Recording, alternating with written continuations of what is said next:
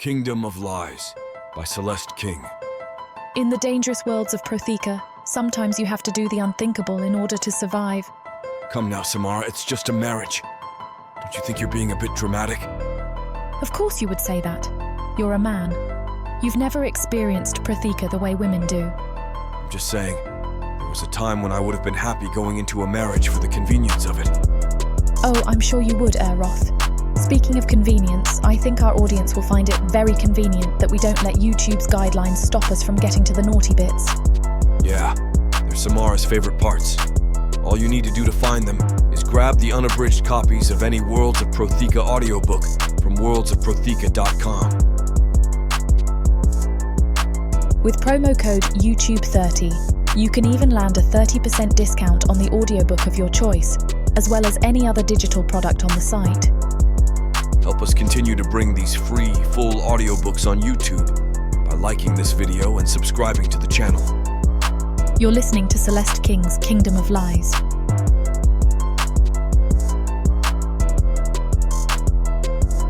Chapter 1. Kathleen. I used to love the dawn. As a child, I'd slip out while everyone else was asleep and watch as it slowly washed away the black, bringing light back into the world and chasing away all the monsters that stalk the dark corners of the night. I'd feel safe and that hope had returned. Now I fear it. The monsters are real, you see, and the dawn only draws them out. The dawn light now illuminates the horror that is my life. Every morning I wake, I wait, for the sound of the steps, the ringing of the bell. Each day I hope they might forget about me if I lie still enough, quiet enough. But they never do. Just like now I'm still, each breath muted and slow. I pull the damp blanket over my head, hoping they don't call my name. Kathleen! I hear the voice of the village chief from the yard call out. I better not keep them waiting, and I don't want Grandma to wake, so I pull myself out from under the blanket. Apart from grabbing my cloak from the stool, there's no need to change. It smelled. It was damp as usual. I have no other clothes than those I work in. I'll maybe remove my shirt on warm nights, but it was as cold today as it was last night. I stumble out of the hut, glad to be free of the damp air that chokes me in the place Grandma and I call home. I drink in the fresh air like a glass of cold, pure water. You're late, he barks at me, his pinhole eyes penetrating my soul. Sorry, sir, I say. I only know him as sir. I don't care to know him at all, but what I care about doesn't matter here. He walks toward me. His movements are awkward and lazy, and I can smell his breath long before he reaches me. He stops close to me, and I watch his eyes as they scan across my chest and feel a coldness run down my spine. I pull my cloak tight across my chest. Draknir, he says with a grin that exposes his rotten teeth. Of course, it is the Draknir. When is it not the Draknir? Even slaves have a hierarchy, and I am at the bottom of that garbage pile. Again? I ask before I can help myself. I really shouldn't question it, but sometimes my emotions get the better of me. He moves closer. We is a democracy here, all is fair and voted, and you were voted Draknir. I can see him take pleasure in his statement. He smiles and sniffs. You should grow your hair out. His tongue snakes out from between his tight lips. Gives a guy something to grab onto. I instinctively raise my hand and run it through my short hair, as if protecting it from the disgusting thing in front of me. Now go, he says, and I notice his hand rising, expecting to slap my ass like some mule that refuses to work. Before he can, I hurry off. I feel him watch me as I go. Nice tits, though, he hisses after me. I discard the words as soon as they reach my ears and make my way through the village toward the dripper pen. The village looks as ugly as ever today. It's all rotten huts and the stink of urine and feces. I notice the others at their work already, mending weapons for the dark elves, patching up their clothes and cooking underway for lunch. Draknir again? I hear a shout from the cookhouse. I turn and watch as the others snigger. How could other humans relish such a thing as this? It is beyond me now. I think they are beyond human now, subhuman. The elves have made sure of that and take great pleasure in it. Watch, you don't turn your back. They'll eat a little thing like you in one gulp. Another voice adds much to the amusement of the others. Or hump you, another adds. Leave the girl alone. Works twice as hard as you fat-assed lumps, a lone voice of an older woman scolds them. And I do because I must. My bones ache, and I smell worse than the drip ear they force upon me.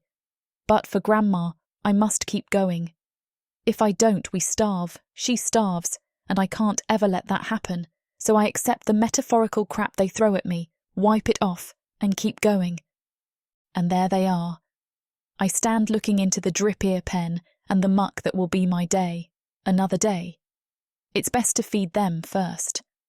Hungry drip ear are angry drip ear, but drip ear busy with eating give me the time and peace to clean out their crap. The smell is god-awful, and it sticks to you like tar. I long one day to be out of these clothes. I dream of a dress, clean and white, lying on crisp, fresh grass, the sun warming my body, the smell of wildflowers scenting my hair. I have a secret, a place where I can go. I have found this spot by the river that no one knows, where I can feel free and, most importantly, clean. I will go there this evening, far from the stench that is this place. I feel a nudge of a wet nose on my leg and turn to see the drip hire I call Mister looking up at me.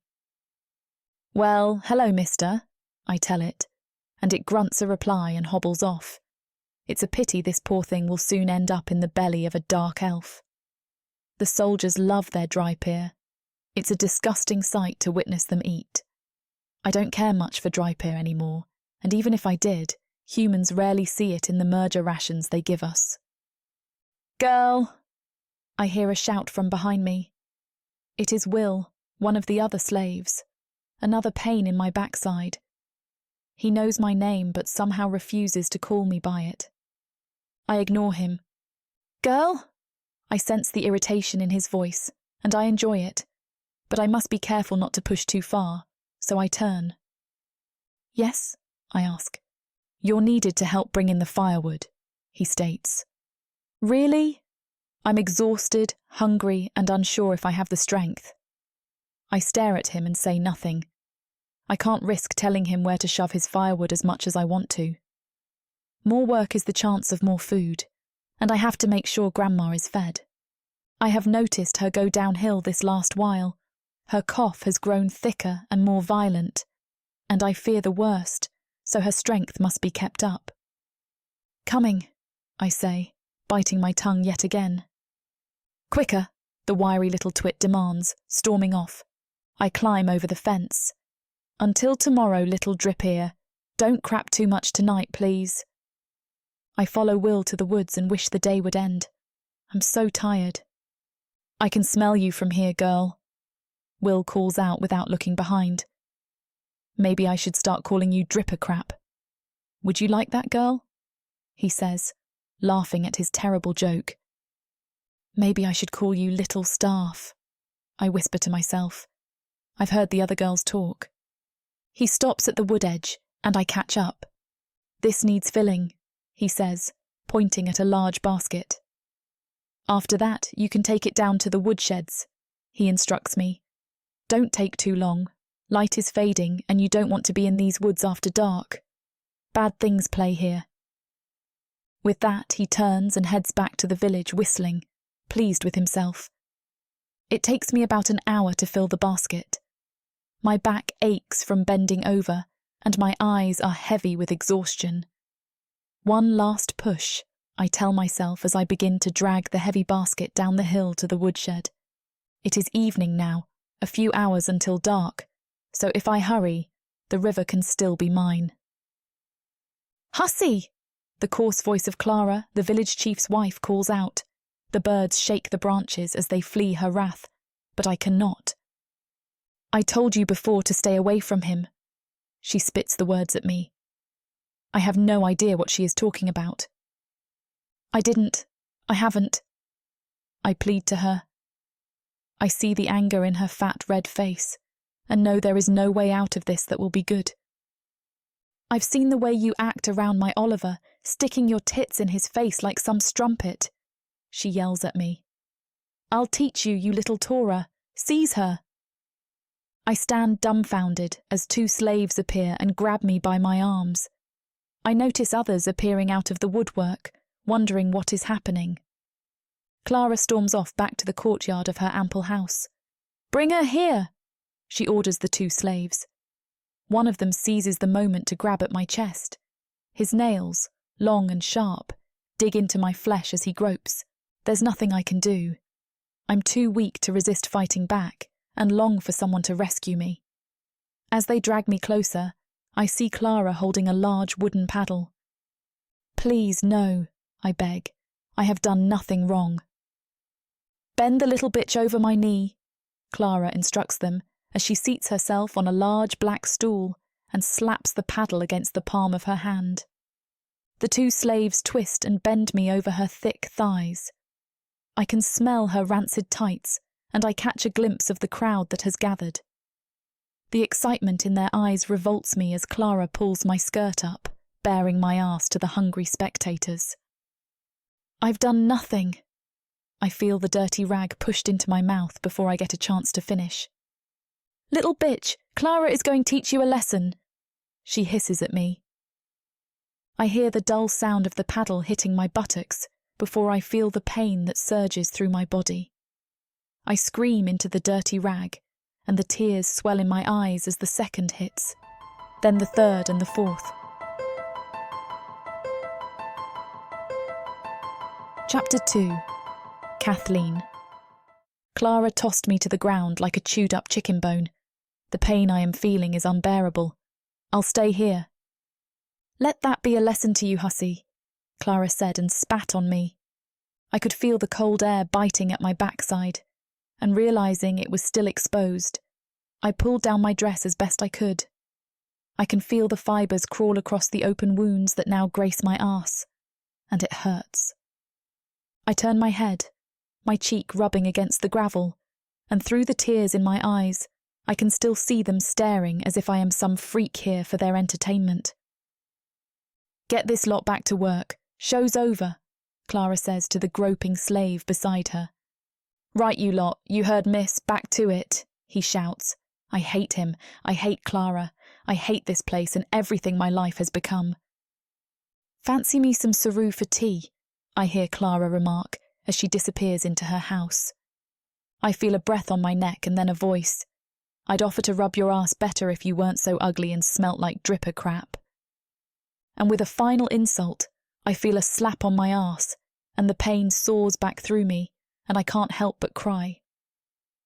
For your trouble, the other slave says, and drops my food ration for the day, wrapped in a stained piece of yellowing cloth beside me. I must get up, but not until they have gone. So I wait, I breathe, and try to rid my body of the pain, the exhaustion from my eyes, and the memories from my mind. I hear footsteps approaching and look up to see one of the slave women kneeling beside me. It doesn't get any better, she says, and I recognise her voice from earlier, the one that stood up for me at the cookhouse. Best you get yourself home. And with that, she leaves. I suppose the best advice she could offer, seen as helping me, would only bring her trouble. And who around here needs more trouble? Now, I sense I am alone. I slowly raise myself from the ground to my knees. I won't be able to sit properly for a while. I look at the cloth on the ground and pick it up. Unwrapping it, I find a dirty piece of hard bread. All this trouble is for that meagre scrap, but at least Grandma Maud will eat tonight. I'll get by with a nibble or two. I think about her, and the tears return, glad no one is around to see them. I cry a little harder because of that. I get to my feet and brush off the fresh dirt from my dress and cloak. There's already enough caked in muck. I don't need any more weighing me down. I've got enough weight on these young shoulders that will take a lifetime to shrug off. The light is fading, but today, out of all these days, I need the river. I need to cleanse myself. Yet, The pang of guilt for Grandma is always present, but I don't want to upset her at the sight of me.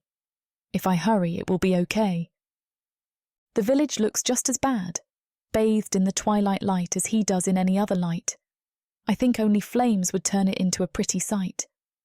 I make my way to the village square. I'm sure it might have been beautiful once, but now it is a haunted mess. I pass near the stocks that sit at its centre, which always have a resident these days. Psst! A frail figure of an old man, its latest guest, calls out to me. I turn and feel sorry for him. His face is bruised by the pastime of punching whoever is in the stocks the soldier elves like to partake in after a drinking session. "Give us a kiss," he says. "What?" I reply. Is that the only thought in his mind right now? "You're ugly, but you'll do," he giggles. "Oh, piss off," I say. I've had enough for one day. I move quickly away from the bag of rotten bones that he is. "What about a wank then? I'll settle for that," he calls out from behind me. I feel like going back and kicking him in the balls. I feel the anger so thick inside me that I almost do. But who needs more trouble around here? I make my way from the square, leaving its dead trees and broken picket fences behind, and take the small road that leads towards the river. That's when I hear the rattle of their carts. I pull my cloak across me and lower my head at the expectation of the approaching elf soldiers that have begun to appear around the bend up ahead. Gods, I hate them, vile creatures, that relish in the torture and misery they seem to think they have the right to inflict upon us. I need to be careful. I move as close to the edge of the path as they rattle toward me. I see the human slaves that pull their cart, their faces thin with punishment and exhaustion. I watch as one of them stumbles. Then, the crack of a whip. "Get up, you bastard!" one of the elf soldiers shouts. The fear creeps into my stomach as they get closer. I must keep my head down, don't look up, don't make eye contact. "What have we got here?" I hear one of them say. I keep moving. "Would you really want a piece?" another one of the dark elves says. I feel their eyes upon me. I turn on my ankle slightly, almost losing my balance, but manage to regain it quickly. "Nah, rather do a drip here," one of them says. "She smells like one," another adds, and they begin to cackle collectively. And their interest in me is over. I leave them behind, and they leave me. Ugly is how they see me, and ugly I must be. The clothes I wear I may hate, but they protect me also. They keep me hidden away. As I continue my journey, with the occasional pang of pain from my buttocks, it's not long before it all changes, and life and colour seem to return. Slowly, mind. Much like the dawn of my youth, the further away from the village you get, the greys and rotten browns turn to bright greens, and the scent of evergreen replaces the smell of piss. In the distance, I can hear the river as I come to the little path that will lead me to it. I follow it and marvel at the bright colour of the brushes that line it. I can hear birds in the trees signing me a path as the light fades, painting a new world around me. I love the smell of fresh, cool water. It fills my nostrils as I reach the river's edge. Here for me is peace as I look around to ensure no eyes are in the brushes or behind the rocks that protect me here. I know I am safe here, but I always like to double-check. I remove my cloak, ensuring the piece of bread is safely placed upon it. Then my skirt slowly over my arse the best I can, but the material catches, and the pain once again returns with a vengeance. Ah, I can't help but cry out. There's a sickness in my stomach, and I steady myself against a rock until it passes. Then I remove my shirt and find myself naked under the twilight. As I approach the water's edge, the air feels good, cool, but not cold. I pause for a second and stare at my reflection in the water. My body is thin and bony. My face is frail and worn. I wonder how anyone could ever look upon me as beautiful and desirable. I imagine what the touch of kindness and love would feel like, the warmth and musk of another being holding me close and safe against their body. I fear I will never know these things, but I have the river to embrace me for now. So I enter it and feel the cleansing tingle of the water surrounding me. How beautiful to have it lift the smell and muck from my body. Tend carefully to the wounds inflicted on me. I swim backstroke, letting my hair dip below the surface of the water. Then I turn, letting my chest and head sink into the water, and I open my eyes unto another world. A world beneath, away from hardship, pain, and unkind voices that chase me daily. I stay beneath until the need for air brings me to the surface. I notice the twilight has turned darker, but I still must try to wash my clothes. I lift myself from the water. I don't want to leave, but I know I must. I lift my dress and shirt and return to the water. I drown both until the dirt and horrible scent have left them, take them out, wring out the water, and place them on one of the rocks. I go over to lift my cloak, letting the water drip from my naked body and the cool air dry me. Then I see it, and my heart sinks. A small suru sits upon my cloak beside the piece of bread where I placed it. No, no, I whisper as I tense up my body and try to move slowly towards it. Then, a twig cracks beneath my feet, and I freeze. I stare at the animal, and it stares at me. We are locked in time for a second, frozen and unsure what to do next. It decides before I do, quickly snaps the bread into its mouth, and darts off. Damn it! I cry out and quickly grab my still wet clothes and struggle into them. I can't lose that bread. I must not lose that bread. I scan the undergrowth and see it stopped, the bread still in its mouth. I dart towards it, but it shoots off into the wood before I reach it. I have no choice. I must catch it. Grandma's life depends upon it. Chapter 3. Draknir. I don't care much for company when I eat. It's nothing personal. It's just the way I've been put together. The dripper is tough, and I don't quite like the stew that clings to it. Humans lack the skill to understand the finer things in life, and a good stew requires such skills. The others don't question that I eat alone, and I respect them for that. I try to finish the last of the drip here, but end up emptying it into the ground. That'll do. I walk over to the ragged hut where the rest of the elves eat and toss my bowl into the sink for washing. Not by us, of course. That's what we have humans for. Joining us later, Draknir? Killen asks me. What's the sport tonight? I reply. There's an old one in the stocks. We're having a bet. 10 daler for the first one that throws a dagger through his eye from 50 paces, Killen says. Maybe, I reply, but I have no interest. Old men aren't sport to me. Give me an orc, a wild beast, and now you're talking. I'll leave them to it. I leave them and walk towards my lodgings. This place stinks. The sooner we leave, the better. But it's the life of a Mio. Our caste, the second highest, is an honor, a privilege. Many dark elves wish to be us, rich, skilled, and smiled upon by the gods. I wouldn't trade it for the world. Draknir! A voice calls out through the fading twilight. I turn to see an elf whose name I can't recall, but out of politeness try. Ah, Draken, what can I do for you? It's Parkerus, actually, he tells me with a nervous smile.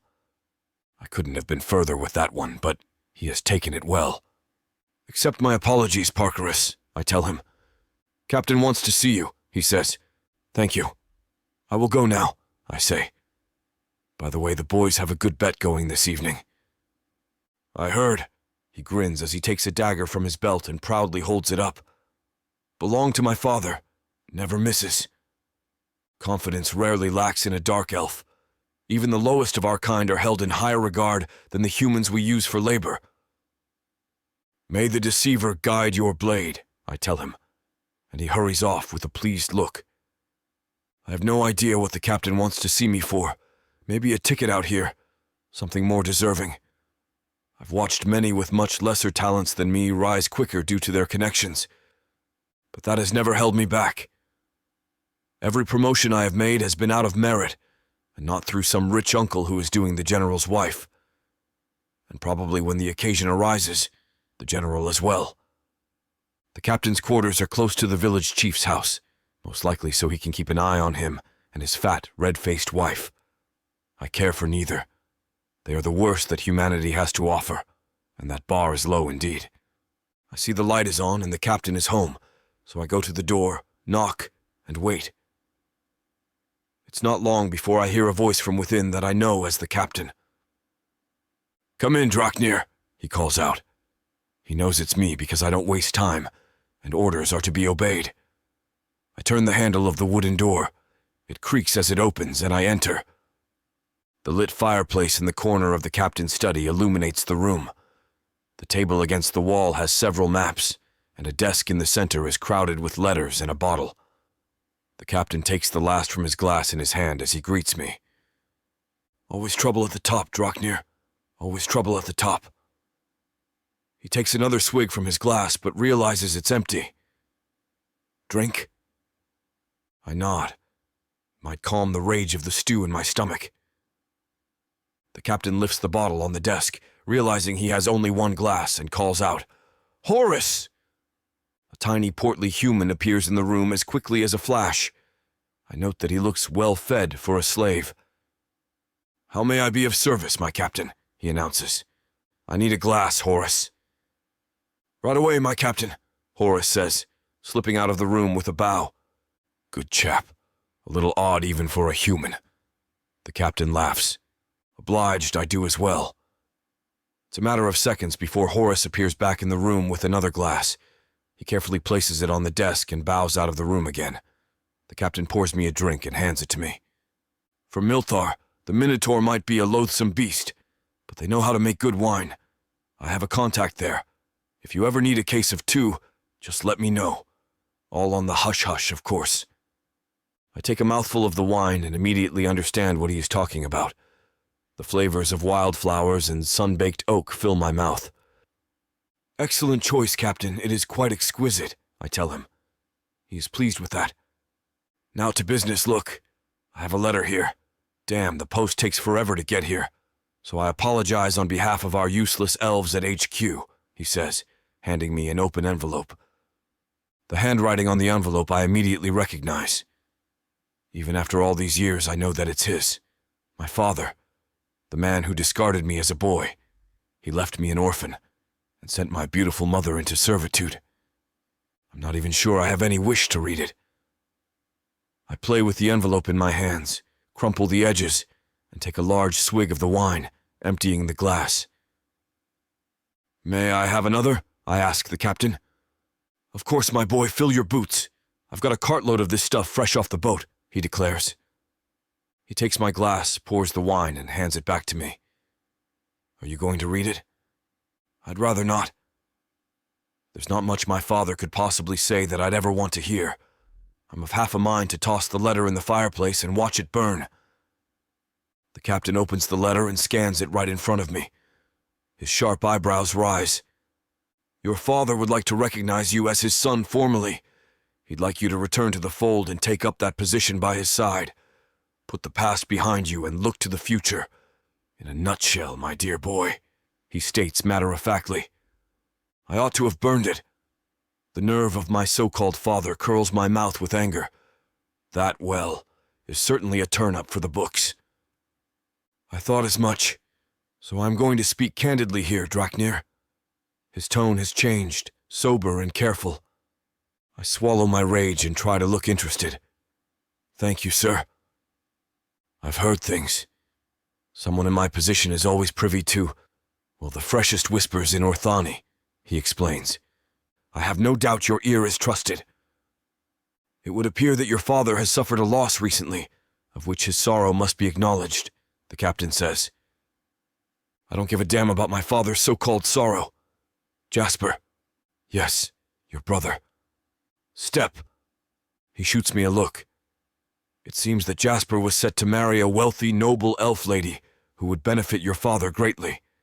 However, without a son, that house of cards will quickly tumble." The captain raises his eyebrow. I understand completely, I say, crumpling the letter with my fist. If you choose to go, Draknir, I will make the necessary arrangements for you, he says. I understand, sir, but that will not be necessary, I say, standing up. A smile forms on the captain's face. Home is not always where we expect it to be, my boy, the captain says. I close the door behind me, and immediately, as the thought of my father consumes me, the anger rises within me. I think of the letter my mother left me, of the years that he stole from me, and I run as fast as I can. All I can think of is murder. A pack of wargs snarl as I approach. They're lean, hungry, and desperate. Saliva drips from their fangs, which are longer than my fingers. They really picked the wrong day for this. We both snarl at one another, and I raise my sword, bringing it down with savage swings. I relish in my strength at the demise of the stupid beasts foolish enough to get in my way. Then I hear a scream nearby. I stop and listen, and I wonder what creature that could be. Chapter 4. Draknir. My steps slow as I head toward the source of the screams. Heading through the brush, I move forward. The grumbling sounds of a struggle make themselves apparent as I approach the scene. What I find would be almost comical if it wasn't so serious. A small, dirtied human is rolling around on the ground, attempting to wrestle food from a small beast. There is blood spattering this person. A woman, I'm assuming. It's hard to tell. The beast's small, sharp claws reach out and gash the woman person again. A piercing shriek of hurt and frustration emits from her furrowed face. Who is this person? And why on earth is she in such a state? Her appearance immediately fills me with disgust. She's reduced herself to stealing a measly piece of bread from this small, unthreatening beast. I let out a frustrated sigh and watch her, the determination and stubbornness only serving to irritate me. The bread is ruddy and as tattered as she is. By Maws, there's even dirt on it. My mouth turns up, wrinkling my nose at the unappetizing display. Pathetic, I mutter as my stomach churns at the soiled woman and her desperation for such dirtied food. My eyes zero in on her as she is too preoccupied with her plight to have even noticed my presence. Her thin, small frame is covered with reddened claw marks and a mixture of fresh and drying blood. Underneath the blood are thickened older scars, like the deep cutting remnants of the tail end of a whip. She's the most disappointing thing I've seen today, and yet something within me blooms and lingers with a nagging tug. Such is the fate of a weak human, I mutter to myself with disdain, trying to shake this inexplicable pull that is compelling me to stay. As the woman continues to struggle with the small animal, I watch with a mix of pity and frustration. Her clothes are in tatters, her skin sallow and bruised from what looks like years of hardship and abuse. The smell of desperation wafts off her like a foul wind, mingling with the scent of sweat and fear that clings to her everywhere. Her hair is short-matted, the struggle with the beast rubbing sweat and dirt into her scalp. She growls through gritted teeth as she tries to pry the bread away from the tiny beast's sharp claws. But it's clear she doesn't have the strength or agility to win this battle. The sound of tearing fabric fills the air as the beast digs its claws deeper into her palms, drawing blood that stains the dirt-encrusted fabric even further.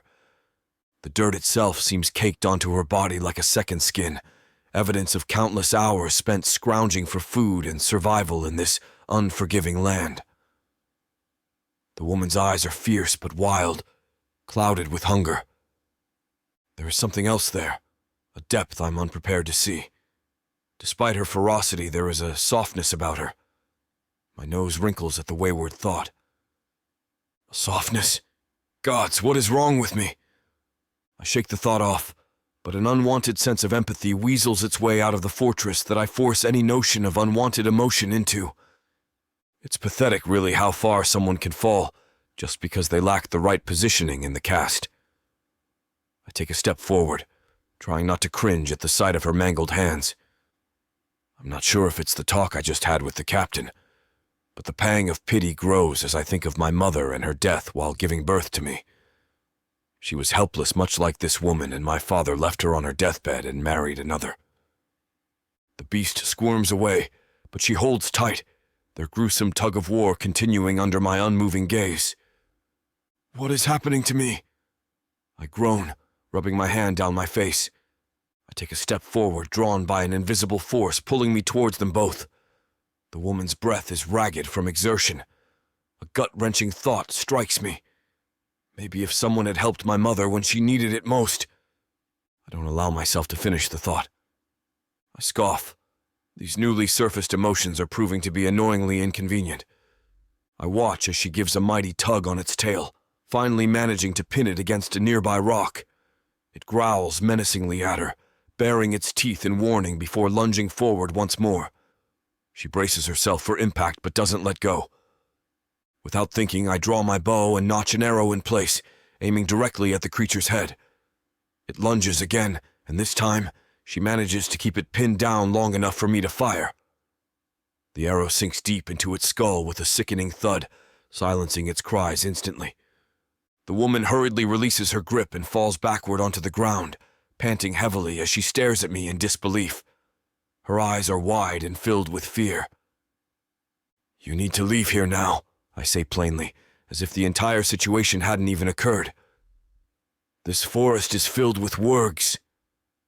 The woman cowers and scrambles backwards, hastily snatching the bread from the dirt where the creature dropped it. Her back is pressed against the rock, the prized piece of bread is clutched to her chest, and she stares at me like I'm about to devour her. I glance down at my tunic and see that the blood of the wargs I slaughtered is splattered across my clothes. I'm not going to hurt you, I say, unsure what this need to comfort her is. She continues to stare at me, wide-eyed and unmoving. Why isn't she running? With an annoyed sigh, I look at her in utter disbelief.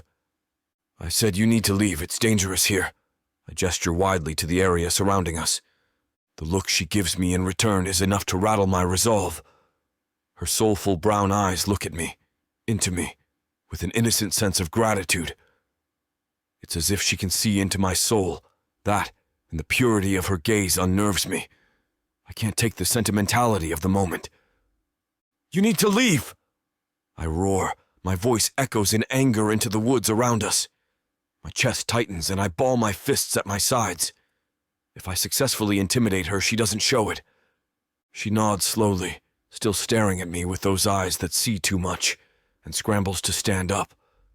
Her knees protest the sudden movement, but she manages it anyway, wobbling as if she might fall over any moment. She quickly scurries away before stopping for a brief moment. Thank you, she says, turning to face me. Her eyes hold me in the depth of their knowing gaze for the briefest of moments. Without another word, she turns away from me and runs. I watch her disappear among the trees until she's just a blur of brown and green. The quiet that falls over me is deafening. All I can hear is the sound of my own heartbeat. I'm struck with the foreign sense of concern. I've never concerned myself with the needs of strangers before, but I can't help wanting to know how she came to be in this state. Perhaps I should have helped her instead of trying to scare her away. I shake it off with a hollow sigh. We'll never cross paths again. Chapter 5. Kathleen. The sun has already set by the time I get home, and I've begun to fret about my grandmother. The last thing I want is for her to have been worrying about me. As it is, that is probably unavoidable at this point. It's late. My clothes are incredibly dirty. One look at me and she's going to fret. I let myself into the home we share, expecting to find grandmother waiting, but a quick glance shows me she's nowhere to be found. My heart quickens in pace as I try to swallow the swells of panic rising into my throat. Gran? Where could she be? My palms feel clammy, and my mouth is dry. I quickly wonder if she might have gone to look for me, but that's unlikely as she has problems walking. Grandmother, I call out timidly again. Fear threatens to claw its way from my chest. Another look around the room has my heart sinking. A swooping panic dips to the bottom of my stomach. I see feet sticking out around the corner to the hall. Grandmother! I shriek, fear threatening to consume me as I run to where she rests on the floor, motionless. I grab her hand, but she is cool to the touch. She's still breathing, but her breaths are shallow. There is a large wound on her head, and blood is pooling onto the floor around her in a sickening puddle. Quickly, I run out of the house. Help! The wind is sharp and bitter, stinging my eyes as I sprint barefoot in the dirt. My grandmother's blood has dried on my hands. It feels like a heavy weight that I can't shake. I had no idea what to expect when I found her, but this is beyond anything I could have imagined. I rush into Matilda's home, praying she's there. The door creaks open slowly, and I am met with familiar scents of lavender and baking bread. Matilda stands there, her brow furrowed with concern. Kathleen, what's happened? Her kind eyes take in my dirtied and dishevelled state. Her eyes widen at the sight of the blood on my hands. Kathleen, she asks, fear rising in her voice as she dries her hands on her apron. I gasp for air, my chest heaving from the exertion of running. Grandmother, she's hurt. The words tumble out in a frantic rush. I found her unconscious when I got home. She has a big wound on her head and she isn't waking up. Let me grab my bag, she says, hurriedly disappearing down the hallway. When she returns, Matilda grabs my arm gently but firmly and follows me outside back to my house. Matilda is friends with my grandmother, her only friend actually. She has a bit of medical knowledge and knows first aid. I'm hoping her knowledge is enough to help my grandmother. Matilda follows me back to my grandmother's house, her healer's bag clasped tightly in her hands. As we rush inside, I lead her to where my grandmother still lies unconscious on the floor. Matilda's breath hitches when she sees the severity of the wound on grandmother's head, but she steels herself and gets to work examining her. This looks bad, Matilda says grimly. She's lost a lot of blood. I'll need to stitch up the gash, but even then, there may be damage beneath the surface that my basic skills can't fix. She rummages through her bag, pulling out needles, thread, and various vials of liquid. As she begins cleaning and closing the wound, I pace anxiously. Is there anything you can give her for the pain and swelling? I ask. I have a frenetic need to help and can't stop pacing and wringing my hands. Matilda shakes her head. My usual remedies won't be enough for a wound like this. She needs dark elf medicine, something like a healing potion. I look at my grandma. The panic tightens in my chest. Her skin is pale, and she's been cleaned of the blood, but she's still asleep. From what Matilda is saying, without dark elf magic, she's likely to stay that way. How am I supposed to find dark elf potions? And what do I do to feed her? My stomach clenches at the sight of her. She looks so close to death. My mind wanders to the elf in the forest. What do I do? I ask Matilda. The feeling of defeat threatens to spill from my eyes. Matilda's expression is grave as she meets my eyes. I'm afraid there's little we can do without elvish medicine. Your grandmother has lost too much blood. She sighs heavily, her shoulders slumping. My heart drops into my stomach like a stone. I look at my grandmother's still form, her skin ashen, the ugly gash on her head now neatly stitched, but still angry and red. She looks small and frail there on the floor, a far cry from the lively woman who raised me. But we have to do something, I cry, hot tears spilling down my cheeks. Matilda sighs again. Without the proper medicine, even the most skilled human doctor would be of little use. Her injuries are too severe. She gestures helplessly to my grandmother. I'm afraid she may only have a few days left at most. I shake my head vehemently. Number, no, I can't just let her die. I run my hands through my hair, mind racing. There has to be something, some way to save her. Without thinking, I rush out the door and sprint out of the house. I arrive breathless at the chief's home, hoping he will have a solution. I pound desperately on the carved wooden door. Please, I need help. It's an emergency. I call, but none comes. My plight seems hopeless as I slump to the ground. My fear for my grandma and fear of being ignored mix together in a desperation I've never before experienced. After what feels like an eternity, the door swings open and the chief's wife regards me sternly. "What is the meaning of this disruption?" she demands. She holds a whip in her hand, and I cringe at her harsh look. My voice is ragged as I plead my case, tears streaming down my face. My heart races as I try to catch my breath. "Please, I need your help." The woman raises a brow and steps closer, examining me closely before crossing her arms over her chest. I fall to my knees before her, words spilling out in a torrent. "Please, my grandmother is hurt. She's unconscious and bleeding." The chief's wife looks down upon with disgust. Her nose scrunches, and her mouth sets in a disapproving grimace. She idly swings the whip, making me flinch at every flick that zips across my vision. "Our healer says only elvish medicine can save her now. I beg you, does the chief have access to such medicine? I will do anything to obtain it, anything at all." I try again, begging this woman to find it within herself to offer me some kind of assistance.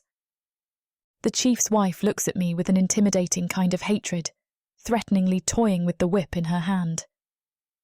"Please," I sob. She regards me coldly.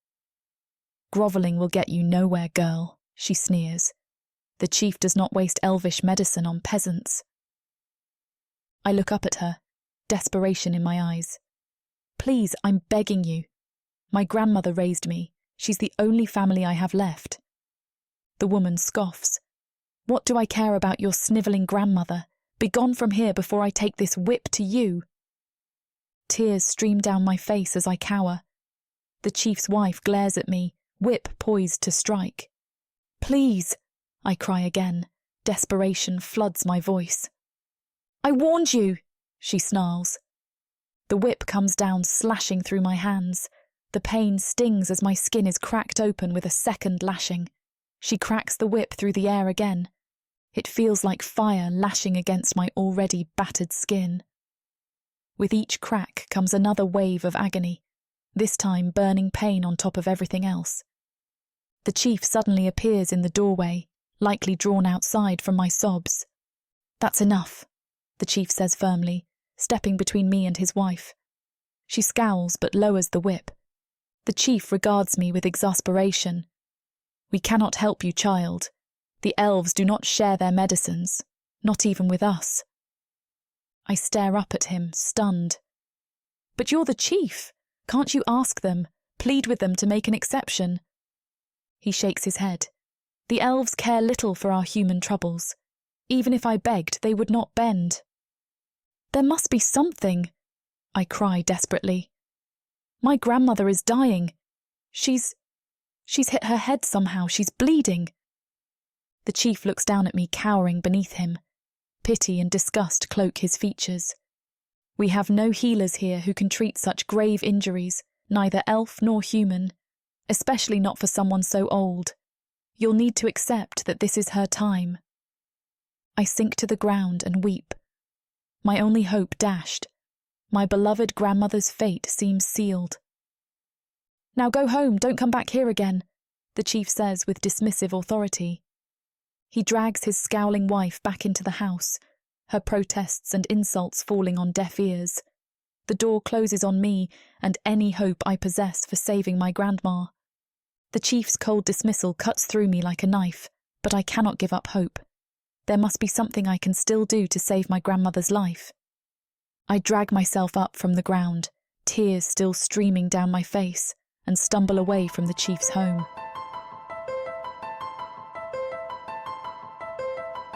Chapter 6. Draknir. My feet drag as I trudge wearily back to the base. My gaze is caught by the sight of the captain sprinting towards me. His boots pound against the ground with every rushed step. "Draknir!" he calls me. He appears hurried and flustered. The captain comes to a stop in front of me, his face flushed with urgency. "We have a situation," he says. My heart quickens as he speaks. "What kind of situation?" I ask. He pauses to catch his breath. "I have been looking for you all over. Someone is here to see you. He says he's your family's head servant, a butler. I scoff. Family? What family? Does my father really think that he can just undo years of neglect with a damned letter? Tell him I'm busy, I snap. Then, catching the look in the captain's eyes, add, Please, sir. I'm not your messenger boy. The captain has a lot of leniency for me, but the trace of irritation in his eyes warns me not to push him. Tell him yourself. The captain leads me to where my father's hired help is waiting. As we approach the butler, I can hear his voice getting louder and more agitated. It's clear he's upset about something. The captain stands aside, allowing me to come face to face with the man. He's dressed in fine attire, not unlike what one would expect of a butler, but there's an air of nobility about him that speaks volumes. His silver hair is impeccably styled and his posture is perfect. I hate him. Jory, this is Draknir as requested, the captain says, addressing the servant. I bring you a message of great news, Draknir. I read the letter my father sent. I scoff. I burned it. The butler, Jory, keeps his face impassive. It makes me want to scream, to shake him by his fine silk lapels, to do anything that might make my father's man flinch. You should be happy, Draknir, the butler says, his voice sharper than I would have expected from someone of his station. The noble dark elf clan of Hora has recognized you. He pauses and takes a deep breath before continuing. As you may have read, they wish to acknowledge you as their own, he says with a noticeably forced smile. I roll my eyes, but before I can respond, the butler launches into a tirade that I don't have the patience to listen to. I grit my teeth, allowing him to finish his high and mighty speech, as my mind races to try and make sense of it all. What use am I to my father now, just because his firstborn died? If he needs an heir so badly, he could just find some wretch on the street and pass him off as an unclaimed son. The man would hate him less.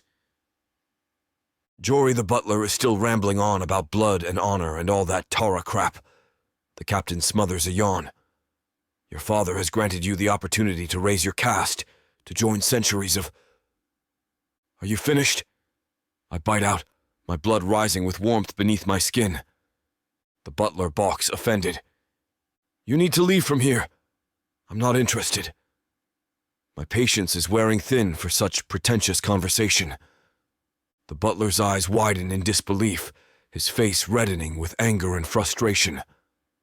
You dare to disregard your heritage? Your duty? He asks incredulously. I can feel my anger rising again. I don't know what game you're playing, but I have no family and certainly no noble lineage, I growl, unable to hide my frustration. None that I claim. If it was so important to my father, he might have raised me and my mother out of the gutter years before now. You are a dark elf of the Hora clan. Don't you understand the significance of that? The butler says, and throws up his hands in exasperation. No, you can take my place for all I care. I roar, unable to abate the rise of frustration. The butler simply responds by narrowing his eyes in a condescending glare. The captain clears his throat nervously, shifting his weight from foot to foot. In private, he's not a fan of the strict caste system, but criticizing it in public is a different matter. I cross my arms over my chest, feeling the leather armor straps digging into my skin slightly.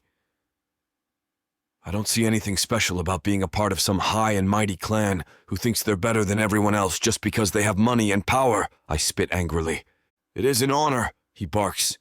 You need to leave now before I drag you out myself, I say through gritted teeth.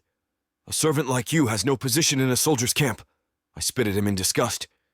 It's not about money or power, the butler says, his voice raised now.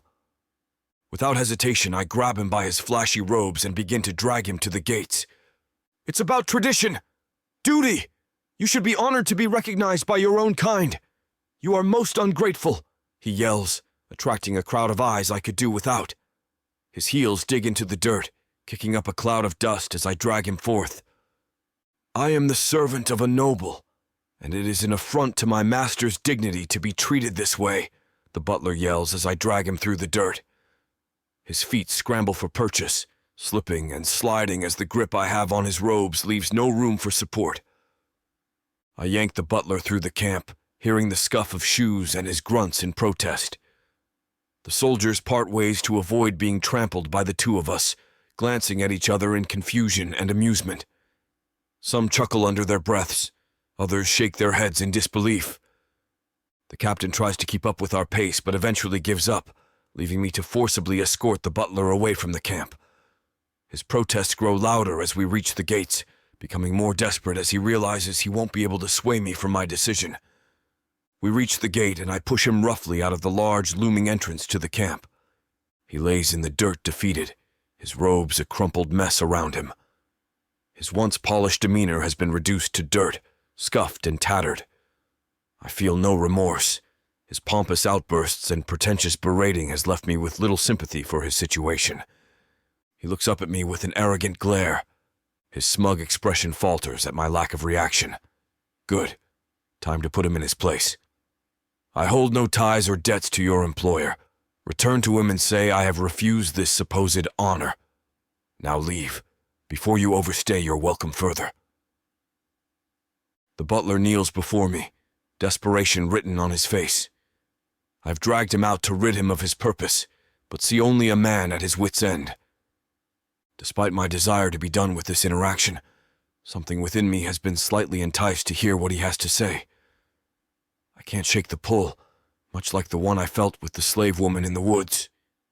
With an exasperated sigh, I meet his defeated eyes. "Speak, servant, before my patience ends," I say sternly. He takes a shuddering breath. House Horus's young master has fled before fulfilling a crucial marriage contract to a more powerful and most ruthless clan. Fled? I thought he died. He said he would die before marrying his intended, and we've tried to find him, but we can't. I stiffen at the news. That doesn't sound like my problem.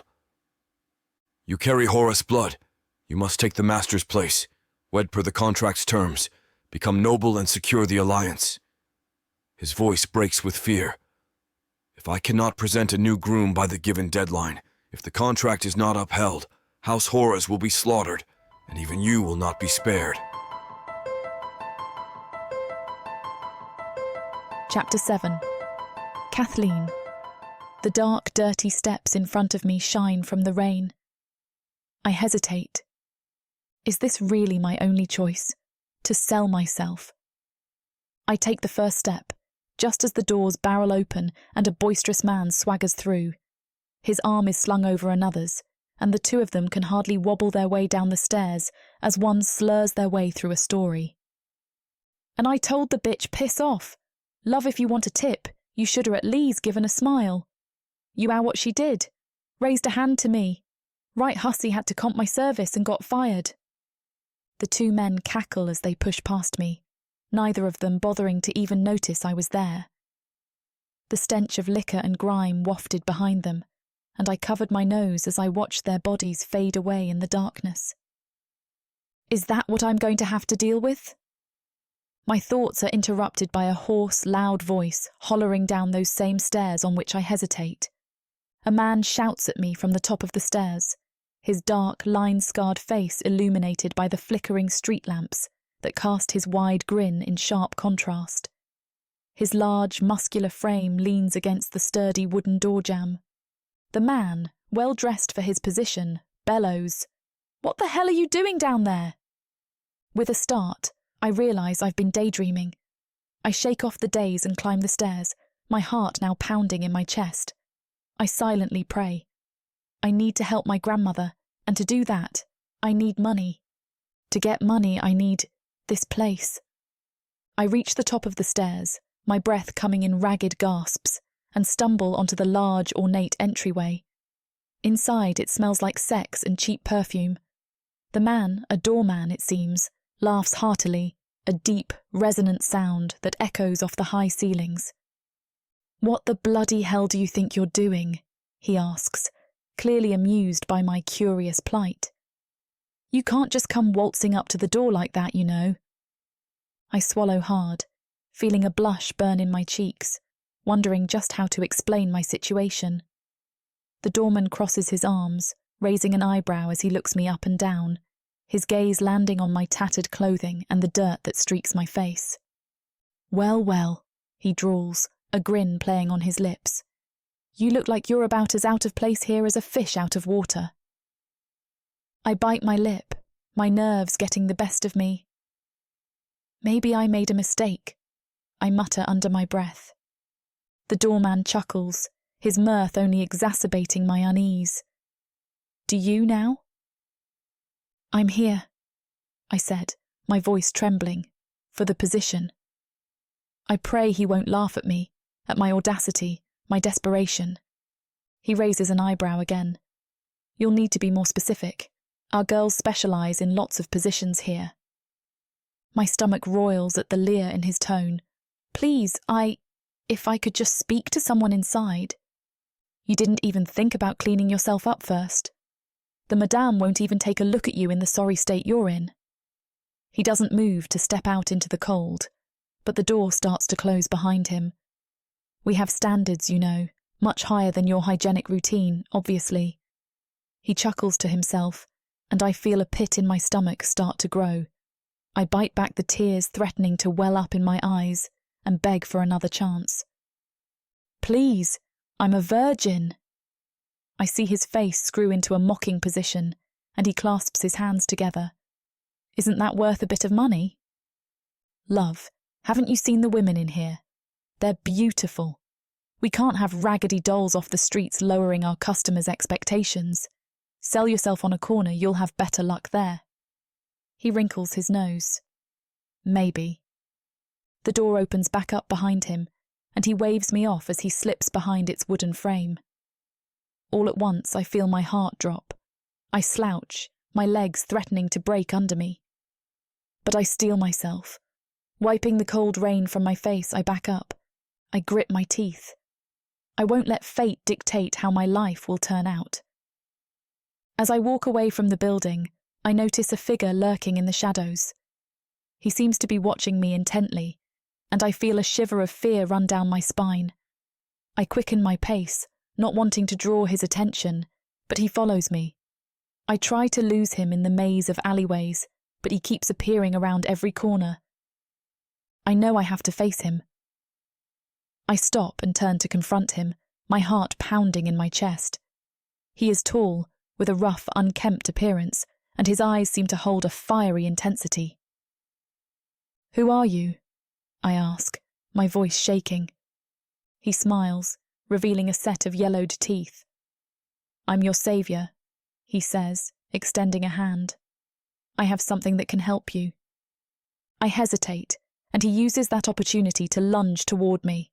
With a yelp, I stumble back and take off sprinting. I know these alleys like the back of my hand, their weaving tunnels guiding me closer and closer to my home. I don't know how long it takes, but I finally lose him in the maze. Panting, I straighten my back and begin to walk towards the small cottage that I call home. The rain beats down on me, cold and unforgiving, but I ignore it. In the distance, I can see a soft flicker of light through the heavy rain clouds. It's the familiar glow of the elf base camp. That elf in the forest, could he be based there? I don't know why I'm so convinced he might help me. Maybe the cold and rain and desperation have finally done my sanity in. But something tells me he might. He helped me once. I quicken my pace. I can't help but feel a glimmer of hope, a small spark of courage that burns brightly in my chest.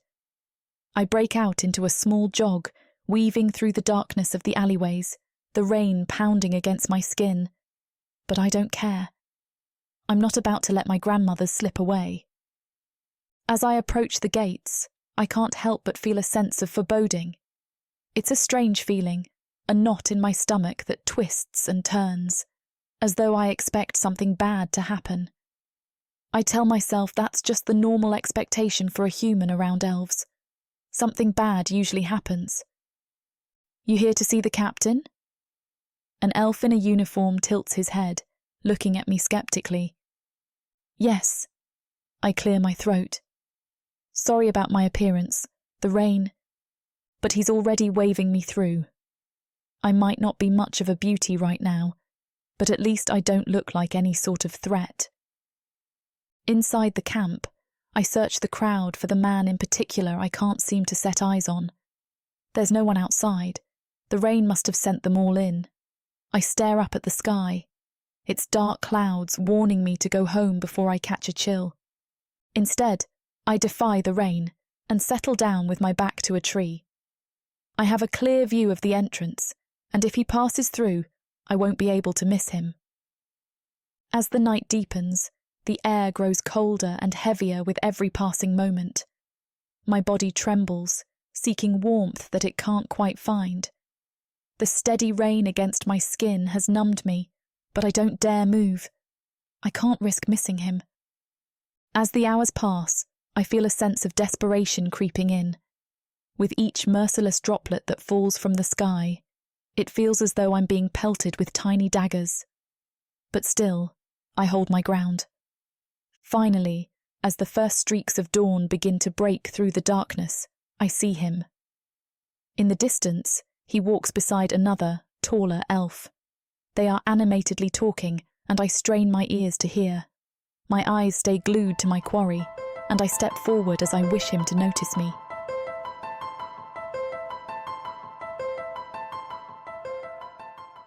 Rosenfire, our family holds great weight and power in Orthani, and yet I hear whispers.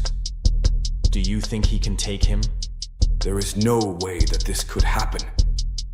No, more books. I can't remain locked in this ivory tower a moment longer.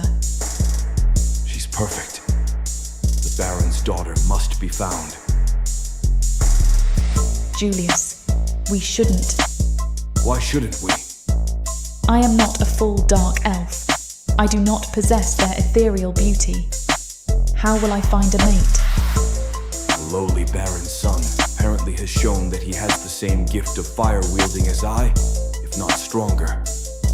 I am the family's dirty little secret. I am not the future of the family. Draknir is. This world was created from a seed of evil. I propose we take Draknir out of the picture, permanently. Please, let me go. If you want to join the poor humans who are bought and sold in the markets on a daily basis, you will find a way to get there. I am free, and I am terrified. You will never escape me. I can try. You will fail. Get seasons 1 and 2 of the Dark Elf series from worldsofprothika.com. Prothika's magic is eternal. This series will show you why.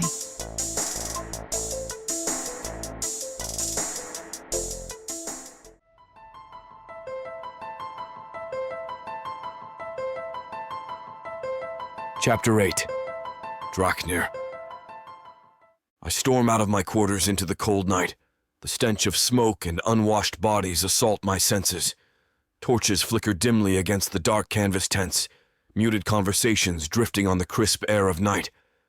In the distance, the towering pines of the ancient forest beckon, where I hope to find solitude. Fuming from the butler's insensitive words, I stalk past patrolling guards. Their crimson eyes follow my hurried pace, the mindless thuds of weapons striking the ground grate on my nerves. I have to get away from here. Draknir, where are you going? I hear the low, rumbling voice of a man I'd much rather not talk to now. I wave off the soldier with a simple flick of my wrist, ducking off the path. My father's entourage will be here in a week. 1 week until I'm confined to a woman I don't know. I need to flee into the night, and fast. My mind races with plans of flight as I head for the back gate, keeping to the shadows to avoid detection. I long for the solitude of the ancient forest, to clear my troubled mind with a long run under the pale moonlight. But before I can slip unseen into the dark forest, a small figure blocks my path. I halt abruptly, then roughly shove aside the human girl, but she clings desperately to my leg, causing me to stumble. It's her, the timid human female I spotted last night, wrestling a scrap of bread from the jaws of a suru near the river. She looks up at me with wide, pleading eyes brimming with tears that reflect the glowing moon, her gaunt face etched with desperation. As the human girl kneels pathetically before me, I take in her bedraggled state. Her dress is caked with mud, her hair hanging in ragged clumps, soaked from the rain. Angry welts and bruises mar her pale skin. She has the look of one who has been mistreated and cast out, like a stray bat lass. "What happened to you?" I ask bluntly, scowling down at her battered form. I was looking for work, but they threw me out into the street," she stammers, avoiding my gaze. "What kind of work?" I press. She hesitates, her cheeks flushing. I tried to apply at the brothel nearby, but they took one look and rejected me straight away." I snort in disgust. Only the most desperate human wenches sell their bodies. This girl must have fallen far to consider such degradation. Still, the scorn in her voice reveals a spirit not fully broken. "And you think a dark elf will offer you refuge?" I sneer. "We do not pity your kind." Desperate tears fill her eyes. "Please, my grandmother will die without medicine. No one else will help us." Her raw despair gives me pause, stirring up memories of my youth begging on the streets, hungry and alone. This girl's wretchedness touches something deep within me I thought long buried. Did my mother have to beg like this? I grab her arm and haul her roughly to her feet. "Cease your pathetic sniveling," I command, fighting an unwanted pang of empathy. "I will procure this medicine you seek, but you must swear an oath to repay this debt." Hope flickers across her battered face. "Yes, I vow to do anything you ask. You have my oath." I search her eyes for any dishonesty, but find only earnestness. In truth, she reminds me too much of my desperate young self. With a curt nod, I turn toward quarters, yanking the bedraggled girl along behind me. "What ails your grandmother, girl?" I ask bluntly. The girl hesitates. I'm not sure exactly. She took ill so suddenly. Her breathing turned raspy and she grew weaker by the hour. She fell and hit her head. Our local healer says she can do nothing." I scowl down at her. "Then how do you know she requires medicine? Old age takes many eventually." "Please, sir, she's all I have left," the girl begs desperately. "I will do anything to ease her suffering, even just a little." I grab her arm and haul her roughly to her feet. "Enough sniveling. Take me to the old crone. I will assess if she can be treated." Hope flickers across her battered face. "Oh, thank you, kind sir. Please hurry this way." She tugs at my arm eagerly. We have not gone far when a voice calls out from the shadows. "Draknir! Where do you creep off to with this human wretch?" I turn to see Rathnor emerging from the darkness, his scarred visage twisted in a sneer. The hulking warrior falls into step beside me, eyeing the girl with disgust. "This does not concern you, Rathnor," I say tightly. "I go where I please." He barks a harsh laugh. "Not for long. Enjoy these last days of freedom before your bride arrives. The captain's told all of us about your prissy little visitor earlier." His meaty hand descends on my shoulder. "We cannot have our prince consorting with vermin." I shrug off his touch. "Have care how you address me," I warn, eyes flashing. "My choices are not yours to make." The girl cowers behind me as Rathnor crowds closer. "You always were soft on humans," he spits. "I should gut this wretch for befouling you with her filth." My blade is at his throat before he can blink. "You forget yourself," I snarl. "Begone from my sight." With a final glare, Rathnor melts back into the night.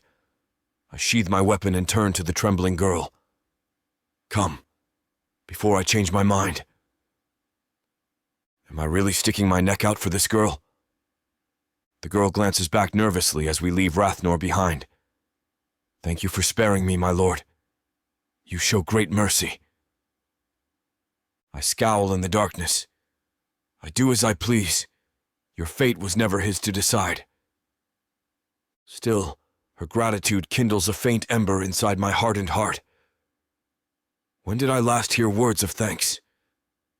This waif sees some shred of light in me yet.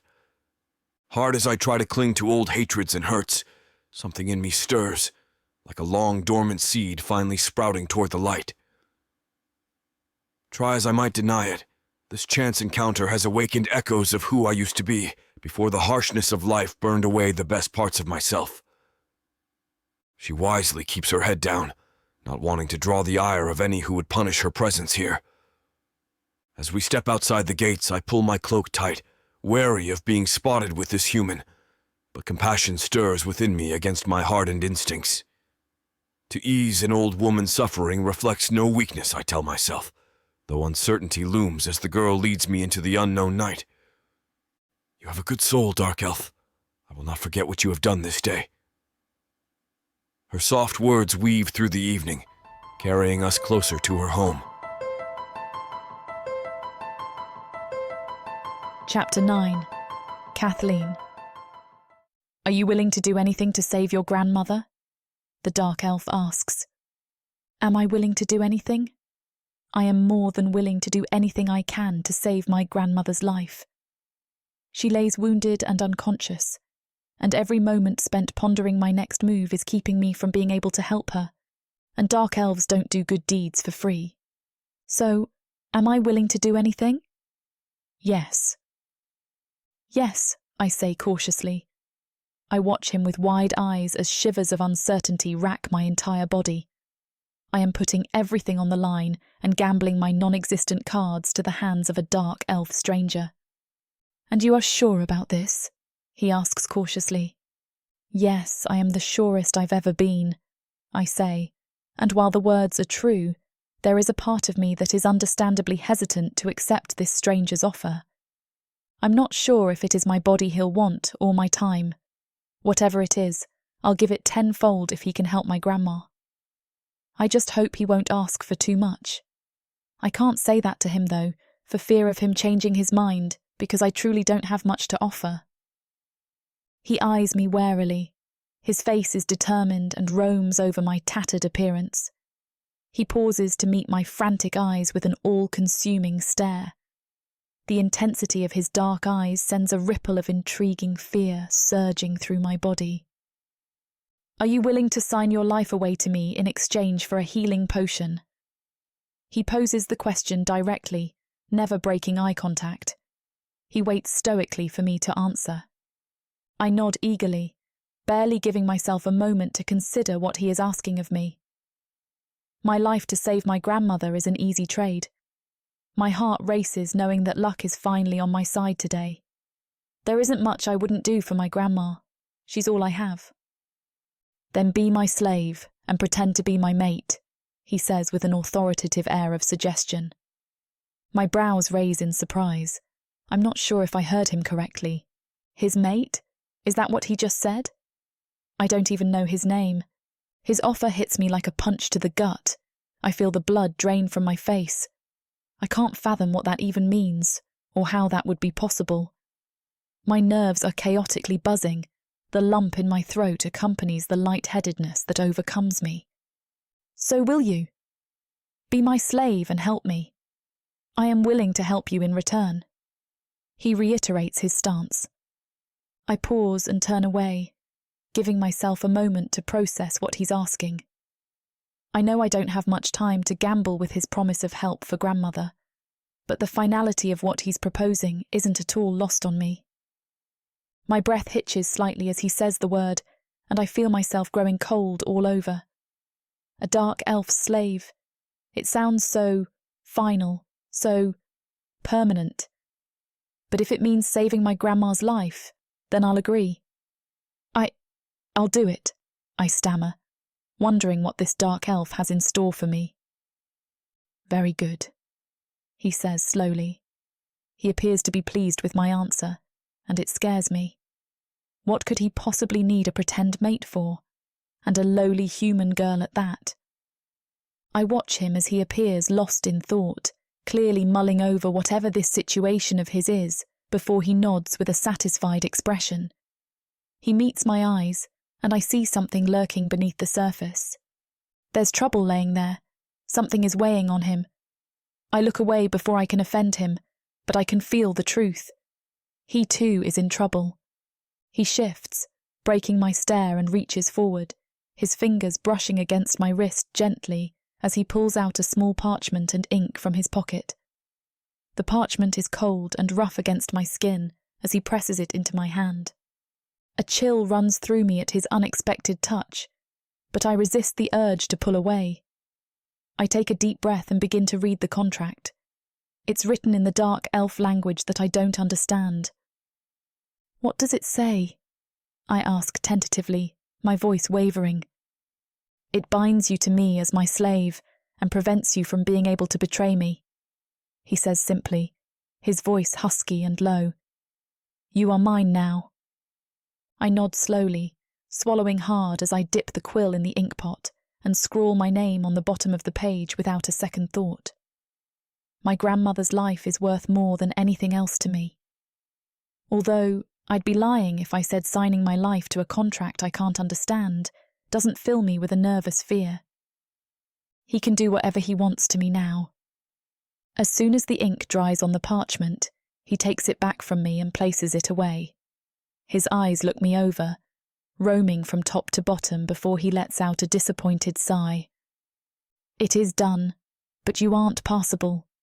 His mouth turns down in a frown that oozes with annoyance. I ought to be relieved. I usually am, when both human and elf men find me undesirable. But coming from him, for some reason, it stings. It is as if my appearance is an inconvenience. Which I suppose it could be, but it doesn't mean I'm unaffected. I am still a person with valid feelings, or at least I was, now I have put myself at his mercy. I look myself over, taking in the dirty state of my skin and clothes.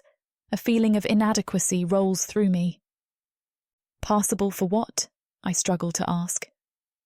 "I need you to look decent before I bring you to face that insufferable butler." I try to keep up, but his words become mumbles as he turns away from me, folding his hand under his chin in thought. "A butler?" He paces, talking out loud. I'm unsure if he is talking to me, but I watch as he speaks, his demeanour unsettling, making me feel shakier than before. He's clearly working through an obstacle, and I've landed myself right in the middle of it. If I show up with a mate, he won't be able to do anything, and that young master will have to marry the dark elf girl. Frowning, I watch as the dark elf turns his back on me. He seems so sure of himself, so in control. It's unsettling and yet exhilarating at the same time. The air around him crackles with power, making my skin prickle as if charged with electricity. I don't know what he wants from me, but I'll do anything to ensure my grandmother gets that potion. I've learned that the dark elves have their own ways of doing things, harsh, but effective. As he begins to pace, the light catches on a beautiful gleaming necklace he wears. His boots pad softly against the grass, and I can't help but notice how tall and broad he is. He towers over me, a powerful figure of danger and mystery. He exudes power and confidence, and is almost eloquent in his speech. A sudden thought occurs to me. What does he mean by mate? Is it truly just for show? Or will I be expected to uphold duties pertaining to mates? I can't rationalise the kind of expectations I might be held to. My heart beats faster at the thought of being claimed by this strange creature who could snap me in two if he wanted to. "What is your name?" I impulsively blurt out, interrupting his muttering. He stops speaking and turns to me, closing the distance and looking me in the eye in an unnerving stare. "Draknir," he says plainly. "And you are?" "Kathleen." "Okay," he says, clearly unimpressed. "Look, Draknir, I don't understand what you were saying just now, or what you need from me, but I promise I will do whatever you require. But do you think we could give my grandmother the potion first?" My heart pounds against my ribs in hope that he'll say yes. I can feel my face frozen in fear, my eyes wide as he ponders my question. Draknir looks at me with a raised eyebrow, his dark eyes glittering in the light of the setting sun. He seems to weigh my request for a moment. Then he sighs deeply and nods his head once. "Very well. I have a potion with me that may work, We're required to keep basic healing potions with us on base. I swallow my anger. Every elf on that base has a healing potion, not to mention whatever they have in storage, and humans are just meant to fend for themselves. At least he's helping Grandma now, for a price. We start back towards my house. Draknir's strides are long and purposeful. The breeze carries with it a spicy scent that reminds me of warm bread cooling on the windowsill after being pulled fresh out of the oven, intermingled with the earthy musk of forest dirt and fallen leaves. I try to keep up with his pace, but find myself stumbling over exposed roots and rocks hidden in the underbrush. My heart is pounding in my chest as I struggle to keep up, my breath coming out in quick gasps. I don't know what to expect when we get back to my house, but I trust Draknir, for now. Maybe it's because he holds the key to saving my grandmother's life, or maybe it's something else entirely. As we approach my house, my stomach does a nervous flop. The closer we get, the quicker my heart beats, hoping that Draknir's healing potion will help. I hadn't expected him to agree to help my grandma before I'd had a chance to prove my loyalty to him. I am still in disbelief that he was actually willing to help me, seeing as he was my last and only hope.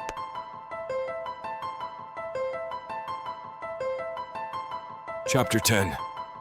Draknir. As we make our way to her small hut on the outskirts of the village, I can't help but take in my surroundings. The ramshackle buildings and dirt roads give off a sense of poverty and struggle. It's a stark contrast to the grandeur and luxury I'm used to. How do these humans survive in such conditions?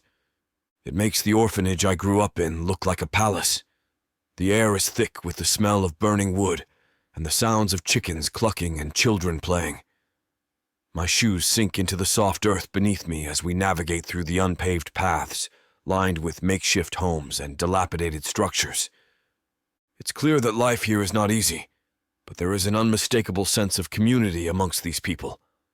Despite their humble living conditions, they seem content and happy. It's a humbling experience for someone like me, who thought I'd known what it was like to be poor. So tell me about yourself, I say, trying to learn more about my fake mate. I'll need a few details to make this look realistic. I take care of the dripper. She winces. They're meaner than you'd think. I smirk. The mousy little human is a complete mess, but I suppose it's kind of endearing. I see. That certainly tracks. Sounds like hard work. Only when they bite or try to escape. It would be easier if they weren't so hungry, but there's not always enough feed for them. We pass by the central well where women wash laundry and chat. A few children run by, kicking a leather ball and laughing. As we round the bend, a charming stone church comes into view, its steeple reaching towards the bright blue sky. The thatched roof cottages, with their colorful flower boxes and neatly trimmed gardens, seem to bow to its grandeur, despite the shabby exterior.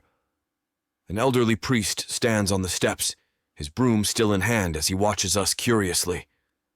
Beside me, the young girl speaks animatedly about her grandmother and their daily routine in this small village. I suppose it's not without its charm. The deeper we traverse, the more I'm struck with resilience and determination in the face of poverty. People making the most of what they have, adoring their meager lodgings and flowers. Perhaps I judged them too harshly. The road stretches on ahead, leading us past endless fields of wheat. Each stalk glimmers like gold in the gentle breeze that rolls through the countryside. Farmers' carts, heavily loaded with hay, apples, and various livestock, trundle along at a leisurely pace. In the distance, the mayor's lodging rises above the rest, the fields and industry all centrally located around him, the living conditions greatly improving. In the shadow of his villa rests a shock of small cottages nearest to the stables. We make our way down the winding, narrow lane that leads to Kathleen's cottage. I have walk-in closets that are bigger. The walls of the cottage are made of dilapidated stone, with tall weeds surrounding the walls. In the distance, a goat bleats from a small pen, adding to the rustic charm of the place. Everything here smells like animal dung. "This is where my grandmother and I live," Kathleen says with a grimace, leading me towards the front door. I survey the homely little cottage in utter bewilderment. It's a far cry from the grand estates and lavish manners of my elvish kin. I've never had a true home or family after my mother died. The military barracks have served as my closest approximation of a home, but even they cannot compare to this small dwelling. My eyes are drawn to the sight of Kathleen's grandmother, lying motionless under thin, threadbare blankets. The air is thick with the musty scent of decay and fear as another frail, elderly human scurries away at our approach. These creatures are so weak and timid. It's a wonder they survive at all. I can see the worry etched on Kathleen's face as she tends to her grandmother. Despite the conditions, it is clear that she cares deeply for this woman. As her supposed mate, I should make some effort to assist in any way I can. Slowly, an elderly woman hobbles out from the single room. Her back is hunched and her steps are careful, as if any sudden movement could be too much for her frail bones. As soon as she spots me, her eyes widen in fear, and her mouth forms into a small, "Oh, a dark elf," she gasps, clutching tightly at the edges of her shawl. "Oh heavens, what are you doing here?" I scoff in annoyance at her reaction. I'm here with Kathleen, of course.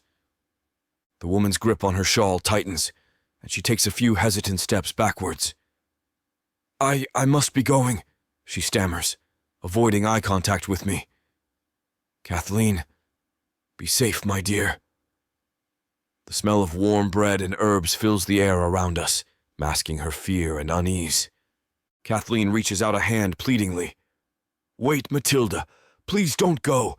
He's not going to hurt us." But Matilda is already scurrying out the front door as fast as her old legs can carry her. "I'm sorry about that," Kathleen says sadly. "She's just scared because she doesn't understand." I wave a dismissive hand. "It's nothing new. You humans fear what you don't understand." Kathleen looks down, discomfort clear on her face. I probably should have held my tongue, but it's the truth. These humans see me as a monster, nothing more. I shrug. It's nothing new. I'm used to humans cowering in fear from me. Kathleen frowns slightly. "You humans are so weak and fragile," I continue callously. "I could crush one of you with a single hand if I wished. You fear us because you know we are superior in every way." Kathleen's eyes widen and she takes a small step back from me. I see a flash of apprehension cross her face. She clears her throat, trying her best to look brave. "The healing potion, please." I stare down at her frail, elderly grandmother lying unconscious on the bed. With a sigh, I decide to be frank. The healing potion will only do so much for her condition. It may mend her wounds, but her body clearly needs more than magic right now. She's weak from injury and malnourishment. This old human needs proper care and nourishment, or the potion will be useless. Kathleen's face falls at my words. I press on gently. The potion cannot provide the ongoing care she needs. Her human body is different from an elf's. She will require constant attention to regain her full strength. Kathleen looks up at me, eyes glistening with tears. What should I do then? I don't know how to help her get better. I go silent for a few moments, contemplating the situation. This young woman has shown resilience and devotion beyond what I expected from a human. Perhaps I can put our arrangement to some real use. As we are to be mates, it is expected that I provide for your family, I finally say. We can bring your grandmother to stay in my home. There she can have the care and medicine she needs to recover properly. Kathleen's eyes widen in surprise. You would do that for us? I nod. It will reinforce our ruse. Kathleen's eyes fill with gratitude. That would be so kind of you. My grandmother and I would be forever thankful. It's not about being kind. It's just practical. All for my benefit. Kathleen smiles through her tears.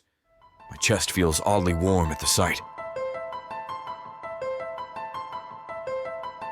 Chapter 11. Kathleen. I am overwhelmed with disbelief when Draknir offers to let my grandmother and me move into his home. I am humbled by his kindness, and quickly agree, knowing it is the only way to get my grandmother the care she desperately needs. How is he going to make me pay for this? I don't even care. He immediately sends his impeccably dressed servants to collect our belongings. They move with grace and precision, carefully packing up our meagre possessions as if they were priceless treasures. The townsfolk stop and stare in awe as the procession makes its way through the bustling streets. Whispers follow us, filled with envy and curiosity at our sudden change of fortune. The shrill voice of old Mrs. Potts, our neighbour from next door, echoes through the quiet street. "What's happening, Kathleen?" she calls out, her tone filled with curiosity and concern. "We're moving to a new home," I reply, feeling a bit self-conscious under her gaze. "It's for my grandmother's health."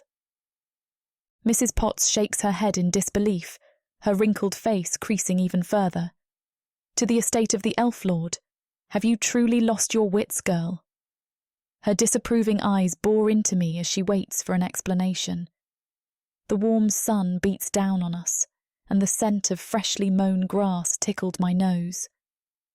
I take a deep breath before responding, trying to choose my words carefully. "He says he can help her get better." I can't help but feel a flutter of excitement at the thought of leaving this place, even if I might be going somewhere worse. Don't you know what elves do to girls like you? Nothing worse than what the men try here. After the last of our belongings are loaded, I go back inside the little cottage one last time. Despite the life we have here, there have been good memories here, thanks to Grandma. She's going to get better. I leave the cottage without turning back and find that the entire neighbourhood is out now, all of them staring and whispering and gossiping. I smile weakly and keep walking. Let them think what they will. All that matters is Grandma's recovery. I sink into the plush cushions of the luxurious carriage, feeling the gentle sway of its movement as it begins to roll forward. Looking out the window, I watch as my childhood village slowly fades from view. The run-down homes, the sickly-looking people, the piles of drip-ear crap that have always been a part of my life, already feel unfamiliar and distant. It's a strange mix of emotions, excitement for what lies ahead, but also a sense of loss for the home I am leaving behind. It was a hellish place, but at least I knew it. I knew how to navigate the local politics, how to dodge the chief's wife when she was in a temper. I don't know anything about the world I'm walking into now, and even less about the man taking me there. As we travel further away, I can't help but wonder how long it will be until I see these familiar sights again, or if I will ever see them again. Yet there is also a thrill of excitement inside me. I'm being whisked away to a new life of comfort and privilege. For the first time in as long as I can remember, the future is filled with hope and possibility. With these dizzying thoughts in my head, I watch the only world I've ever known disappear from view. It doesn't take long until the carriage pulls up to an imposing stone castle, the likes of which I've never seen before. Draknir himself is waiting outside, looking utterly regal and elegant. When I step down gingerly from the carriage, he takes my hand and presses a light kiss upon it. "Welcome home," he says warmly. I blush, painfully aware of my dirt-smudged dress and messy hair. This place is fit for royalty, yet here I stand looking like a scruffy peasant girl. Some of the fancily dressed elf servants turn up their noses at my shabby appearance, and my cheeks burn in embarrassment. I can't help what I look like. But Draknir keeps hold of my hand and leads me inside, head held high. "Come, I will show you to your chambers so you can refresh yourself," he says. I relax slightly, grateful for his gracious manner. Though I feel out of place, his kindness reminds me that I belong here now, at his side. This castle is to be my new home. I'm astonished when Draknir has not one but 3 servants meticulously tend to Grandma, settling her into an elegant bedroom. More servants whisk away our shabby bags and boxes, handling them as if they're actually worth anything. "Let me show you to your chambers," Draknir says, leading me up a grand staircase. He guides me to a room he says is directly next to his own. As he opens the ornate door, I gasp audibly. The room is finely furnished and utterly opulent, fit for royalty. Silk curtains, plush rugs, a canopy bed. It's overwhelming. I turn to Draknir in disbelief. All this for me? But you're just a soldier. Are you a noble? His face does something complicated before it smooths back into the impassive mask he usually wears. I've served dutifully for many years. My role afforded me nice quarters and a strong wage, which I rarely spent. This lifestyle still surprises me sometimes as well. I take in the lavish room again. After a life of poverty, I feel like I've stepped into a dream world. That Draknir has lived this way for so long is astonishing. Well, it's absolutely beautiful. You're too generous, I say sincerely. He squeezes my hand. Nothing but the best for my dear mate. He's only teasing, but I blush, both thrilled and nervous to be living a life once beyond imagination. I'm glad he doesn't seem to notice. After getting settled, Draknir informs me we need to make my slave contract and vows formalising our pretend relationship. No one must know about our arrangement, he warns gravely. Mates are sacred unions. We will face severe consequences if anyone discovers this is a ruse. I gulp nervously but nod in understanding. I'm agreeing to this, but I have no choice. Draknir leads me to his private study. He presses a hidden switch, and a concealed door in the wall swings open. Apprehensively, I follow him into the dark passage beyond. We enter a small room containing only a table and 2 chairs lit eerily by a single crystal ball ensconced in the wall. It feels secretive and ominous. We can speak freely here without any risk of being overheard, Draknir explains. I shiver, anxious about what I'm getting myself into. But one look at Draknir's kind eyes reassures me somewhat. We will seal our forbidden arrangement in that hidden space, eternally joining our fates together. There's no going back now. The dim glow from the crystal ball casts ominous shadows across Draknir's face as we sit at the lone table. He explains I must sign a magically binding contract to become his slave. You will be required to obey me unconditionally, he says seriously, and you can tell no one about the true nature of our arrangement, or there will be dire consequences. I swallow hard but nod in understanding. I have no choice but to agree to his terms. In return, you will be paid a monthly salary, Draknir continues. You are still my mate in the eyes of all, and will want for nothing. This lifts my spirits considerably. I've never had my own money before, and despite technically being Draknir's slave, I will live a life of comfort and security. We outline the contract ensuring my utter obedience and secrecy. The whole thing makes me nervous, but the salary alone is a dream come true. I sign the mysterious document there in that shadowy room, binding myself to Draknir and trusting our fates to each other. As insurance of our arrangement, your grandmother will remain here with us, Draknir states. I'm shocked. You would keep her in your own home? Draknir shakes his head. She must stay where I can protect her. No harm will come to either of you, as long as you uphold your loyalty to me. I reluctantly press my thumb against the contract, sealing the deal in blood. The document then magically disintegrates before my eyes. Draknir stands abruptly, looking me up and down. First things first, you need a bath. I flush, suddenly self-conscious of my dirty peasant clothes and messy hair. We have an image to maintain after all, Draknir says with a twinkle in his eye. Can't have my lovely mate looking anything less than immaculate.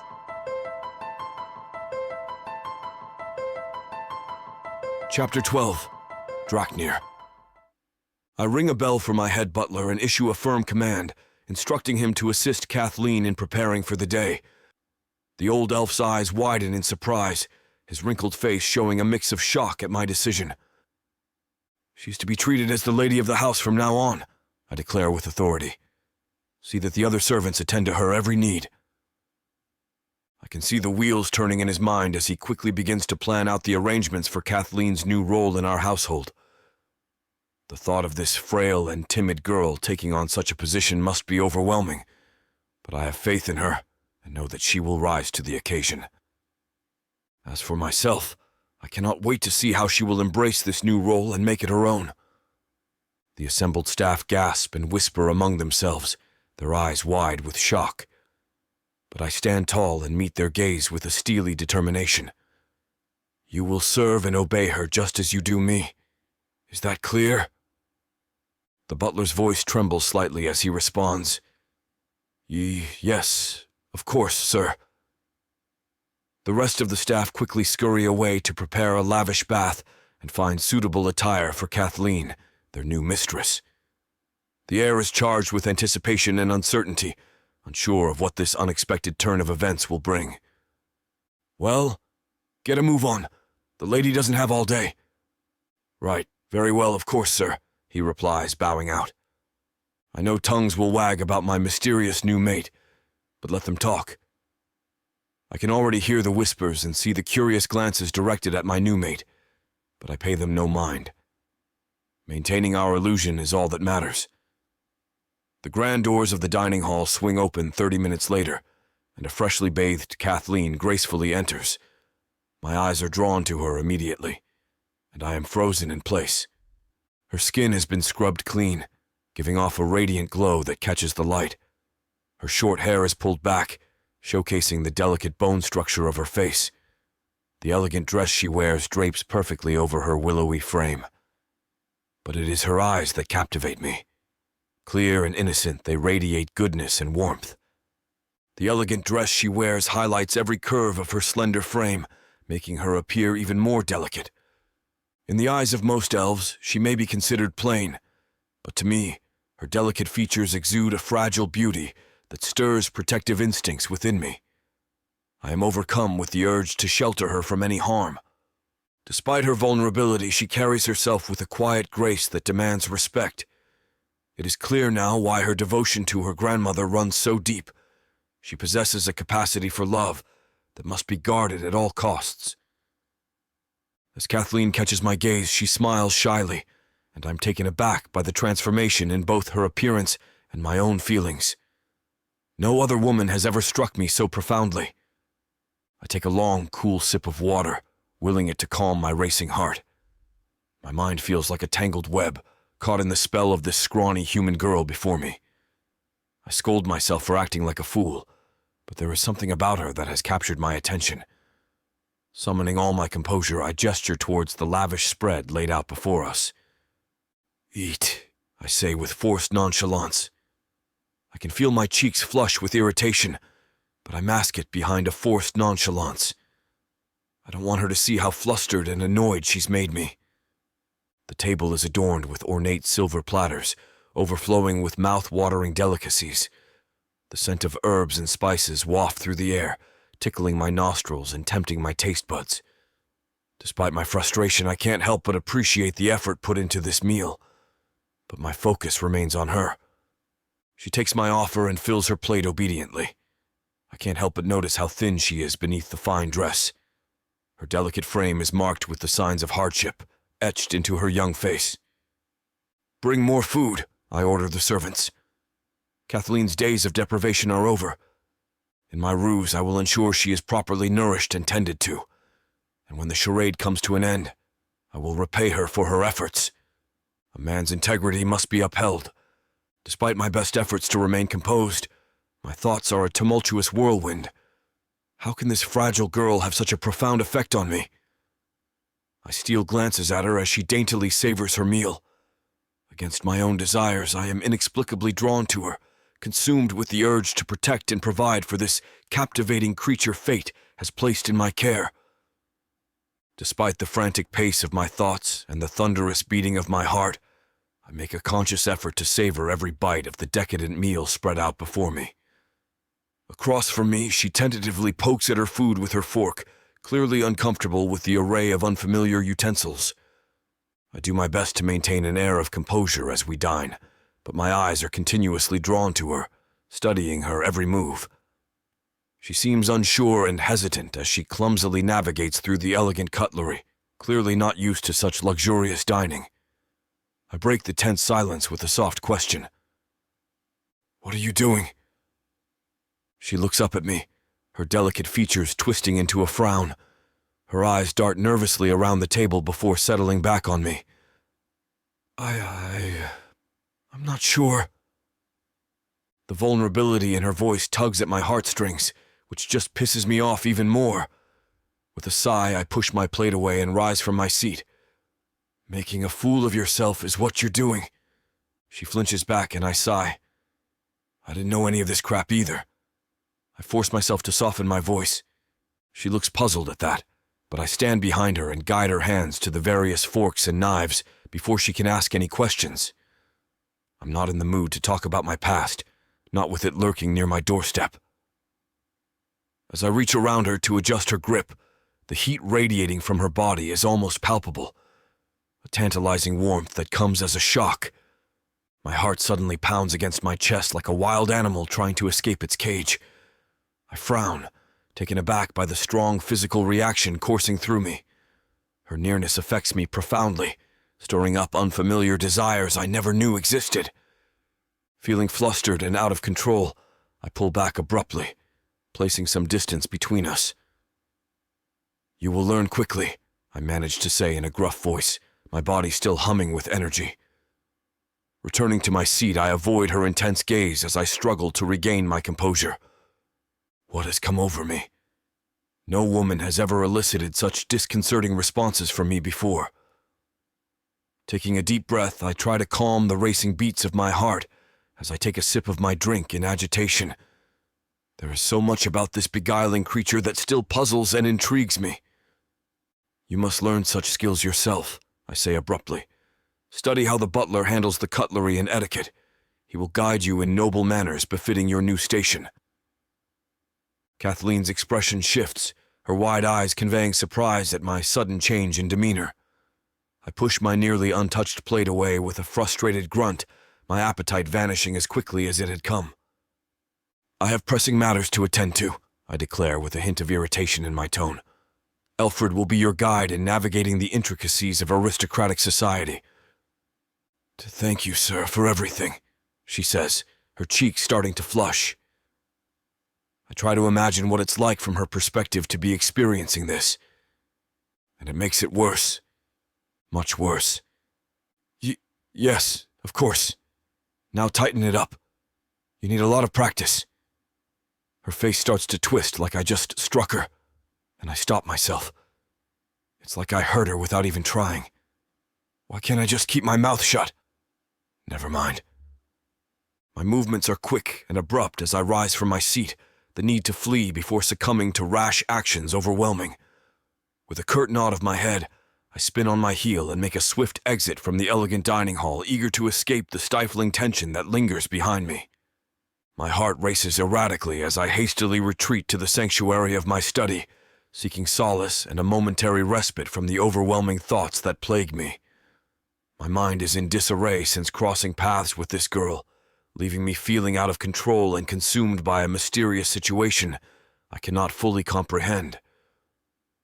I must take back the reins of my emotions and unravel this perplexing problem before it consumes me completely. Chapter 13. Kathleen.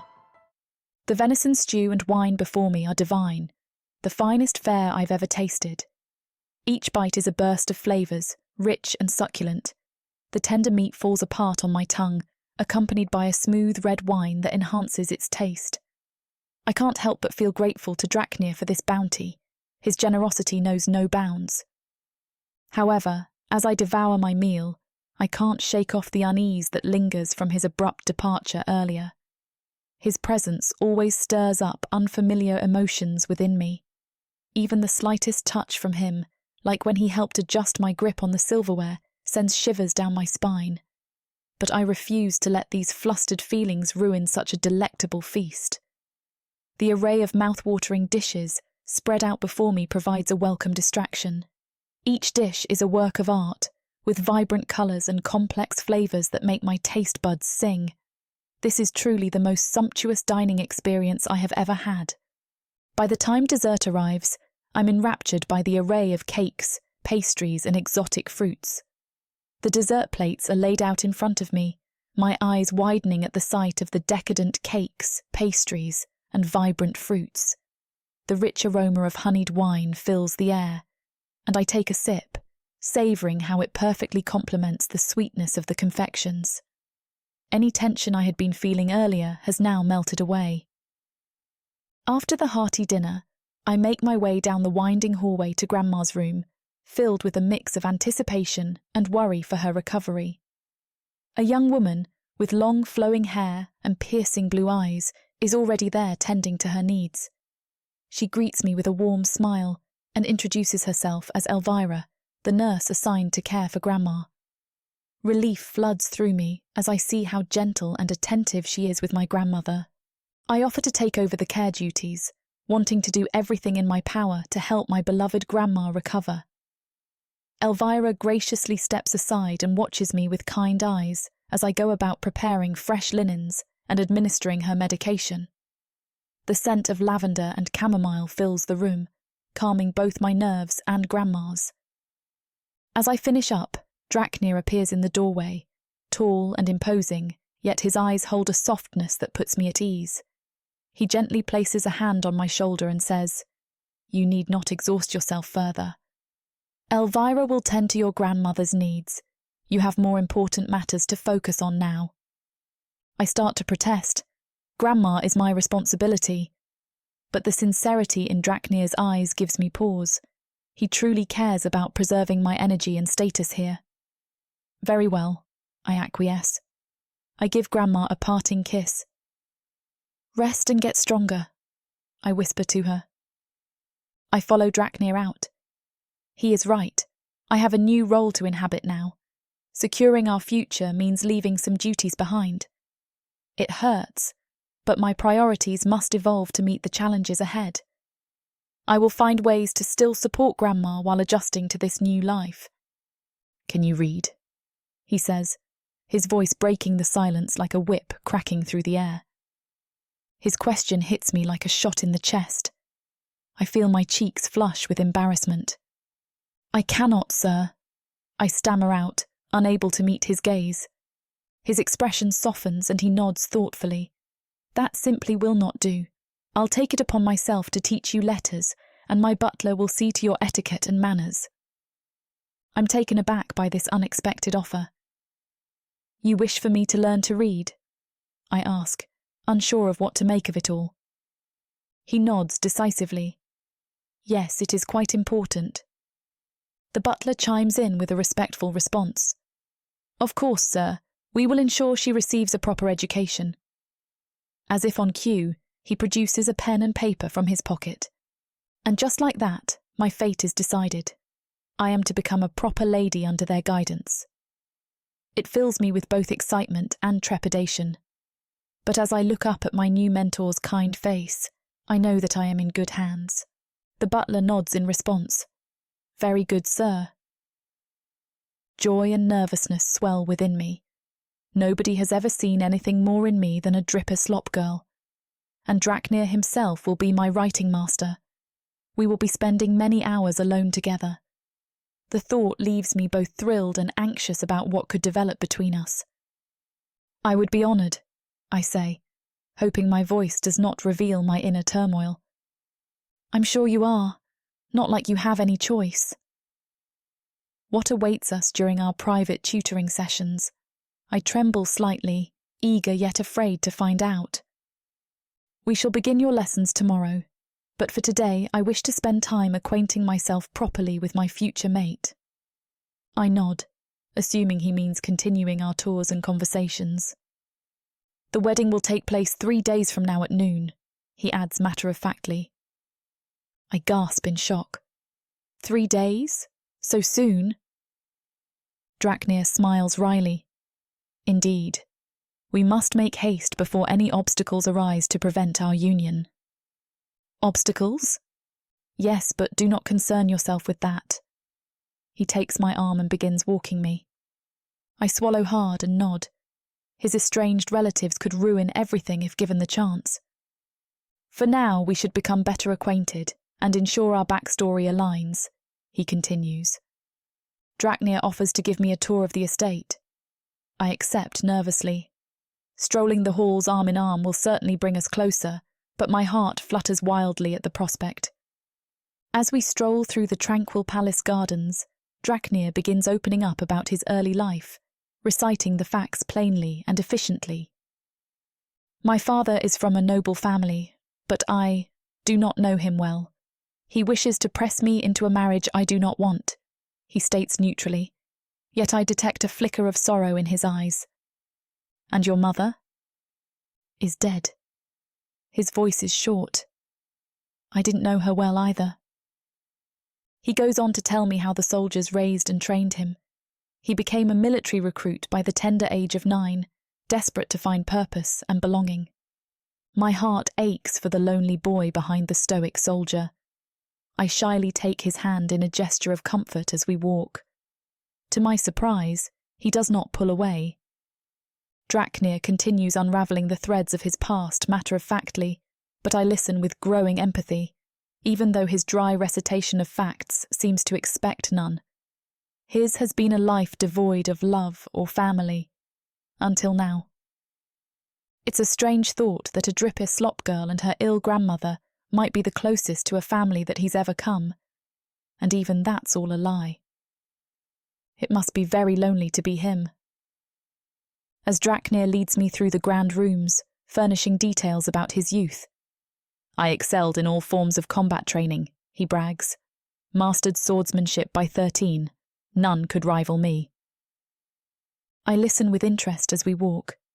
Draknir's arrogance masks a deep longing for connection. His skill and drive to succeed come from wanting to prove his worth, I realise. The other recruits envied my talents, he continues. Not that they would dare challenge me. I could thrash the lot. I have to stifle a smile at his bluster. His swaggering confidence contrasts with the gentle way he guided me earlier today. You are unlike other elves I have known, I observe.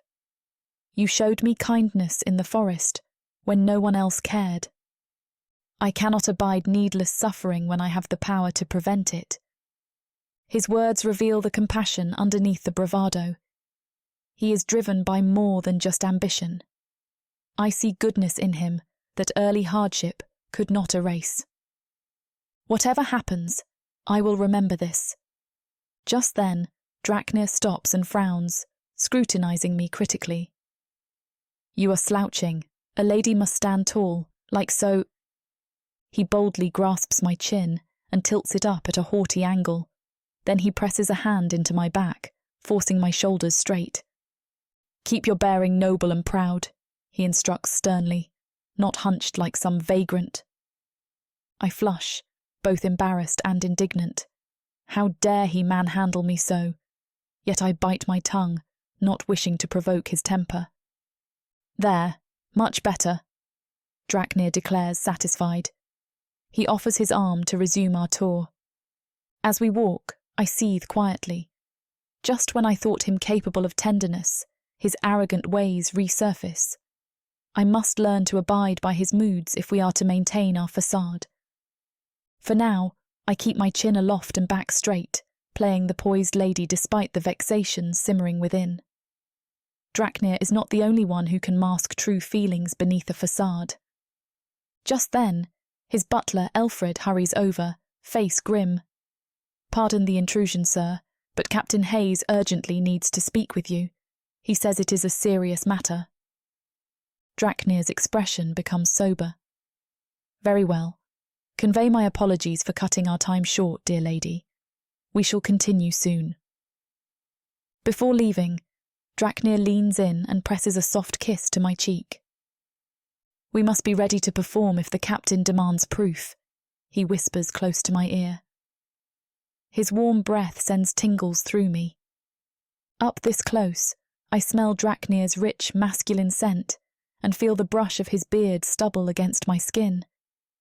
The unexpected kiss makes my heart flutter wildly. I give a dazed nod, still flustered when he pulls away. Of course, my lord. What should I do if called upon to act the smitten mate? I have no experience with love's charades. As I watch Draknir's retreating figure, I frantically try to imagine how a woman hopelessly in love would behave. But the lingering imprint of Draknir's lips on my cheek muddles any practice. Already he has a power over me beyond my control. I press a hand to my face, praying I can convincingly feign a passion not yet fully realised between us.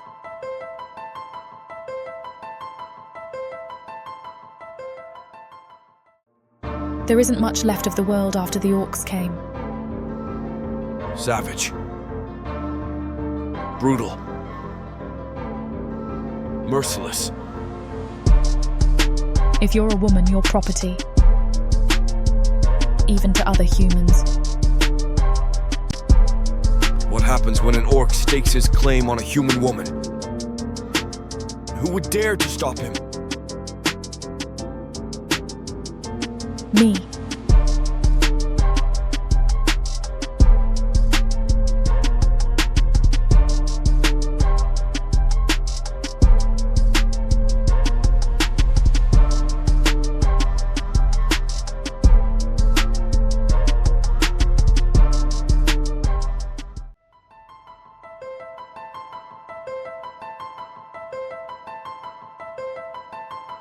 Chapter 14.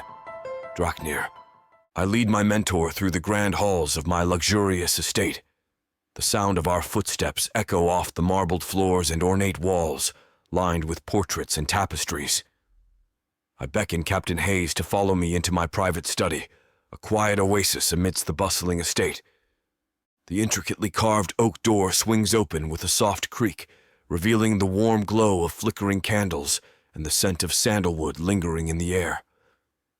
As we step inside, a servant appears, pouring 2 glasses of rich amber liquid from a crystal decanter.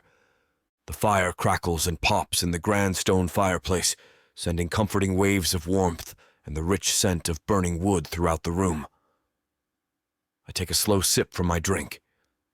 The room is filled with an air of old-world elegance, with intricate tapestries adorning the walls and towering bookshelves overflowing with leather-bound volumes. The sound of gentle piano music fills the air, adding to the cozy atmosphere as we settle in for a long-awaited reunion.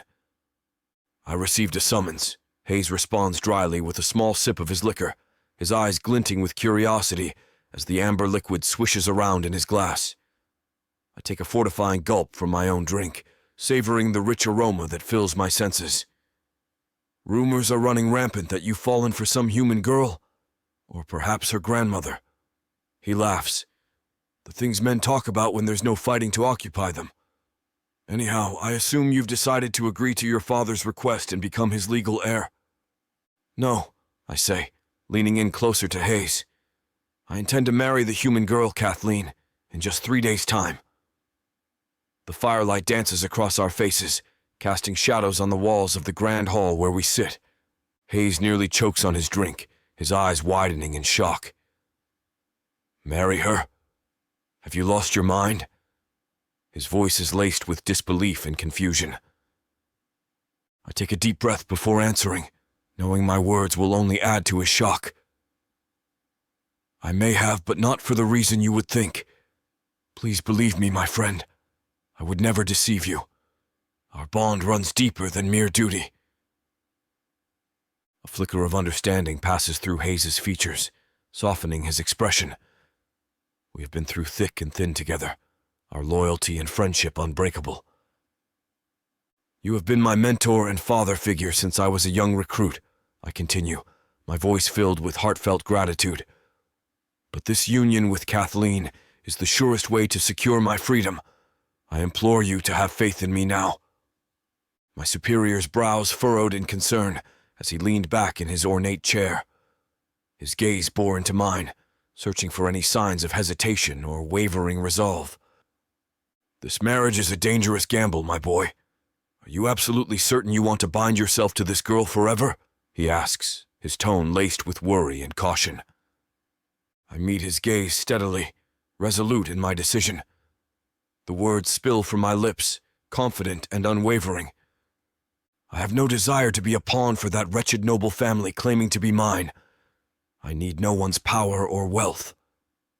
The thought of being controlled and manipulated by those who seek only to exploit their ties to my supposed title fills me with disgust and determination.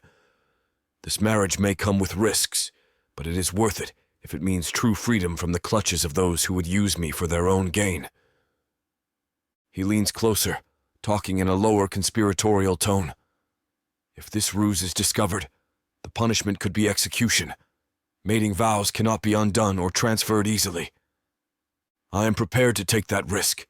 Once Kathleen and I are bonded, none can force their will upon me again. I will not be a substitute groom for someone's political schemes. You are playing with fire, my friend. Marriages last eternities among our kind. You would be chained to this human girl until death. I am very much aware, thank you. But at least it's my decision. My woman. I will not become a puppet. He finishes the rest of his drink and I pour him another. Think carefully, the risks are immense if your ruse is exposed, he finally continues. I am prepared to pay the price, whatever it may be. My only prospect now is securing freedom on my own terms. Come now, an eligible officer like yourself could have your pick of brides. Why bind yourself to this unknown girl? I never aspired to marry at all. I trust no one but myself, I grunt. You should know this better than anyone. And yet you would yoke yourself to a human you barely know?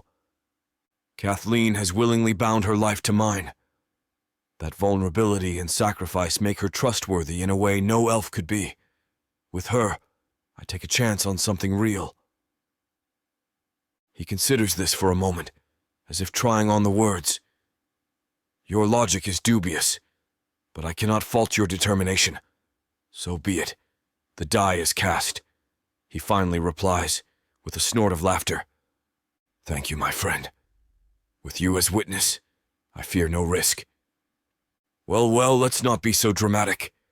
I'll do what I can, but please don't put me in a bind. I have a family to care for as well, you know. I know, I say, taking his rough, calloused hand in mine and clasping it tightly. I promise to stand by your side through both good times and bad. His deep voice carries a sense of loyalty and determination that fills my heart with gratitude. I know this seems madness, I say, taking Captain Hayes's rough, calloused hand in mine and clasping it tightly. His deep voice carries a sense of steadfast loyalty and determination that fills my heart with gratitude. This stalwart soldier has been like a father to me since I was a fresh recruit. I would be lost without his wisdom and support. Captain Hayes nods slowly, his dark eyes glistening. You have grown into a fine officer, an honorable elf. I am proud to call you friend. We sit in contemplative silence for a moment, hands still joined. Then the captain gestures to the pipe on my desk with a wry smile. Come now, let's light up and sit a while as we used to when you were but a brash youth. I chuckle and pass him the pipe, then light my own. We puff contentedly, reminiscing about days gone by and musing over where the years have gone. We puff on our pipes in comfortable silence for a while. Then Captain Hayes speaks up reminiscently and gets a mischievous glint in his eye. Remember that wild celebration after we crushed the orc invasion in the east? You drank so much spirits that night you jumped atop a table and bellowed, "You were the scourge of all orcdom." I flush with embarrassment. Gods, I hoped you had forgotten that display. Hayes guffaws. The sight of you, pissed as a whelp, challenging imaginary orcs to come fight you stays seared in my mind. We share a hearty laugh. It feels good to recall simpler times before duty and destiny weighed so heavy. The captain's expression turns thoughtful. You have truly grown into a formidable leader since those early antics. I suppose we all must leave such follies behind someday. Hayes chuckles, shaking his head. Yet some follies are worth repeating. Like that bonny barmaid who caught your eye at the celebration. I cough, having forgotten that ill-advised romantic tryst in a drunken haze. You were so keen on charming her that you fell straight off the stool while propositioning the poor girl, Hayes says. I cover my face, groaning. Clearly, I was not at my most graceful. We laugh again, but then Hayes grows serious once more. Just aside, be cautious, my friend. The heart often wants what reason would reject. Guard yours closely. Memories of our past adventures flood back as we sit in the dimly lit room, surrounded by the sweet scent of smoke. Across from me, Hayes looks wistful as he remembers our days as mentor and mentee. I never could have gotten here without your guidance, I say earnestly, grateful for his presence. You were the mentor I needed. Hayes nods, his eyes reflecting a mix of pride and nostalgia. We continue reminiscing about old exploits and the bond we formed through them. But time passes too quickly, and before we know it, Hayes rises reluctantly to leave. He clasps my shoulder tightly, giving me a reassuring look. You'll do right by that girl, I've no doubt. I grasp his arm in return, feeling a sense of strength and determination with him by my side. With you at my back, I fear nothing, old friend. Chapter 15. Kathleen. Sitting across from the formidable figure of Captain Hayes, I can feel my hands twisting nervously in my lap beneath the elegant tablecloth. The air is heavy with tension, and even the crackling fire seems to flicker uneasily. The slaves scurry about, laying out each course with precision and grace. The first course arrives, a display of small, intricate bites that I struggle to comprehend as food. They are arranged on delicate china plates, each one a work of art in itself. As I fumble with the unfamiliar utensils, I can't help but feel out of place at this lavish dining table. But then again, everything about this encounter with Captain Hayes feels foreign and unsettling.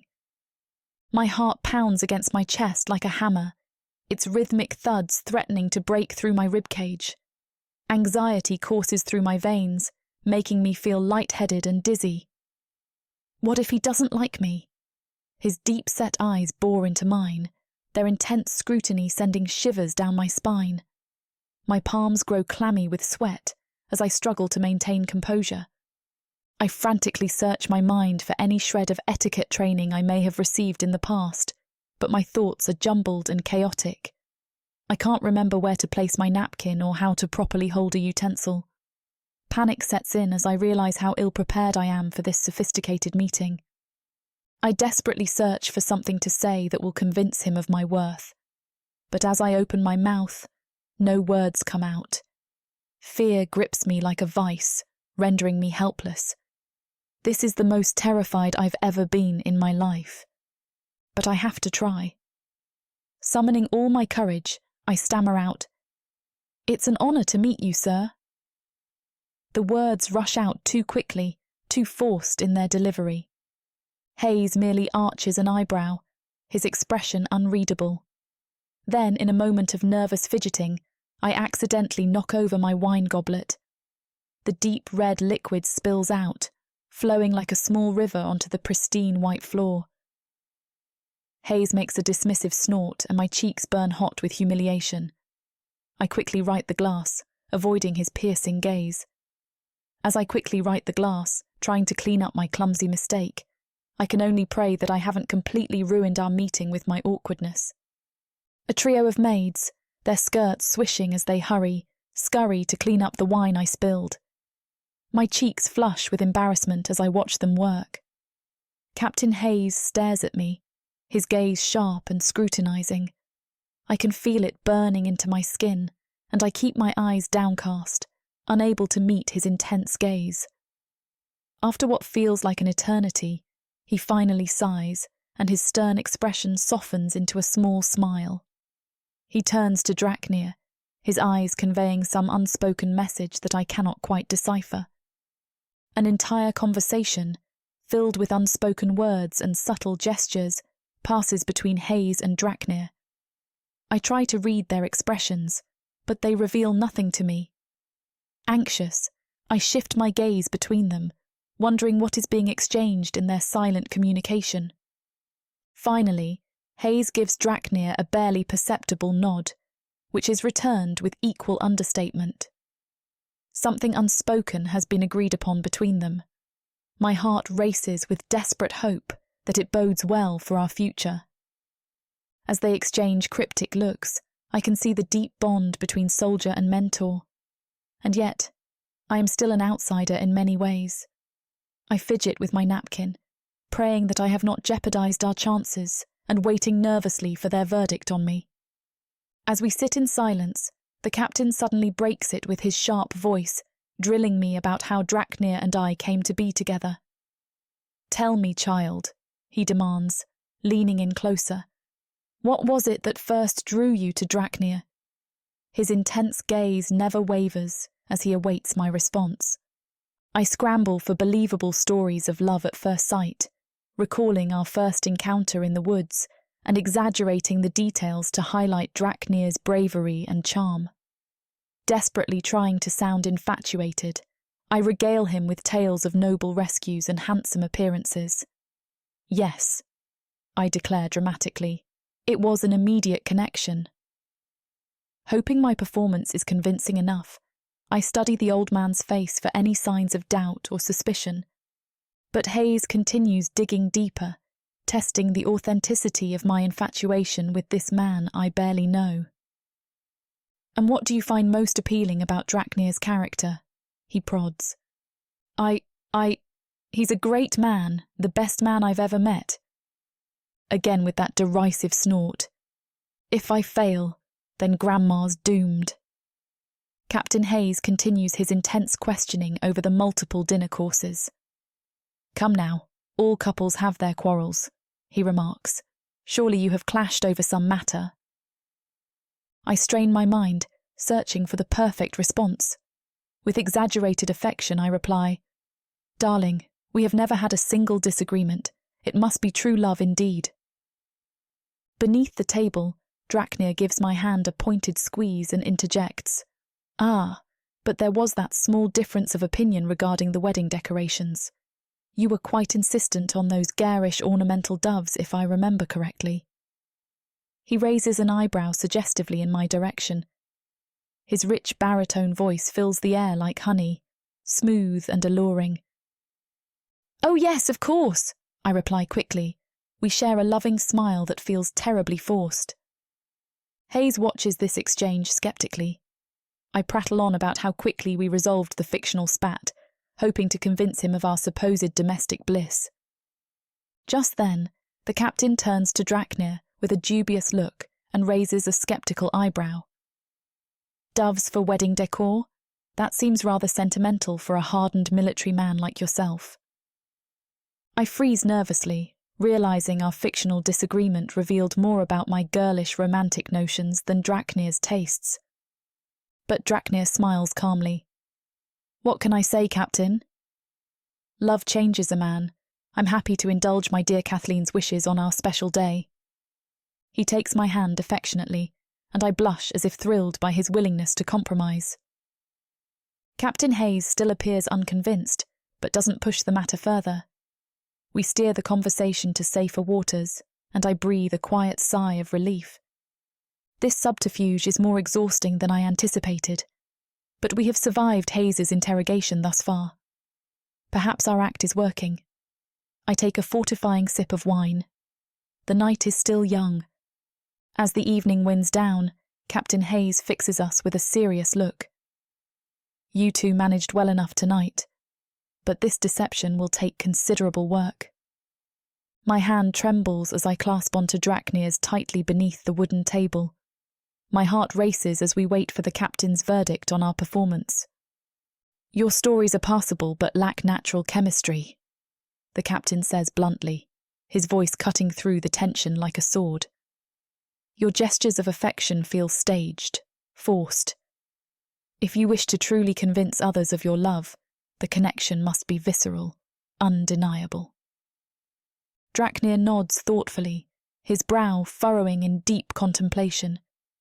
"We shall keep practicing until we find that authenticity," he vows, determination shining in his eyes. "Thank you for the candid critique, my dear friend." Captain Hayes sighs. "See that you do.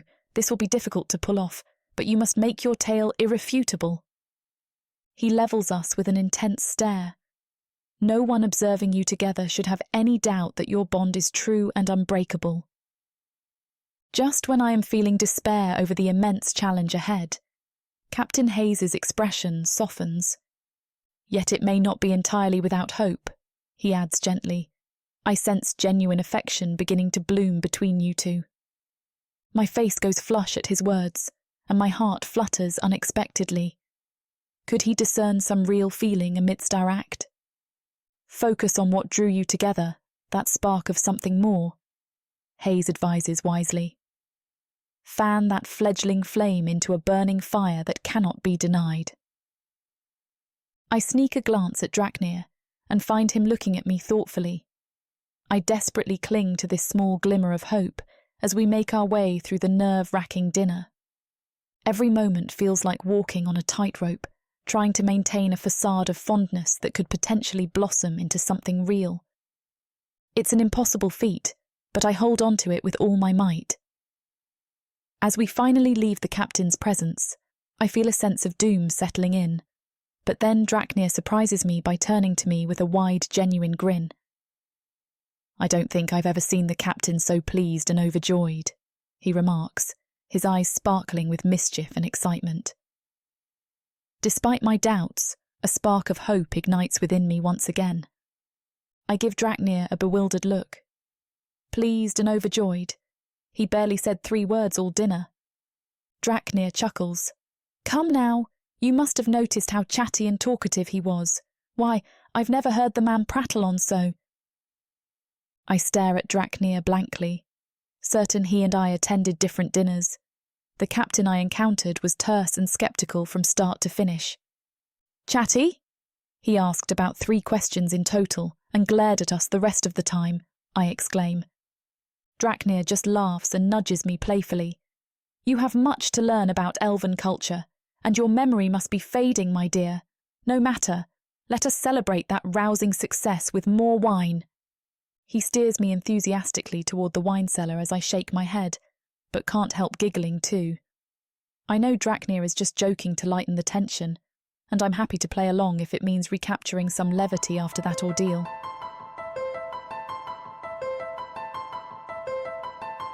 Chapter 16. Draknir. Kathleen and I sit in my private chambers, the flickering candlelight casting dancing shadows on the walls. We sip on a rich, velvety wine to unwind after the taxing dinner. As the drink warms her, Kathleen's tense shoulders relax, and she begins to open up to me about caring for her ailing grandmother. I listen with rapt attention as she describes selflessly tending to the elderly woman, preparing nourishing meals, providing companionship, and maintaining their modest home. The love and dedication that pours from Kathleen's words stirs a deep sense of admiration within me. Despite facing hardships, she remains steadfast in her commitment to her family. It is a true testament to her strength and resilience. The wine seems to have a magical effect on her, making her talkative and lively. Her laughter rings out like a symphony, a sound that is both melodic and unrestrained. It's a side of her I've never seen before, and I'm drawn to her even more, eager to prolong our conversation with amusing military tales and shared laughter. As she speaks, her face lights up with joy, each vibrant expression revealing the depth of her emotions. The thrill of traveling to new places with the army must have been quite an experience, Kathleen remarks wistfully. As she listens with rapt attention, her eyes light up with curiosity and a hint of longing. I've never even ventured outside of our small town. The initial excitement fades quickly on long, grueling marches in the freezing rain, I reply with a knowing smile. Memories of being saddle-sore for weeks flood my mind as I recount the hardships endured during those journeys. The biting cold, relentless winds and endless stretches of rugged terrain were enough to dampen any sense of adventure, I say, searching her eyes and finding I have her complete attention. But still, there was a certain sense of camaraderie and pride that came with serving alongside my fellow soldiers. She nods gravely, seemingly to take note of my every word for safekeeping, asking questions to clarify key points when necessary. On the high notes, her laughter rings out like a bell, filling the room with its infectious joy, her eyes sparkling with fond memories as she shares amusing childhood anecdotes. Grandma was beside herself when I came home covered in mud and my dress torn from climbing trees. She chuckles, her smile widening at the memory. But that wasn't enough to stop me. It never was. I could only imagine. Remember how I met you? She chuckles cutely. Oh, I do seem to have the habit of getting myself in situations. Situations? Is that what we're calling them? I can't help but chuckle at the carefree exuberance in her eyes and the way she flings herself into every adventure. The tense atmosphere of dinner fades into a distant memory as we engage in this lively exchange, the weight of our worries lifting off our shoulders for just a moment. Her unrestrained joy fills the manor with its infectious energy as we trade tales and reminisce about old memories. Her laughter echoes through the room like a symphony, and I can't help but smile at her boundless spirit. But after everything, how is she still so bright and lively and free? The more I get to know the young woman, the more of an enigma she becomes. Yet the joyous sound is music to my ears. When have I ever found another's laughter so enchanting? As the night progresses, I'm struck by how much I enjoy being in her company. Her presence is like a warm embrace, enveloping me in her genuine and unassuming nature. She speaks from the heart, her words bubbling up with raw emotion and sincerity. In the soft glow of candlelight, her features are illuminated, and I can see the kindness and selflessness radiating from within her. Despite her reservations about our arranged marriage and the deception we must play to secure her grandmother's care, Kathleen is resolute. Her determination to do whatever it takes shines through in every word she speaks. It only serves to make me admire her even more. Time seems to slip away, lost in the comfort of each other's company. The night air is filled with the sounds of crickets chirping and gentle rustling of leaves. But amidst it all, Kathleen's voice remains steady and unwavering, a beacon of strength and hope in an uncertain world. I find myself increasingly impressed by Kathleen's fortitude and determination. Though human, she demonstrates remarkable resilience and bravery. When she commits to something, Kathleen has a stubborn streak that sees it through despite all obstacles. I saw that stubbornness first in the forest, when she refused to relinquish a scrap of bread even after being mauled. She has fixed her mind on saving her beloved grandmother.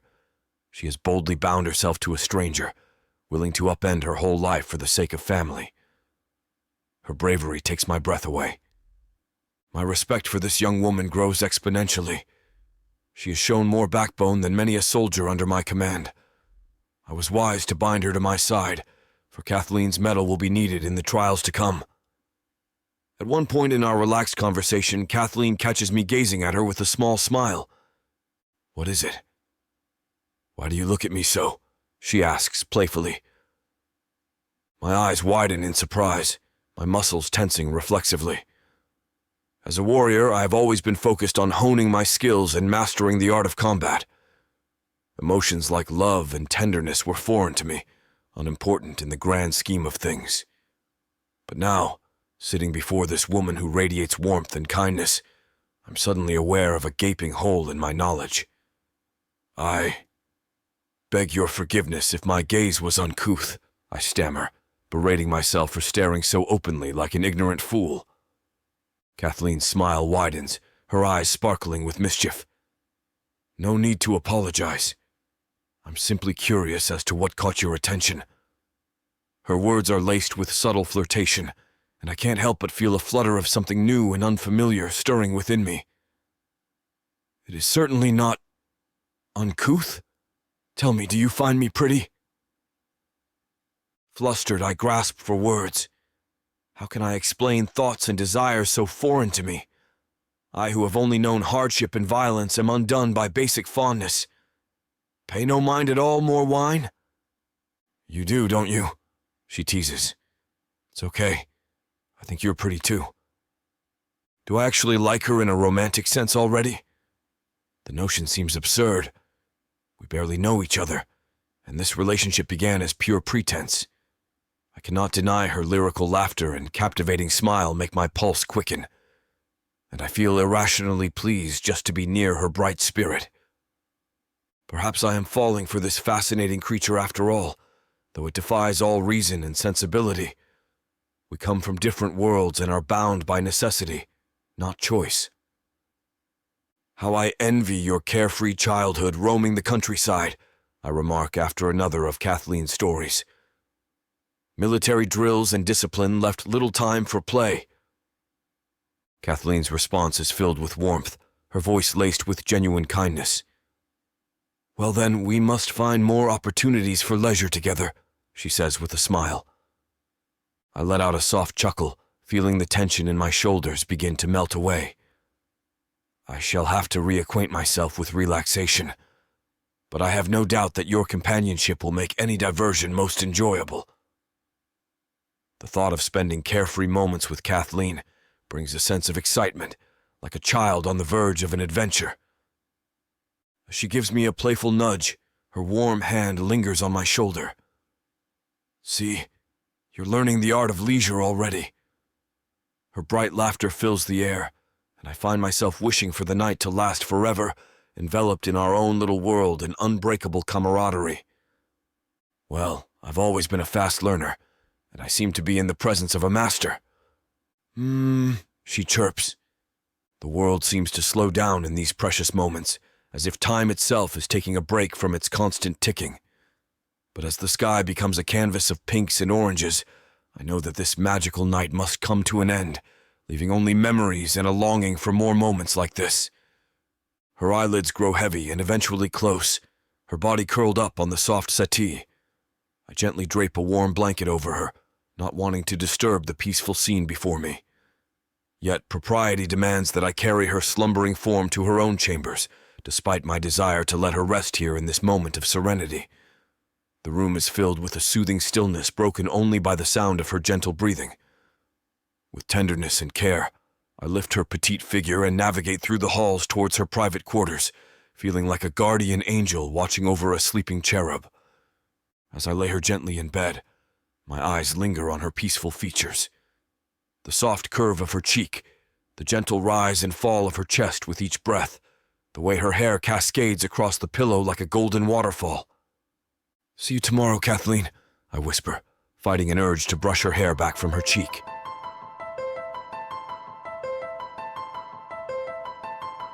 Chapter 17. Kathleen. The next 3 days are a frenzy of wedding preparations, with every moment filled to the brim.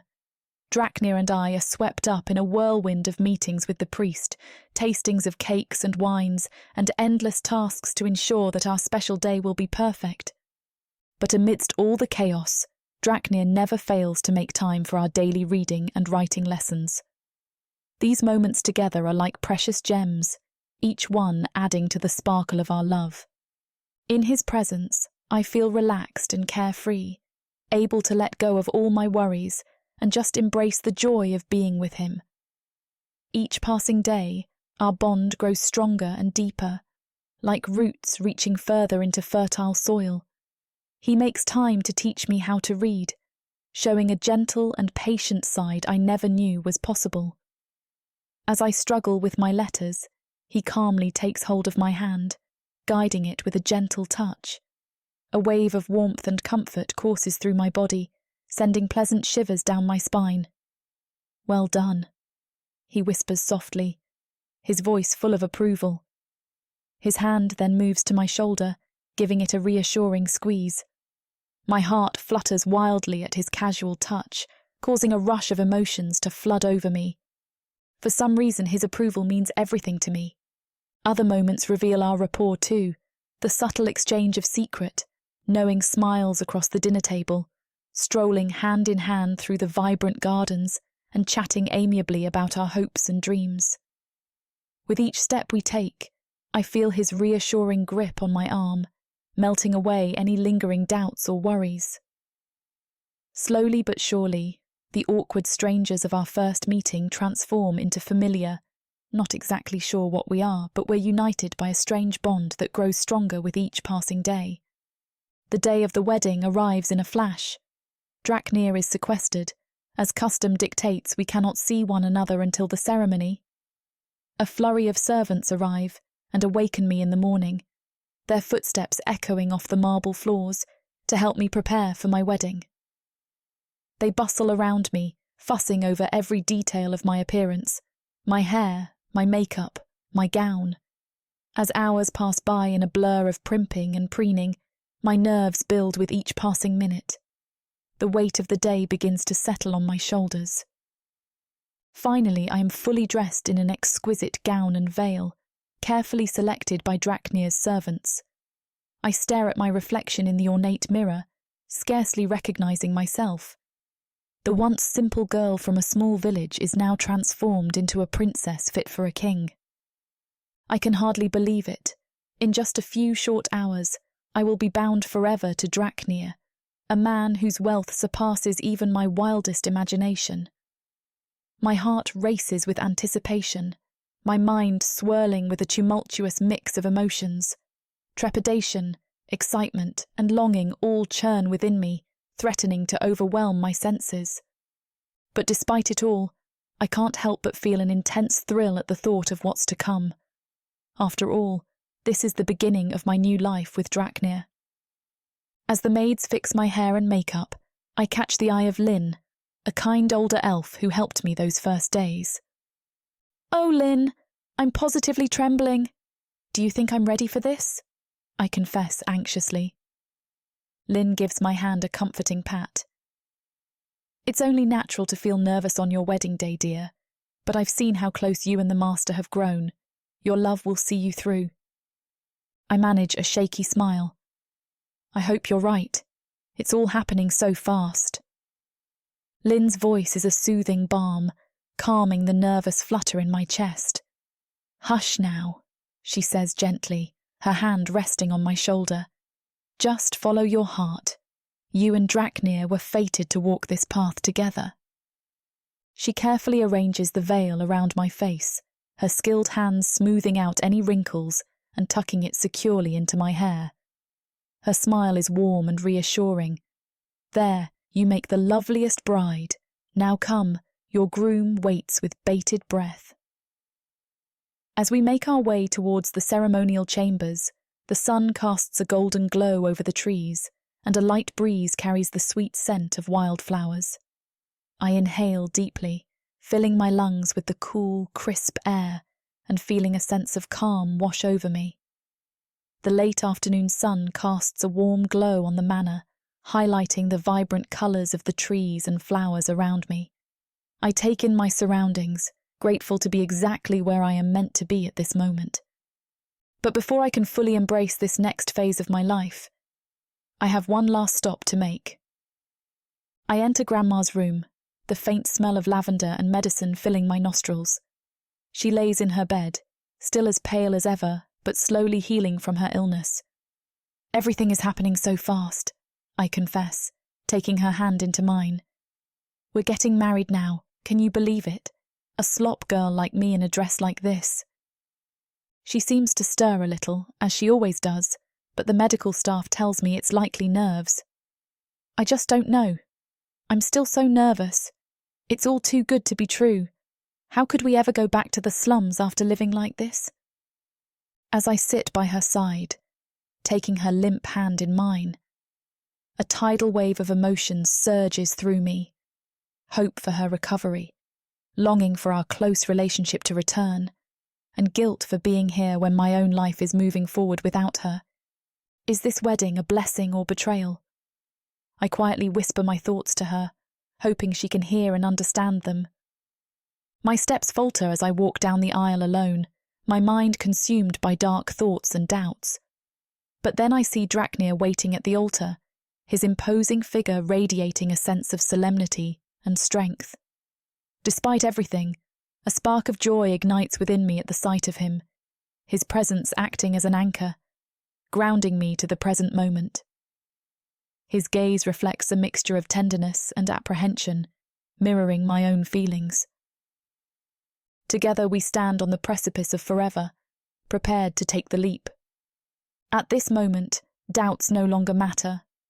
All I know is that our fates now run together, for better or worse.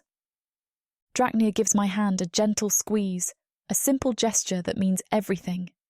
No matter what comes, we will weather it as one. With him beside me, I feel bold enough to embrace any future. Lost in the moment, I gaze up at Draknir and offer a tremulous smile. His eyes lock with mine, filled with unexpected tenderness. The look pierces my soul, making my heart flutter wildly, like a feather caught in a storm. The priest's solemn words fade into the background. I have ears only for the cadence of Draknir's breathing, the warmth of his palm pressed against mine. We stand anchored together amidst the swirling forces around us. As we make our vows, my cheeks grow warm, a blush creeping across my skin. Strange new feelings blossom within me, though we barely know one another. Perhaps this is what it means to fall in love. Draknir, do you take Kathleen as your eternal mate, to have and to hold in sickness and in health, for better or worse, for all your days?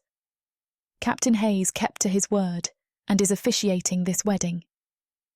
To the end of my days and beyond, he says, squeezing my hand. And for a moment, I feel like he means it. He turns toward me and my heart feels like it's going to leap up my throat. And Kathleen, do you take Draknir as your own, to honour and cherish, forsaking all others, for all eternity? I do. My voice trembles, but I meet Draknir's gaze unflinchingly. This is our leap of faith. Just as Draknir is about to kiss me, the temple doors slam open. A group of imposing dark elves stride in, led by a severe-looking man with cold eyes. Draknir's body tenses in front of me. Seize him! The wedding must not proceed, the leader barks. His men move toward us menacingly. Draknir swiftly pushes me behind him in protection. You are not welcome here. Leave at once, he commands, eyes blazing. The intruder sneers. We have come to bring Draknir to his true bride. This farce ends now. I reel in shock. True bride? Was this Draknir's motive all along? Before I can react, Captain Hayes storms over furiously. How dare you disrupt this sacred ceremony? Remove yourselves immediately or face consequences, the captain thunders. Continue with the ceremony, Captain Hayes commands sharply. Draknir turns to me and cups my face in his hands. Before I can react, his mouth claims mine in a searing, passionate kiss. All the fear and chaos evaporate, replaced by an intoxicating rush of desire. I cling to him, moaning softly as our tongues meet. My knees nearly buckle from the intensity. We break apart, both breathing hard. Vaguely I hear someone say we're not really mates. The gravity of those words cuts through the haze. I am now Draknir's, irreversibly until death. But he is not wholly mine. A part of his heart remains locked away. In a world of elves, demons, and liches. What would you choose? Power? Or passion? Would you stab the monster in the back? Or take him to bed? The immersive fantasy audiobook bundle has it all. Go to worldsofprothika.com to get access. Use code YouTube30 to get an additional 30% off. Prothika's magic is eternal. Audio bundles will make it immersive.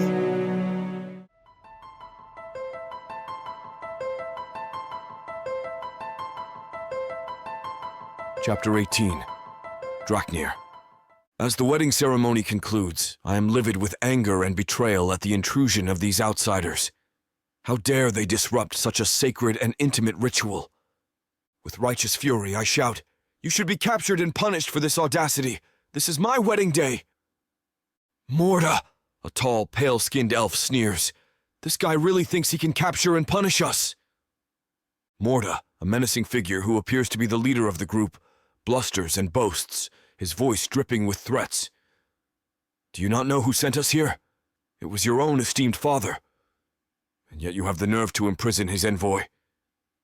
His words only fuel my rage, as I vow to make them pay for their insolence and disrespect towards our traditions. A sneer curls my lip as I scoff at his words. He is no family of mine, I spit out, the bitterness dripping from my voice. And nothing excuses interrupting a wedding. I am well within my rights to have them arrested. With a snap of my fingers, my loyal men spring into action to drag the intruders away. As I watch them disappear from the venue, a dark satisfaction settles in my chest. Captain Hayes follows close behind them, looking concerned. Before I can even take a moment to breathe and process the recent events, Captain Hayes returns with Morta and the rest. What is the meaning of this? We can't hold them. He reluctantly informs me that, despite our best efforts, the powerful nobles have demanded that we release the prisoners. We received a letter from a powerful duke, Draknir. We have to set them free. I feel a sense of defeat wash over me as I realize that their influence is too great for us to resist. Shortly after release, Morta, with his seemingly ever-present smugness, begins to question the abruptness of this marriage between myself and Kathleen. His sharp eyes pick up on suspicious details that only add fuel to his accusations. Even cursory investigation shows that you had no lover prior to this, he sneers. This must be some sort of ploy or manipulation. He seems to take great joy in contradicting me, as if this is all just a big game. A game he doesn't often lose if his freedom from jail is any indication. Some of us know the meaning of the word discreet. My anger rises at his insinuations, but I hold my tongue, knowing that any response would only further incriminate me in his eyes. I glare at him stonily. My reasons for such discretion are none of your concern. The ceremony is complete and cannot be annulled. They have no choice but to concede through gritted teeth. But this conflict is far from resolved. Just as I am to taste victory, Morta makes one final outrageous claim. Under ancient custom, we are entitled to verify the validity of any dubious union. We must bear witness to this marriage's full consummation before any opposition ceases. I stare at him in disbelief. Witness the consummation? Is he mad? That is outrageous and obscene. I refuse such a vulgar demand, I snarl back. The stern expression on Captain Hayes' face stops me in my tracks. His usually jovial demeanor is replaced with one of grave concern. I fear we have no choice but to acquiesce, as distasteful as it may be.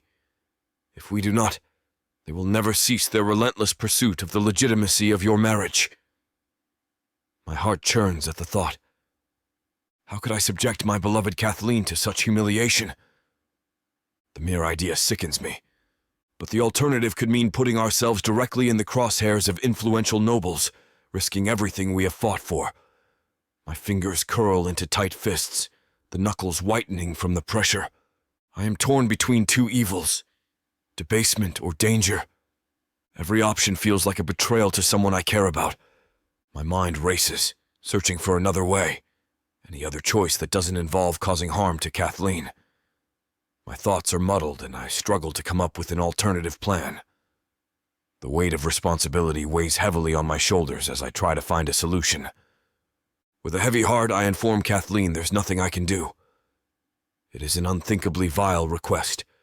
I wish I could shield you from this, but refusal may endanger us both, I explain regretfully. Kathleen's eyes widen with shock and dismay, her delicate brows furrowing in disbelief. But lay together in front of others? How could anyone agree to something so vulgar? I grimace, feeling the weight of her distress heavy on my conscience. The witnesses would be few, only Morta and one or two others. But even that is unacceptable.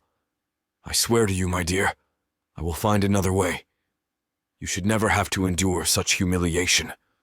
My heart aches at the thought of Kathleen being forced into such an intimate and public display, her dignity and privacy stripped away in front of strangers. The very idea makes me shudder with disgust, determined to protect her from any potential harm or embarrassment. Kathleen quivers, her petite frame seeming even smaller as she cowers in fear. My heart aches at the thought of causing her distress. With no good choices left, I must devise a plan to spare her from the humiliation of being debased in front of others. "If I must," she says, tears rolling down her cheeks, "I will do what's necessary to secure our love." I know deep inside what she really means is she will do anything to keep her grandmother safe. "Kathleen, I am so sorry," I say remorsefully. "It is the first time I have apologized to anyone, but I feel nothing but guilt for putting her in this position when I know she is unready." A tumultuous river of tears cascades down Kathleen's cheeks, carving salty trails against her ashen skin. Each drop seems to hold a lifetime of pain and heartache. As the harsh reality sinks in, she whispers feebly through trembling lips, her voice laced with despair and resignation, "What other choice do I have?" Her words hang like a heavy weight in the air. "There is no other choice," I say, as it suddenly dawns on me. My heart aches at the sight of her helplessness and distress.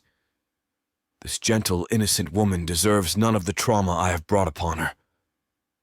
The weight of guilt settles heavily on my shoulders as I watch her crumble before me, her fragile state like a delicate flower wilting under the harsh sun. Seeing her anguish, I realize the truth. I care for Kathleen deeply. More than just fondness or desire, I believe I have genuinely fallen in love with her, though it seemed impossible. Perhaps these blossoming feelings should frighten me, but I welcome them. Kathleen has awoken tenderness and protectiveness I never thought possible. I know now I would do anything to save her from harm. Kathleen's tear-stained face, filled with fear and desperation, remains etched in my mind. I cannot bear to see her suffer such disgrace. With a deep breath, I steel myself for what comes next. My eyes meet Morta's cold, calculating stare. His demand is repulsive and beneath us all. "I will not allow this crude spectacle to take place," I declare firmly. "I refuse your demand." The tension in the room is palpable as we both stand our ground, locked in a silent battle of wills. Morta sneers. "Then you prove this union is a fraud." The captain looks dismayed by my reckless provocation, but I stand firm. "I challenge you to a duel, then. We will let the gods decide. And I very much assure you I in fact will be smiled upon. When I win, you will cease these baseless claims against my marriage." A palpable tension descends upon the scene. Morta's mouth twists into a cruel, calculating smile, sending shivers down the spines of those around him. "So be it," he hisses, voice dripping with disdain. "Prepare to be cut down for your insolence." The captain frantically pulls me aside, his eyes filled with worry and urgency. "Have you lost your wits?" he whispers urgently. "You endanger everything with this reckless ploy." The weight of his words hits me like a freight train, causing my heart to race and my palms to sweat. But I stand firm in my decision, knowing that it is the only way to bring justice and peace to our troubled kingdom. My hand tightens around his shoulder, the fabric of his cloak bunching in my grasp. There is no other honorable path. My voice betrays my determination to protect Kathleen's dignity and secure our future. He studies me intently, gray eyes scanning my face for any sign of hesitation or doubt. Finding none, he nods grimly, understanding the gravity of the situation. With his support, I know my course is set. There is no turning back now. I will defeat this threat or die trying. Kathleen's honor is worth any risk. I take a deep breath and grip my sword tightly, the weight of it a comfort in my hand. It is time to fight for our fate, to defend what is rightfully ours. Chapter 19. Kathleen. Pandemonium explodes in the chapel as Draknir, his eyes blazing with fury, challenges Morta to a duel. The soldiers, who moments ago were quietly standing guard, now leap into action with weapons drawn and faces contorted in rage. The air crackles with the sound of angry shouts and threats of violence. Draknir's voice cuts through the chaos like a blade. Enough! This matter will be settled honourably in single combat outside. The crowd roars with excitement. eager for bloodshed to ensue. I am caught up in the frenzy, my emotions swirling as I struggle to process how this sacred wedding has devolved into such chaos at lightning speed. Before I can orient myself, we are gathered in the courtyard. Draknir stands tall and focused, sword glinting, as Mortar snarls curses across from him. This deadly contest will dictate everything. Our future balances on a knife's edge. My palms sweat and my heart hammers madly. Yet strangely, I feel sure Draknir will prevail. He must, or all is lost. As the duel begins in earnest, the crowd's roar fades to a murmur. Time seems to slow, all my senses focused only on the fierce dance unfolding before me. As Draknir strides confidently into the garden arena, his jaw set with determination, I feel a knot tighten in my stomach. "Please don't do this," I cry out, my voice barely above a whisper. My heart races as I frantically try to come up with a way to save him from the impending danger. I will acquiesce to their demands, if it spares you," I plead, tears streaming down my cheeks. The thought of giving in fills me with shame and despair, but I cannot bear the thought of losing Draknir. His expression softens at my words, but he shakes his head resolutely. "No, my love. I cannot let you sacrifice your dignity for my sake." He gazes at me with a mix of love and concern. "What kind of mate would I be if I didn't protect you?" His words pierce my heart, reminding me once again why I fell in love with him in the first place. Across his blooming garden, Mortar's sneer turns to a scoff. The lady has some sense at least. Yield, and this beastly affair can end. But Draknir remains steadfast and unyielding before him. His broad shoulders square off against Mortar's smaller frame as he declares firmly, "I will never yield when her honour is at stake." The tension in the air is thick and palpable as the two men stand locked in a battle of wills, each one fighting for what they believe is right. Their duel begins before I can protest further. All I can do is watch helplessly, praying with every fibre of my being for Draknir's victory.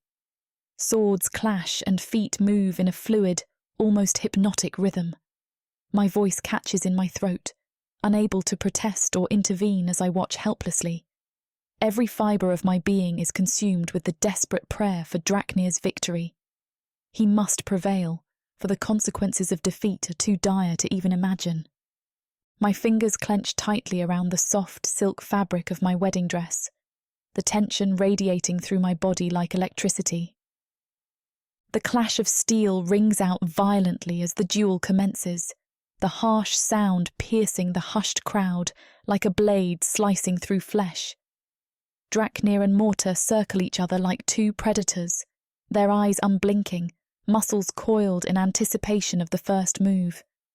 The air is heavy with the smell of sweat and adrenaline as the two warriors prepare for what could be their last fight. With a guttural cry, Mortar charges, his sword slashing ruthlessly. Draknir parries the savage blows, skirting away. They trade pushes and feints, sinewy bodies twisting and lunging with brutal speed. Sweat flies off Draknir's straining arms as he wields his blade desperately to counter Mortar's frenzied attack. His face twists into a ferocious snarl, all concentration bent on surviving the next lethal strike. Mortar fights like a beast, never relenting. He seeks to overwhelm Draknir through sheer merciless aggression. My heart lurches as inch by inch, he forces Draknir back, teeth bared in anticipation of the killing stroke. With a well-timed feint, Mortar breaks through Draknir's defence, landing a vicious cut to his shoulder. Draknir staggers, blood spraying, barely keeping his grip on the sword. The crowd gasps. Mortar swoops in for the finish. "No!" The anguished cry is torn from my throat. This cannot be the end. Mortar laughs, toying with him, stepping forward with his guard down and opening a deep gash across Draknir's thigh. He sinks to his knees with a grunt, momentarily stunned to see his own blood pooling beneath him. For an instant, His eyes seem to gaze far beyond the garden, feasting on his blood, glimpsing the clearing beyond the path all warriors must walk sooner or later. I can almost make out the darkness hovering at the edge of his vision, beckoning him toward oblivion. No, it cannot end like this. But Mortar, smelling triumph, circles closer for the killing strike. My desperate cry echoes through the air, but Hayes only shakes his head with a sad expression. The duel must run its course now, no matter what happens. The crowd, all adorned in their finest clothes, watches on as if this is just another event in high society. As I see Draknir waver under Mortar's skilled attacks, I rush to the edge of the temporary killing grounds. My heart pounds in my chest as I plead with him, "Please yield. I will do anything they ask." Tears threaten to spill from my eyes as I struggle to keep my voice steady. The scene before me feels like a nightmare, a twisted and cruel game being played out for the entertainment of others. Let him live, even if my dignity is forfeit. At my words, lucidity returns to Draknir's eyes. With sudden clarity, he smiles gently and shakes his head.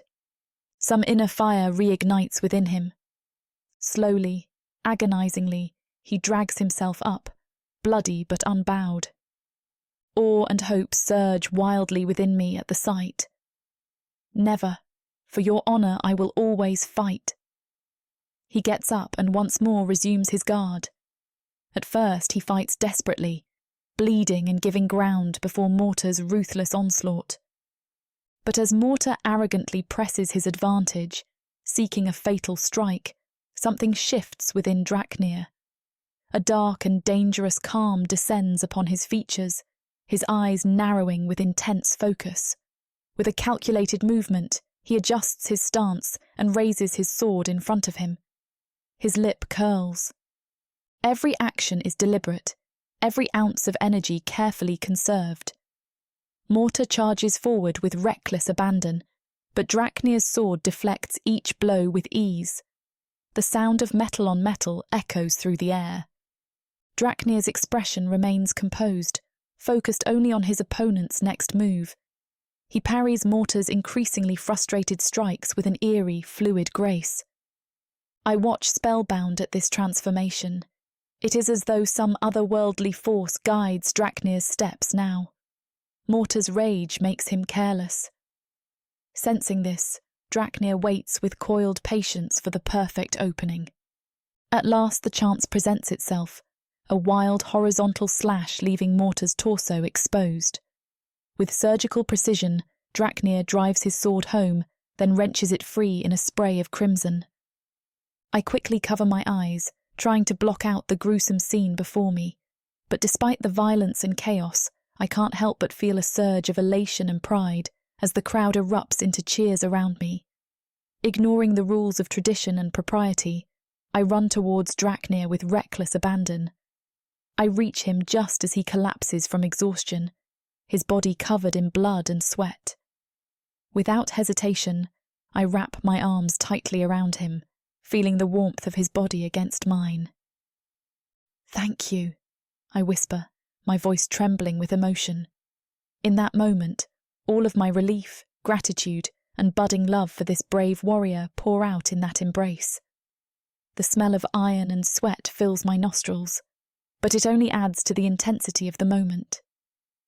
At first, Draknir holds his shoulders stiff, unaccustomed to such unabashed displays of affection. But as the warmth of my embrace seeps into his skin, he gradually relaxes, tilting his head to press his bearded cheek against mine. His arms encircle my waist tentatively, as if unsure of how to respond to this sudden surge of emotion. I feel his heart racing and his breaths coming in ragged bursts, mirroring my own tumultuous feelings. In this raw, vulnerable moment, we are simply two souls stripped of any pretense or facade. Without thought, I turn my face towards his, yearning for more connection with this man who has captured my heart. Sensing my need, Draknir meets my lips in a gentle kiss. Every fibre of my being seems to awaken. I melt into him, all my doubt burning away like morning mist. This feels right. No artifice or coercion, but a pure connection.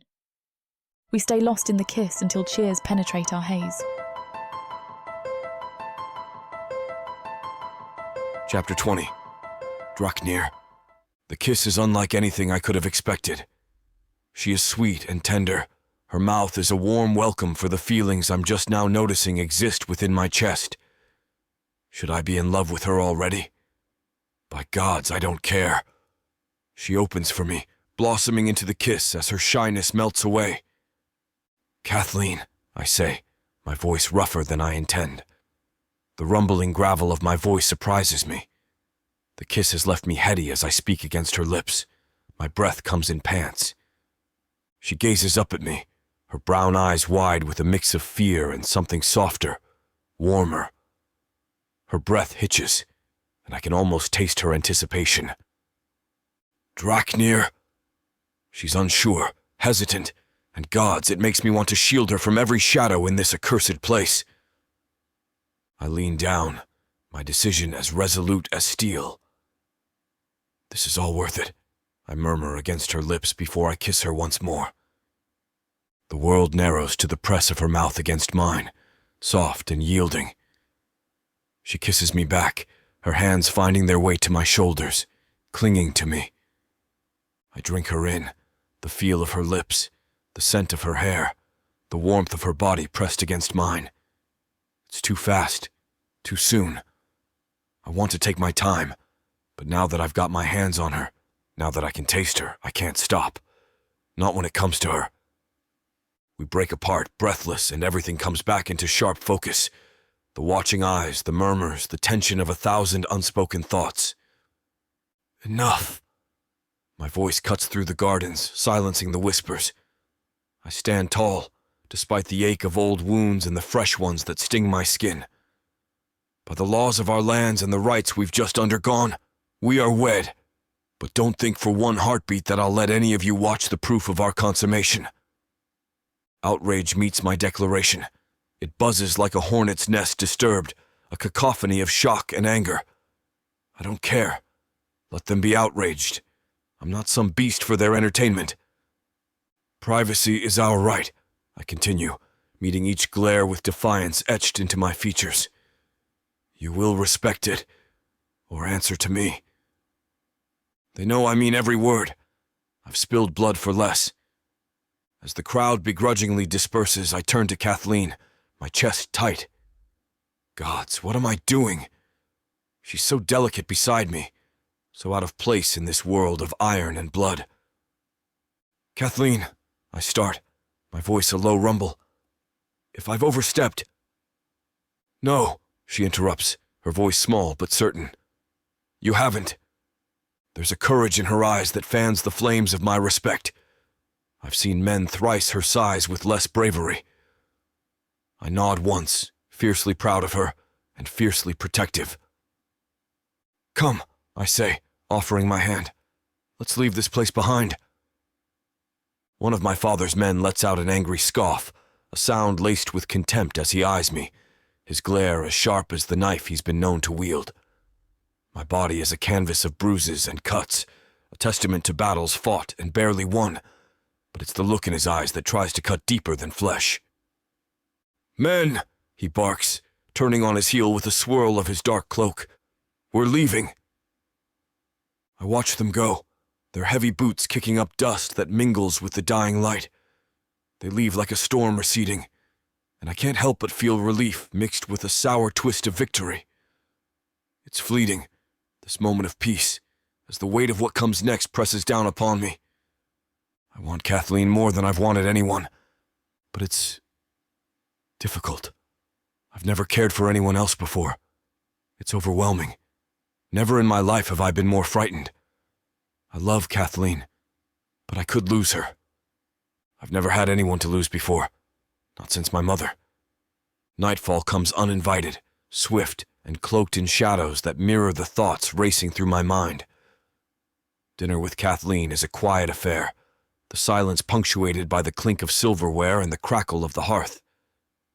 I sense her tension mirroring my own, as the space between us fills with an electric charge, unseen yet undeniable. The thrum of want rumbles through my body at a pace I could not have anticipated. When I propositioned Kathleen, the emotions I am experiencing weren't a thought in my mind. It's fitting that the lack of these feelings is the very reason I have never found a mate. Kathleen, I say, voice rough like gravel, this night, it doesn't have to be what they expect. I stopped them from watching, yes, but if you're not ready... Her eyes, wide and luminous, lock onto mine. There's a universe within them, swirling with emotions I can scarcely read. She nods, and I'm left wondering if she truly understands the magnitude of my words.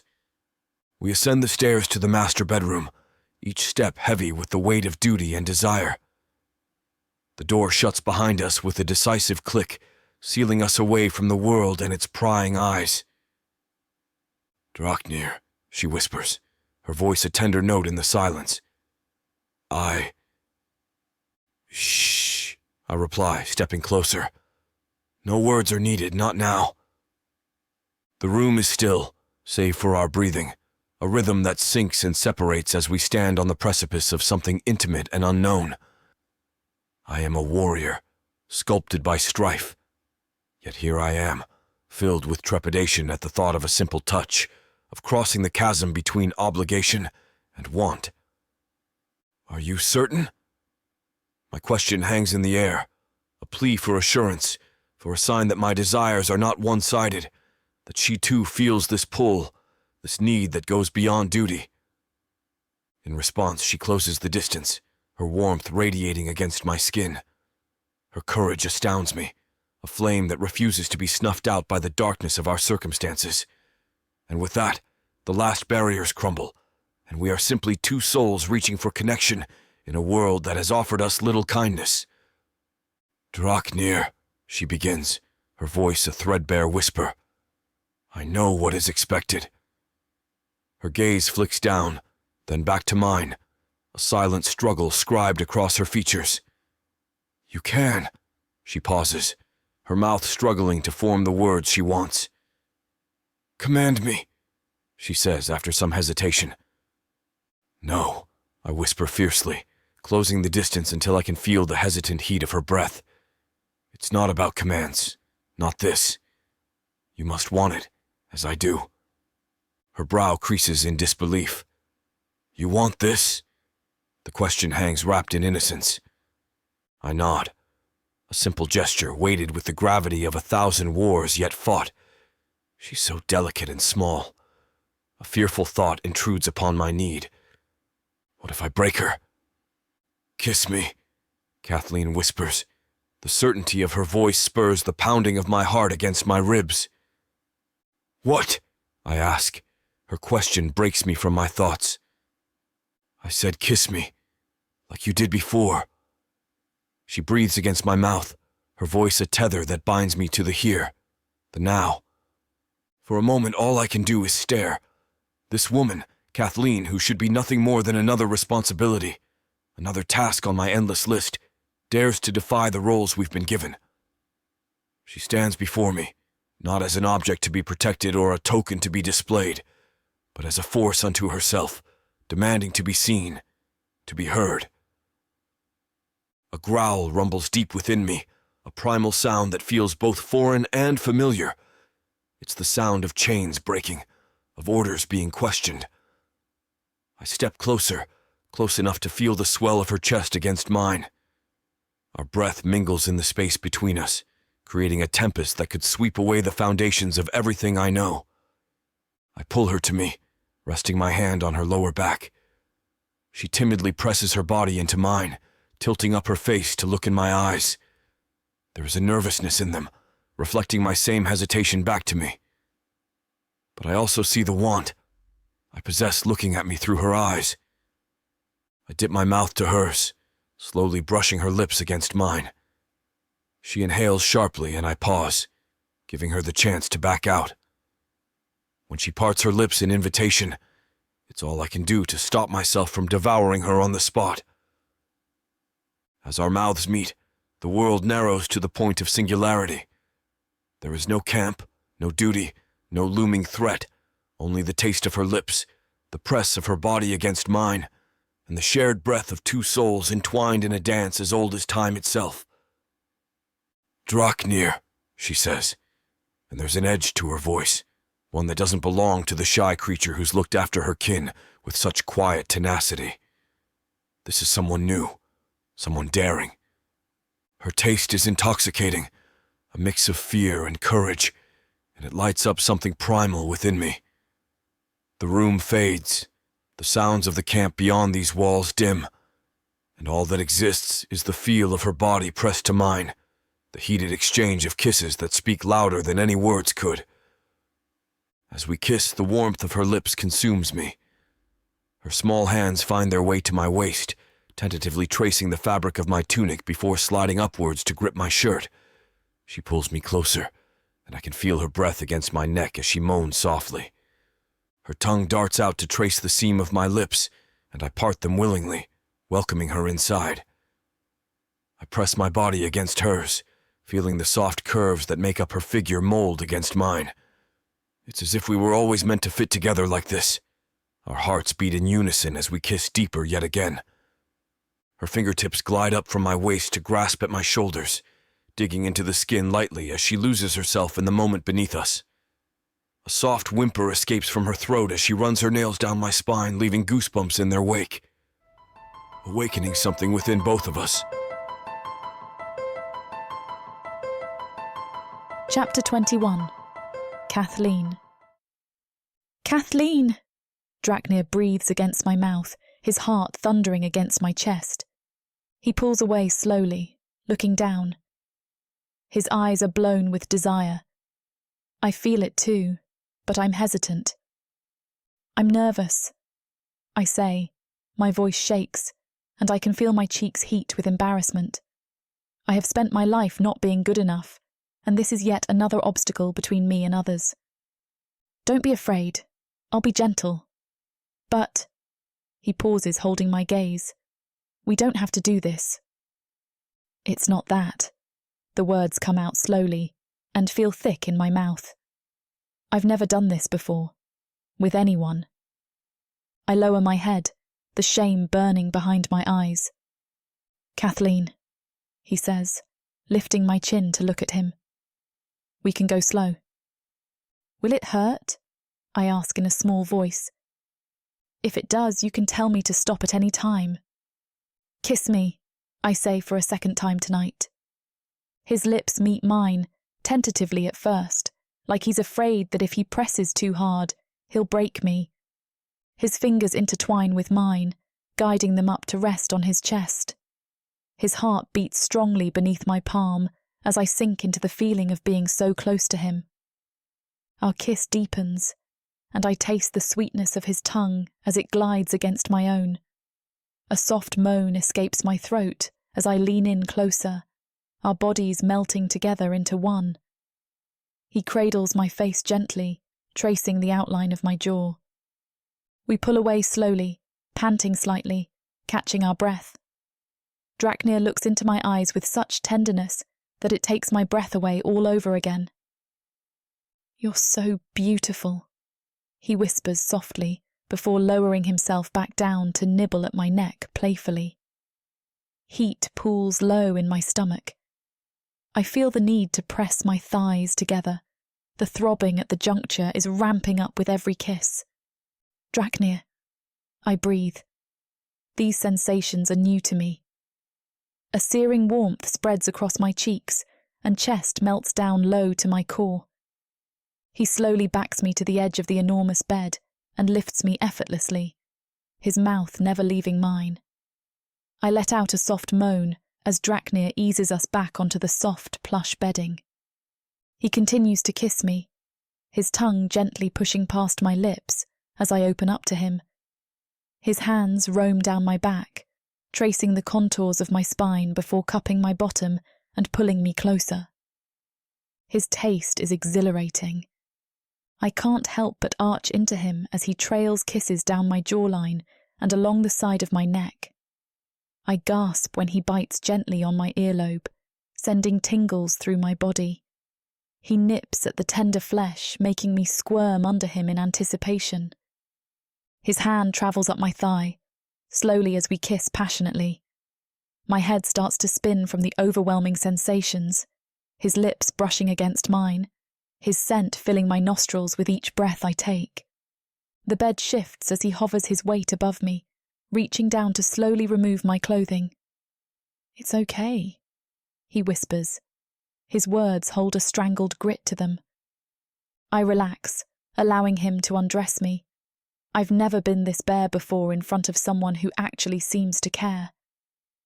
"Gods," he whispers, as his eyes roam hungrily across my body. I stifle the urge to cover up and reach up to help him undress. Looks like we've hit a scene that's just too fiery for YouTube. For the uncut, unabridged version, visit worldsofprotheka.com and enter code YouTube30 for a scorching deal. Let's dive back into the story.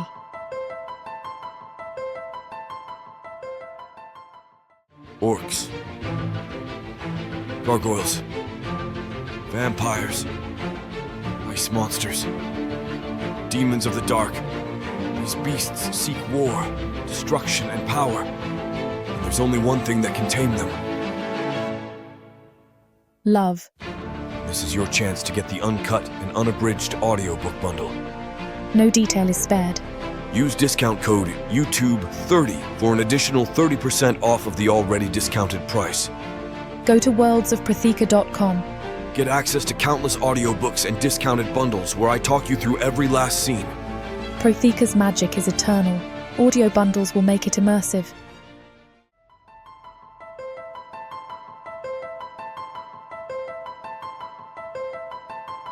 Chapter 22. Draknir. I enter the dimly lit chamber, the walls echoing with the silence of a freshly sealed secret.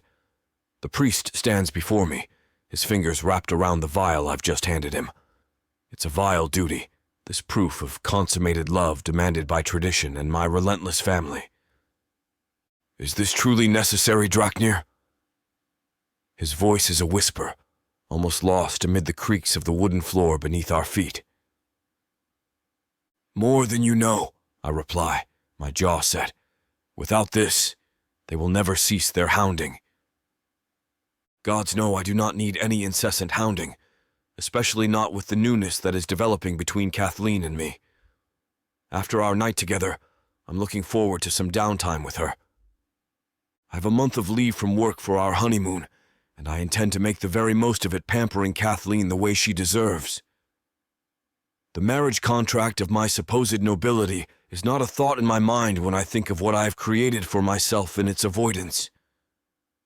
The memory of the intimacy we shared is seared in my mind, a constant reminder of the way she makes me feel. The scent of incense lingers in the air, mingling with the distant dampness of earth that always seems to pervade these stone confines. I can feel the weight of a letter to my father in my pocket, its edges pressing into my thigh, a missive filled with words that are both a shield and a sword. Must we degrade love to such transactions? The priest's question hangs between us, but I have no answer for him, only the action I must take. Take it to the capital, I instruct, my tone brooking no argument. Ensure it reaches my family's hands. He nods, solemn and resigned, tucking the vial away with a care that borders on reverence. He understands the stakes, the precarious game played for acceptance and peace. Your family will be satisfied, he assures me, but the comfort of his words feels hollow. Satisfaction at what cost? My mind wanders, pondering if they will honor my marriage to Kathleen. Will they still come for me? Or have I truly ridden myself of the nagging reminder of my father's transgressions that led my life to its current position? As the priest turns to leave, my gaze drifts to the window where moonlight filters through, casting elongated shadows across the room. There's a bitterness creeping up my throat, a taste like iron and regret. Kathleen doesn't deserve this scrutiny, this invasion of our private moments turned spectacle for prying eyes. I make my way home. Home. To her, where I am finding solace in her company. These feelings are so strange to me. Uncharted, but not entirely unwanted. My mind whirls with newness. I find myself content in the way my heart and body have begun to long for the touches of her soft skin. "Is it done?" Kathleen asks as I walk through the door. She's sitting at the table, a cup of steaming tea in her hand, worry etched into her smooth features. "Yes." I close the distance between us to grasp her face. I press a gentle testing kiss to her forehead before withdrawing, as the contact sends a buzz down to my groin. She looks up at me, her eyes searching for something to anchor her to her reality. "What do we do now?" she asks shyly. "I could teach you the dark elf language," I say offhand. "I'm not sure what I'm supposed to do with a mate past the ceremony and consummation. I would love that." Her eyes flicker with excitement. I open an ancient tome that I've enjoyed over the years. Now, it sprawls open before Kathleen, its pages a maze of dark elf script that she traces with eager fingertips.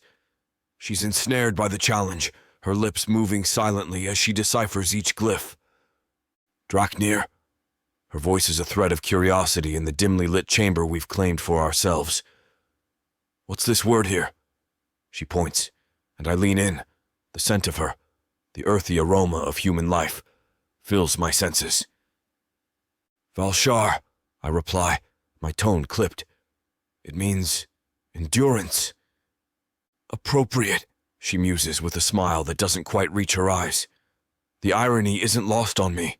The word mirrors my own existence, a testament to surviving against relentless tides of prejudice and conflict. "Very," I acknowledge, my gaze lingering on her face, absorbing the subtle expressions that dance across her features. "Draknir," she chides, catching me staring. "You're supposed to be helping, not just watching." Am I now? My retort is more gruff than intended, a defense mechanism against the softening of my edges. "I find your determination intriguing." "Is that so? Or are you simply bored without your sword in hand?"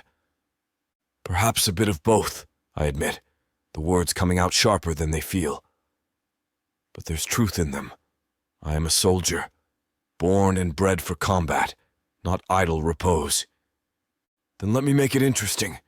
Kathleen challenges me, her eyes sparkling with defiance. "Teach me something only a warrior would know." "Like what?" I scoff, the notion absurd. "How to wield a blade. You're more likely to cut yourself." "Maybe," she fires back undeterred. "But I'm not afraid to learn."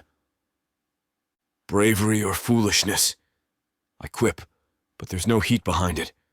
We spar with words, a duel of wits rather than steel. "Both," she says with a smirk. "Isn't that what being a soldier is about?" "Careful, Kathleen," I warn, though the corners of my mouth betray me, turning upward ever so slightly. "You might start to sound like one of us." "Would that be so terrible?" she asks, and for a moment the question hangs between us, heavy as a warhammer. "Perhaps not," I concede, my defenses crumbling like the walls of an ancient fortress long sieged. The realization strikes, a month away from duty, a respite from the blood and battle cries, and here I am, still fighting. Only this time it's not against an enemy. It's against the unexpected joy found in simple moments like these, teaching her, watching her. "Good," Kathleen beams, returning her attention to the book. "Now what's this symbol?" "Hope," I answer, and the word feels foreign on my tongue, though not unwelcome. "In our language, it's Talrin." "Hope," she repeats, savoring the syllables. "I like that." "Me too," I confess, and in that admission, I find a shard of peace amidst the turmoil of duty and longing, a fleeting truce in a lifelong war.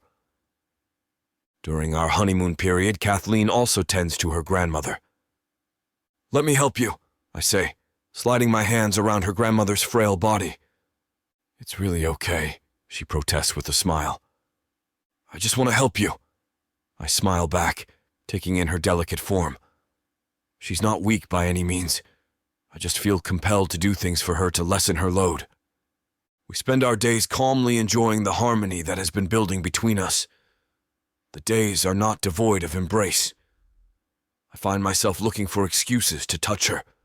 Sometimes it's to brush a stray hair from her face, other times it's a guiding hand on her lower back. At night I explore every contour of her supple form. As we delve deeper into the ancient dark elf language together, I can't help but marvel at Kathleen. She may be human, but she's unyielding. Her brow furrows with concentration as she studies the intricate symbols, a soft hum escaping her lips each time she pronounces unfamiliar words. Occasionally she'll pause to ask me questions, and I find myself savoring these moments like rare nectar. Our voices flow together, our minds entwined in a dance only the two of us understand. After lunch, when we finish studying, we head over to take care of her grandmother. Kathleen takes her hand gently. Her skin is like worn parchment, creased with age and wisdom. With meticulous care, we help bathe her and open her windows facing the garden where the sunlight is warm on our skin. The scent of lavender fills the air as the breeze rolls in. I enjoy the solace of night the most. We sleep together, spending each night exploring each other's bodies. A feeling has begun to hang over me, the overwhelming sensations of which threaten to explode from my chest in words I don't know how to conjure. As the night falls softly around us, Kathleen tucked neatly into the crook my arm. Our skin glistens with a sheen of sweat from the passionate lovemaking that's left my body craving hers. I feel a pang of longing deep within my chest. I know I should say something about my feelings, but the words won't come out. They're lost in a sea of need and desire that seems to overtake me every time she's near. I rationalize that it's okay if I don't speak up just yet. We are bound together forever. Surely it's okay if I hold off for a bit. One morning, 2 weeks later, changes everything. My butler comes rushing into my study with wide eyes and a trembling voice. "The patient, she has awoken," he exclaims breathlessly. I nod curtly and rush past him towards Kathleen's grandmother's chambers. As I round the corner, I can hear muffled sounds coming from inside. The conversation sounds tense, and there is a commotion rumbling from behind the closed door. I quickly rush over and push it open. Chapter 23. Kathleen. A sigh of relief escapes my lips as I watch Grandma's chest rise and fall with each steady breath. It feels like she has been teetering on the brink of life for an eternity, but I am alerted she is asking for me, awake and alive. My heart leaps with joy, and I rush to her bedside, grateful that the chaos of the wedding preparations can be forgotten for a moment. But the moment I approach her, her voice becomes a rusty knife that slashes through my joy. Her once warm and kind eyes now burn with accusation, piercing through me like daggers.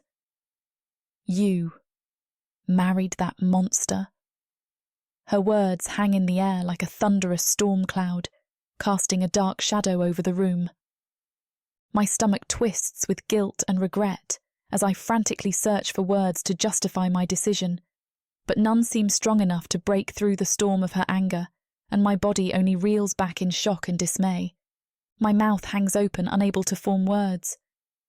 How could she possibly know about my secret? She has been unconscious this entire time. How can she have any knowledge of my actions? I had to, for your sake. But Grandma's face twists into an angry mask as she struggles to rise from her bed. Her wrinkled hands grip the sheets tightly, nails digging into the fabric. "Ungrateful wretch," she spits at me, her voice dripping with venom. "Your grandfather and I raised you better than this. How could you cavort with those vile beasts who slaughtered our kind? Have you no respect or loyalty for your own blood?" Her eyes flash with fury as she glares at me accusingly. Her hateful words are like sharp knives, piercing through me and leaving deep wounds. I try to speak, but her interruption is swift and sharp. "Please, Grandma," I implore. "Try to understand." But she cuts me off with a scathing tone. "Understand?" she spits out, her vitriol evident in every syllable. You have betrayed not only your own kind, but all of humankind itself with your sin. I reach for her, desperate for some sign of love or understanding, but she pushes me away with unexpected strength in her frail frame. It feels like my entire childhood of love and security crumbles into dust before my eyes. I should have died rather than live to see this disgrace, she declares bitterly. How could you turn your back on your own people? She demands, face mottled with rage. Lying with the enemy makes you a traitor. I flinch as her words pierce through me like 1,000 sharp needles, each one laced with venom and accusation. My heart races with disbelief as I hear such hatred spewing from the mouth of my once kind and gentle grandmother. He's not like them, I beg, my voice trembling with desperation. But her mind is made up, consumed by her unforgiving loathing for him. Let me prove it to you. Without him, you wouldn't be alive right now. You would have been dead and I would have had to work the streets. Is that what you would have preferred? My words fall on deaf ears as she continues to spew her poisonous accusations, oblivious to the truth that lies before her. She looks as if I just slapped her. How dare you speak so brashly to your grandmother? What has he done to you? Foolish child, you betray your own kind. And for what? A pretty dress. Grandma hisses, her eyes blazing with anger. In a fit of rage, she grabs a nearby cup and hurls it at me. I wish I would have died rather than suffer this disgrace. I barely have time to duck as the cup shatters against the wall behind me. Shocked by this sudden outburst of hostility from my once loving grandmother, I can only stand there, shaking and bewildered. Thank the gods your grandfather isn't around for this farce. She starts to assault me. Throwing everything in reach, I duck and defend what I can, but part of me feels like I deserve it. Like I betrayed both her and the family. Maybe it is all my fault. With a sudden rush of movement, Draknir appears, drawn by the commotion. He acts quickly, shielding me from any more projectiles that may come our way. His strong arms wrap around me, and I feel the comforting warmth of his embrace. But his protective gesture only fuels Grandma's fury as she continues to berate him with her shrill voice. What is going on here? What is the meaning of this? He doesn't look angry, but like he needs to command the situation quickly. Do not come near my granddaughter, you terrifying monster, she yells, her face flushed with rage and fear. The air is heavy with tension and adrenaline as we stand in this chaotic moment. What did you do to her, vile beast? Grandma, I swear to the gods of the old and new, it's not like that.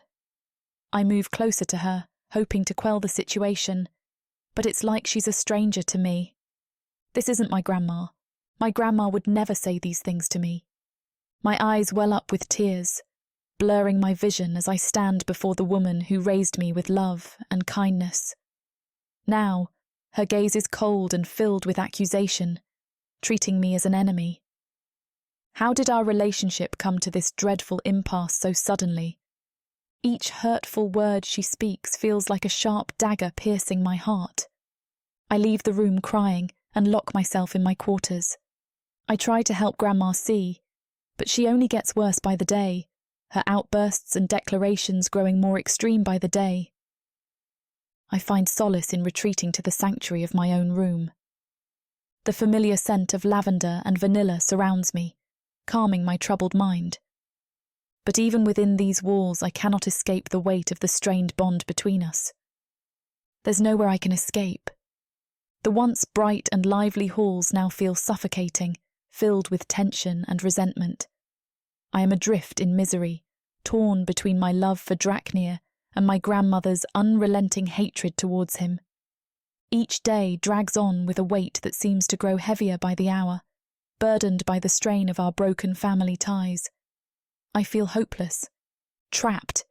If she doesn't accept me, what was this all for? Am I just to be a slave now devoid of any free will? But on the 6th night, Draknir's worried expression reflects in the dim candlelight of my bedroom as he comes to me. Kathleen. His voice is gentle but concerned. Please speak to me. You have been distant for days. Are you unwell? His eyes search mine, searching for answers and understanding in the depths of my troubled gaze. He approaches with a silver tray, carrying a feast of my favourite foods. My stomach growls in response, but I push down the urge to give in. It's been ages since I've left the confines of my room, and the thought alone makes me shudder.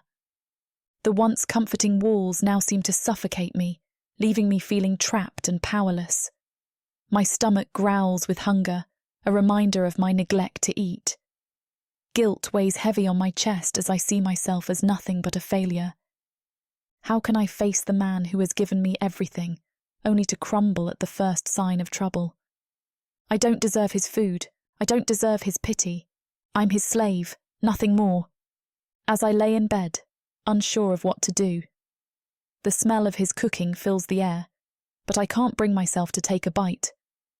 How can I enjoy this meal when I know I don't deserve it? His eyes are full of pity, and it makes my stomach churn with guilt. Am I really just a slave to him? Is that all I'm worth? Despite my shame, I can't help but feel drawn to his outstretched hand. How can he when I am the one who has let him down? Why does he even care? My inner turmoil tears at me as I struggle to find the words to explain. Unable to meet his gaze, I find my eyes glued to the floor, avoiding any contact with him. Shame fills every inch of my being as I realise how much I've let him down.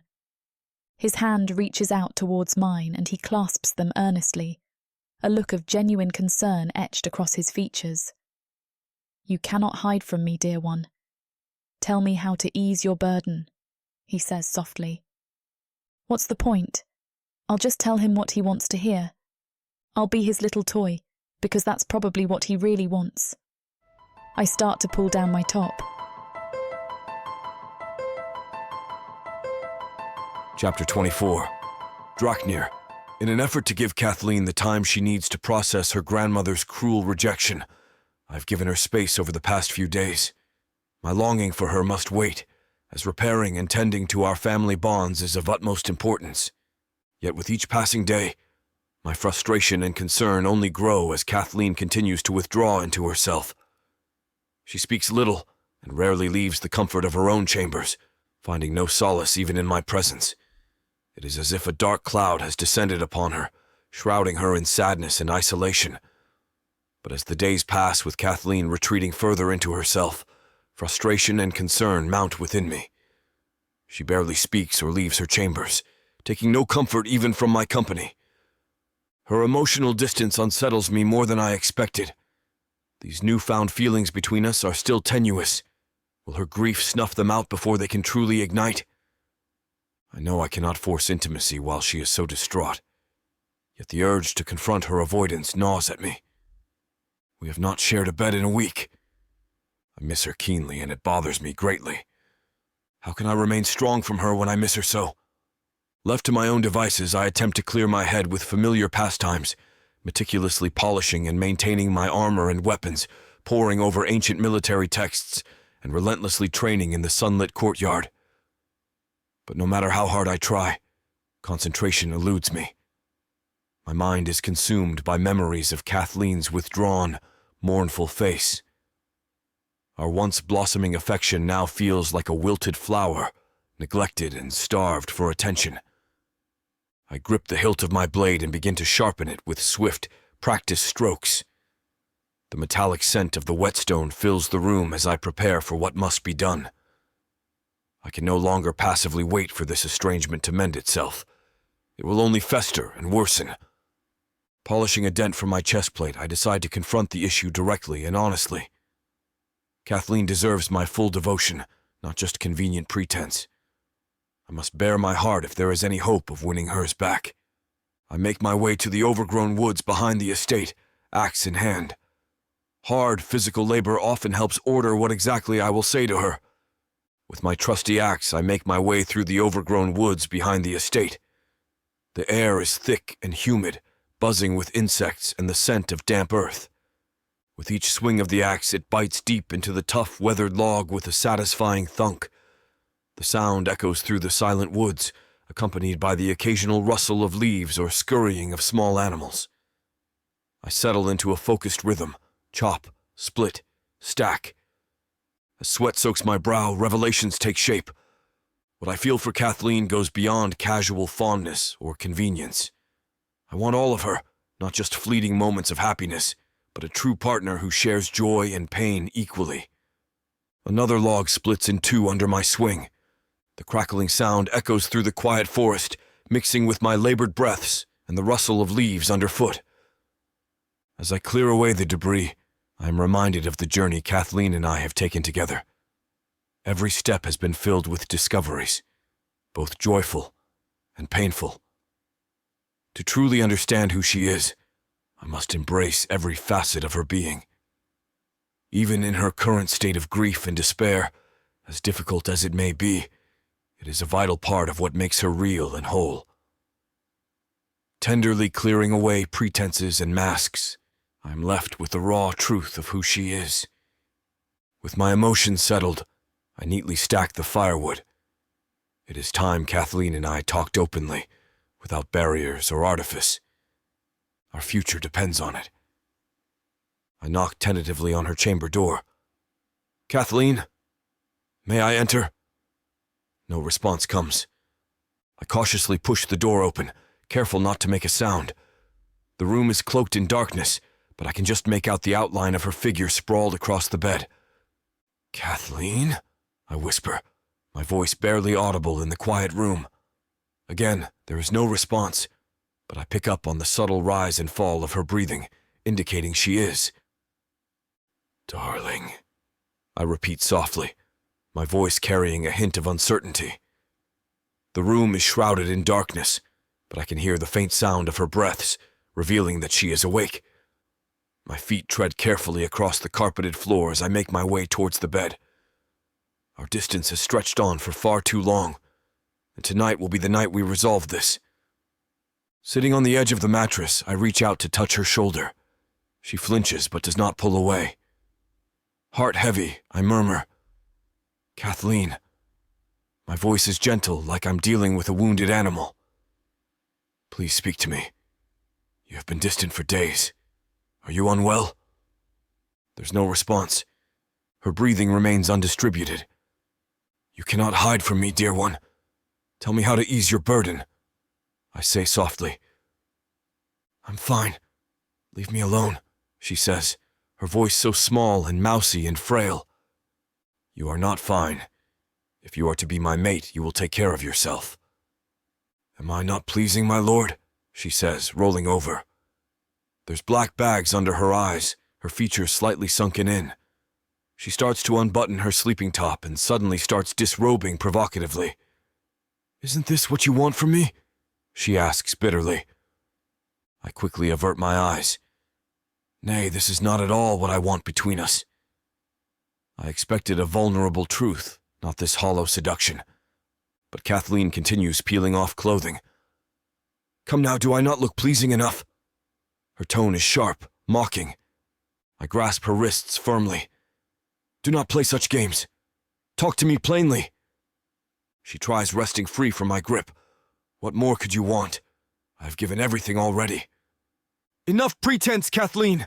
Speak your true heart!" I shout, patience fraying. "I am only being what you wanted, an obedient mate," she yells back. "I want a partner, not a slave." "A slave is all I am. You yourself made the contract." She hurls the bitter words, the room ringing with accusation and hurt. "Please, just talk to me as your true self," I implore, softening my tone. Kathleen's eyes glisten. "I don't know my true self anymore," she confesses brokenly. My frustration melts away, heart aching at her anguish. I fold her into my arms. "Then we will find it together," I murmur. "No more false fronts between us, agreed?" Finally, unable to contain herself any longer, she unleashes a torrent of words. They spill forth uncontrollably, the weight of her conflicting emotions too heavy to bear any longer. I struggle to reconcile the deep-seated hatred my grandma holds for your kind with the intense and undeniable feelings I have for you. I am left with nowhere to go, with nobody to talk to. She's the only family I've ever had. This is tearing me apart. What do I do? Her raw admission stuns me silent. Seeing my shock, Kathleen continues desperately. Yes, I confessed love for an elf. Are you satisfied now, my lord? Sobs rack her slight frame. I pull her into my arms, letting her weep bitterly against my chest. My own eyes grow hot with tears, but I bite them back. Hush now, do not torment yourself so, I soothe once her sorrow begins ebbing. Your grandmother is unwell. Her cruelty is the disease speaking, not her. She raised you with love. Kathleen looks up at me searchingly. Then you are not angry that I have fallen for you, she whispers. I smile through my own tears. I could never be angry at you for returning my love. I kiss her tenderly, wishing I could absorb all her pain. I'm grateful to hear Kathleen confess she has fallen in love with me. Before this distress, she never voiced the true depth of her affection. Unable to stop myself, I capture her lips in a fierce, passionate kiss mid-sob. She freezes, then melts into me, returning my ardor with equal desperation. When we finally separate, foreheads touching, her tears have ceased. Cradling her face, I whisper the words buried deep in my heart. I love you too, Kathleen. I have for longer than I realized. She lets out a small gasp, eyes shining. I kiss her tenderly once more. Whatever comes, we will face it together, I continue, voice husky with emotion. You don't need to bear any burden alone again. Kathleen's head nods slowly, her trembling lips stretched into a bright, radiant smile. She nestles back into my embrace, seeking refuge from the world in my arms. I wrap myself around her, enveloping her in a protective cocoon. Our bodies mold together seamlessly, two puzzle pieces perfectly fitting into place. Right now, holding her close to me is all that matters. The softness of her hair against my cheek, the warmth. I've never loved anyone or anything as much as the sweet, fragile little thing in my arms. Chapter 25. Draknir. The morning after our tearful reconciliation, Draknir urgently sends for a renowned healer. The elderly elf arrives in a flurry of vibrant robes and sparkling silver jewelry, his face lined with wisdom and concern. With quick, precise movements, he brings out his bag of tools and kneels beside Grandma's bed. His fingers move with practiced grace as he checks her pulse, listens intently to her breath, and runs gentle hands over her forehead and temples. Every movement is deliberate and purposeful, his focus solely on the woman lying before him. Sudden shifts in personality may indicate damage to the brain, he explains solemnly. She will require round-the-clock care and medicine to manage the symptoms. The words hit me like a physical force, threatening to knock me off my feet. My legs tremble and threaten to give out, but thankfully Draknir's strong arm wraps around me, providing a sense of stability and support. Is there any chance she could make a full recovery? I manage faintly. The healer's gaze is filled with both sympathy and sternness, his eyes conveying a sense of urgency. With diligent treatment, we may see some improvement, but at her age, complete restoration is unlikely. As he turns to leave, a wave of despair washes over me, and I dissolve into tears once again. My worst fears have come to fruition. The grandmother I knew and loved may be forever lost to me. Draknir simply holds me close, letting me cry myself out. When it passes, he takes my hands firmly in his. We will get through this, he vows, my anchor in the storm. My heart splinters knowing there is no cure for Grandma's altered mind. The potion healed her body but cannot mend whatever damage lies within. There must be something you can do, I plead. No cost is too great. I will compensate you for all of your time. I admit my knowledge of the intricacies of the human brain is limited, Elven medicine concentrates on physical ailments rather than mental, but his jaw sets determinedly. I will scour every medical tome until I understand this affliction fully. There may be an elven treatment or herb that can help restore balance to her mind. A tiny spark of hope flickers faintly through the overwhelming grief that consumes me. In the midst of darkness, Draknir's tireless dedication gives me strength to carry on. He also happens to have found us the best healer in all the land. As we turn to leave, Grandma's face contorts into a storm of anger at the sight of me with Draknir. Her eyes blaze with fury, and her mouth spews out harsh names and curses before we hastily make our escape. Perhaps it's best to give her some time alone, Draknir says soothingly, as we retreat from the venomous words. The healer will be back shortly with potential treatments. The atmosphere is heavy with tension, thick and suffocating. My heart beats wildly in my chest as we hastily escape from the chaotic scene behind us. Despite the barrage of cruel words she hurls at him, he remains stoic and silent, refusing to retaliate or even utter a single unkind word towards her. I can feel the tears pricking at the corners of my eyes as I remember my sweet grandmother, her once vibrant spirit now twisted and broken. The sight feels like a knife to my heart each time. But I hold on to the slim chance that medicine may restore some of who she once was.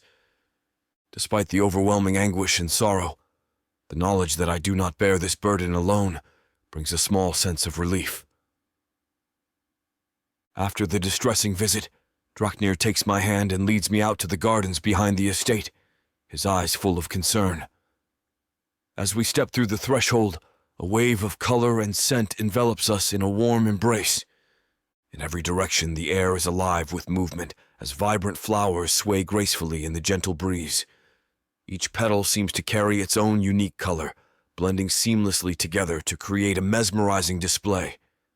A riot of vibrant colors burst from every corner, with flowers of all shapes and sizes blooming in perfect harmony. I can't help but kneel down to inhale their sweet perfume, feeling like I've stepped into a fairy tale. "When did you do all this?" I ask in wonder, kneeling to inhale their sweet perfume.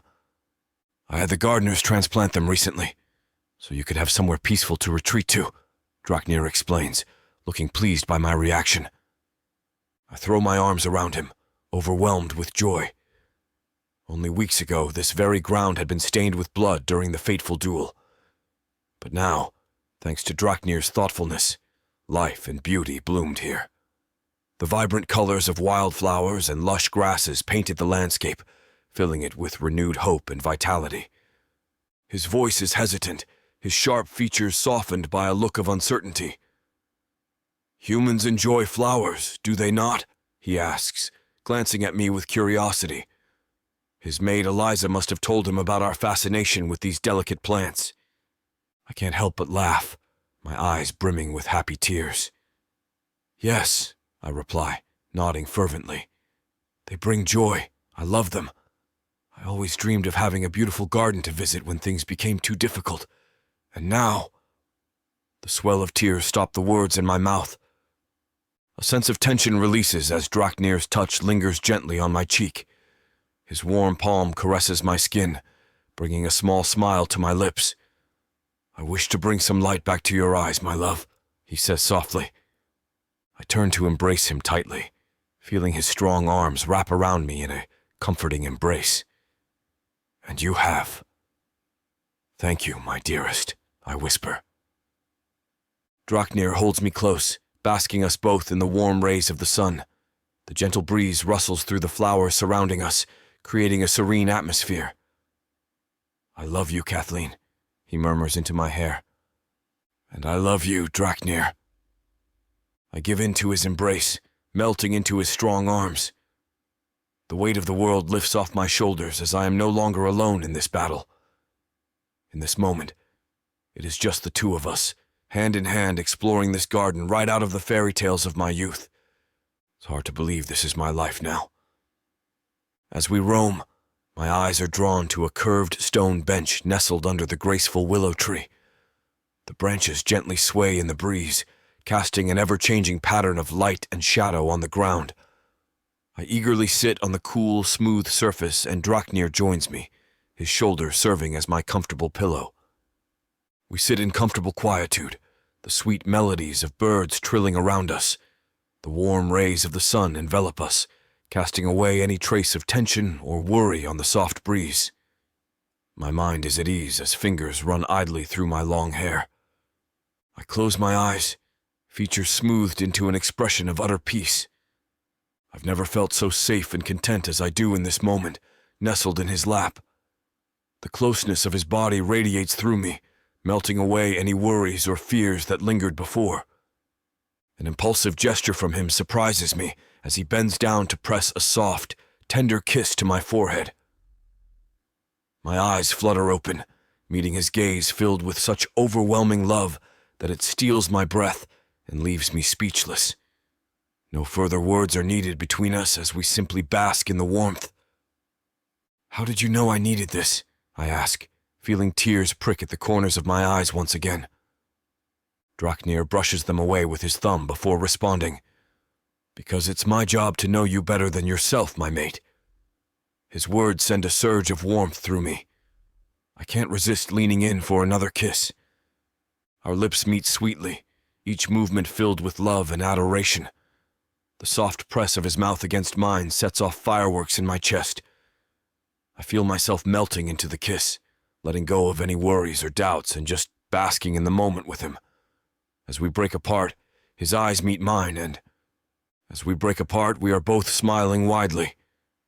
The troubles lurking beyond will keep. But right now, we have found a small slice of heaven together. The first respite I've had in days. The soft fabric of his shirt, the warmth of his skin against mine, the tender way his fingers trace shapes on my back. Every touch is like a soothing balm on my stressed body. The warm sun sinks into the horizon as we lose ourselves in each other's embrace, time slipping away unnoticed. Only the growling of our stomachs breaks the spell, and Draknir rises from the bench with a fluid grace, beckoning for me to join him. With our fingers intertwined, we make our way back to the castle, the soft crunch of gravel under our feet accompanying our leisurely pace. Chapter 26. Draknir. As I resume my duties after a brief absence, I cannot help but confess to Captain Hayes that I have fallen deeply in love with Kathleen. His eyes twinkle with amusement, and he lets out a knowing laugh. "Ah, it was only a matter of time before you became smitten with her. But be careful now. She is a virtuous woman, far too good for the likes of you." A rueful grin spreads across my face as I shake my head. "Too true, my dear friend. An angel like her has no business consorting with the likes of me." Hayes lets out a hearty laugh and claps a hand on my back. "She's a fine match, though I'll never understand what she sees in a rogue like you." His voice is filled with genuine admiration. I can't help but chuckle at the captain's playful teasing. "Truly, I am blessed beyond measure to have won her love," I reply with a wide grin. Hayes' own smile widens. "Indeed. So what comes next for you two?" As I ponder his question, my thoughts drift to Kathleen. "I wish to make things proper between us after everything." Hayes strokes his beard. "Have you considered a wedding in the human custom? It may help heal wounds." I look at him in surprise. "A human ceremony? I know little of their esoteric little traditions." "It is quite moving to behold," Hayes explains.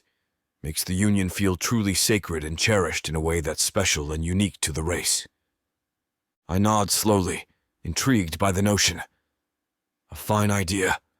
It would bring our house honor to embrace her human roots, and you would help me to learn their rituals. Hayes claps my shoulder.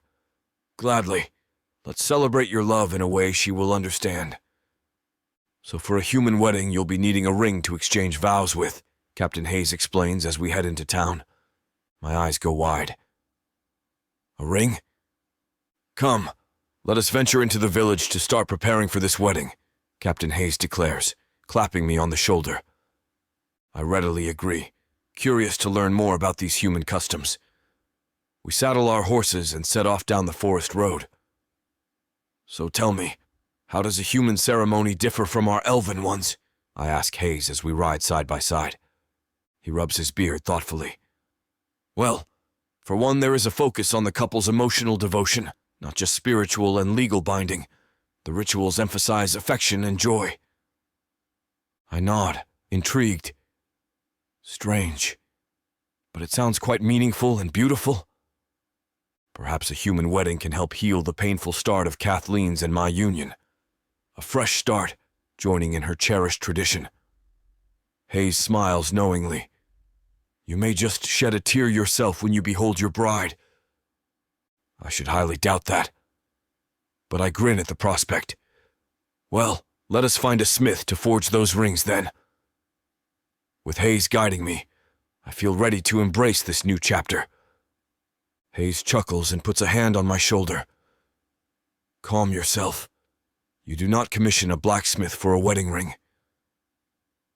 I blink in surprise. No smith? How would one obtain a proper human ring? From a jeweler, of course, Hayes explains patiently. They will have selections of finished rings ready to purchase. Ah, yes, of course. My mistake, I reply, a bit embarrassed by my ignorance. Jeweler? Yes, that makes much more sense. Hayes smiles and nudges me. You may know much about fighting, but still have much to learn. But we will manage. We draw our horses to a stop in front of the village jeweler's shop, a quaint establishment nestled on the bustling main street. As we dismount, I instinctively crouch down to avoid hitting my head on the low doorway. Greetings, calls the diminutive shopkeeper cheerily. I try to make myself smaller, feeling out of place hunched in this delicate space. The captain puts a hand on my shoulder. The little man's eyes widen comically as he takes in my imposing warrior frame. We are looking for a wedding ring. I offer an awkward smile. A wedding? How lovely, he exclaims, clapping his hands together. Well, you have certainly come to the right place. I have a beautiful collection of rings that will surely please your lady. He leads us to a display case filled with an array of rings, each one more exquisite than the last. My eyes widen in awe at the sight of them. Sparkling diamonds, shimmering emeralds, and deep blue sapphires. Feel free to take your time and browse, the shopkeeper says with a smile. I nod gratefully and begin to examine each ring carefully. I want it to be perfect for Kathleen. After much consideration, my eyes settle on a delicate rose gold band adorned with a single sparkling diamond in the center. This is the one, I declare confidently, pointing to the ring. Hayes nods in approval. It is indeed beautiful, and I must say, rose gold is quite rare among our kind. The shopkeeper beams proudly. Ah, yes, it is a special piece indeed. It was created by a skilled jeweler who passed through our village many years ago. I cannot contain my excitement as the shopkeeper gently places the ring into a small velvet box and wraps it up for me. I'm excited. The amount I've changed and opened up in the short time I've known my mate. I guess that's why they say it's meant to be. I never believed any of that until now. As we exit, I breathe deep in relief. Hayes chuckles at my obvious discomfort within the ornate shop. All is well. On the battlefield again soon, he jokes. I laugh too, more at ease under open skies. But for Kathleen, I would endure 1,000 jewelers' shops without complaint. That night, I lead Kathleen out to the moonlit gardens where I told her I love her. Stars twinkle above like scattered diamonds, the soft glow of the moon casting a dreamlike haze over everything in its path, turning ordinary flowers into ethereal works of art. She is the most exquisite work of art. But she is more than a work of art. She is the embodiment of beauty and grace. My perfectly imperfect mate, every curve and flaw and line a masterpiece to behold. I guide her to a secluded alcove, framed by an abundance of fragrant blossoms that she loves so dearly. The soft petals brush against our skin as we enter this private haven. Trembling with nerves, my heart racing in anticipation, I sink to one knee before her. My perfectly imperfect mate. Her eyes go wide, hands rising to her mouth in surprise. Heart pounding, I present the velvet ring box. "Kathleen," I begin, voice husky with emotion. "From the first moment I saw you, some deeper instinct told me our fates were meant to entwine. At the time, I thought it was bad. Let's be honest, you were a mess." She laughs and playfully hits me. "But somehow you showed this old warhorse that he did in fact have a heart, along with the capacity to love and all the rest." I cradle her small human frame against mine. "Though the path has been difficult, my love and devotion have only grown." Kathleen's eyes glisten with tears in the soft glow. I press on, her hands in mine, my heart racing with excitement and love.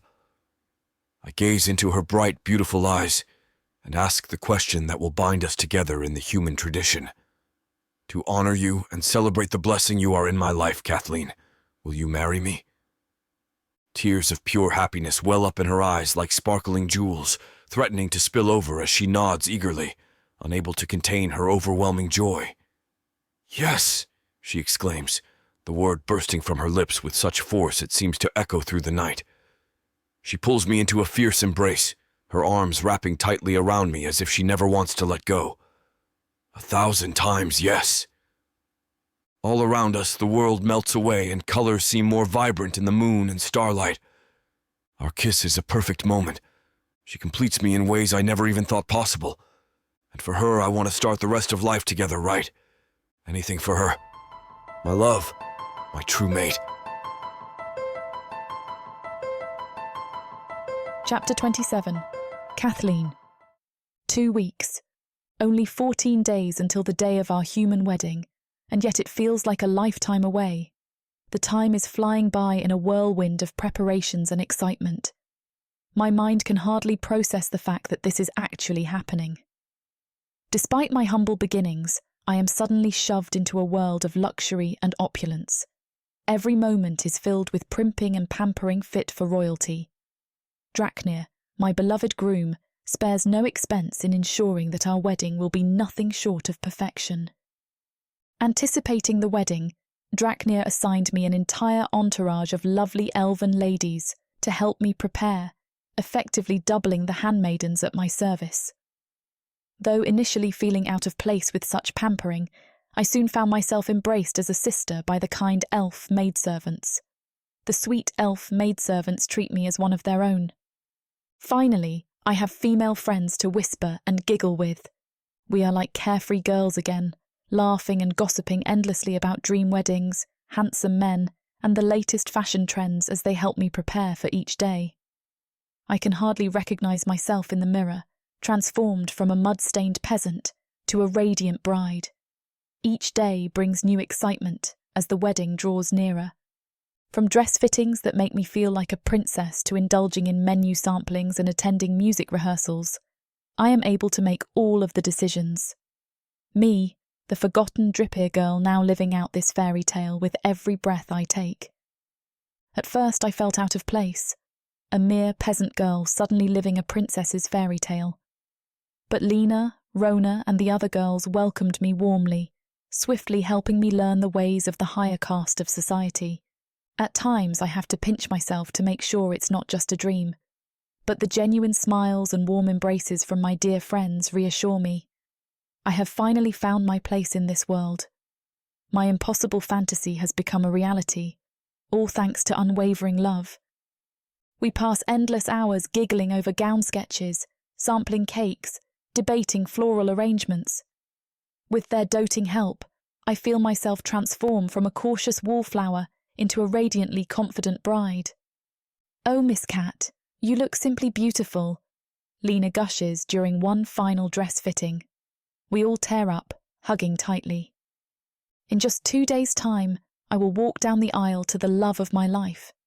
Surrounded by loved ones, I know this is exactly where I belong.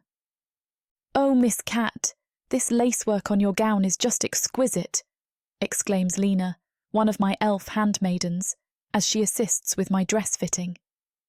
I beam at her. "Lena, your eye for beauty astounds me as always. However, would I have chosen fabrics and florals without you?" "It will be the most wondrous wedding in the whole kingdom," Lena declares excitedly. And you're next, I tease her. She blushes. No, you really think so? Rona, another handmaiden, dabs at her eyes. We are most overjoyed for you, Miss Cat. You will be the most radiant bride. I embrace them, my heart overflowing with gratitude. You dear girls have made this process magical. I don't know how I can ever repay your kindness. Lena's gentle fingers playfully arranging delicate baby's breath in my hair. Rona's soft humming as she meticulously stitches shimmering sequins onto my slippers keeps me firmly rooted in the present moment, banishing any lingering doubts or fears.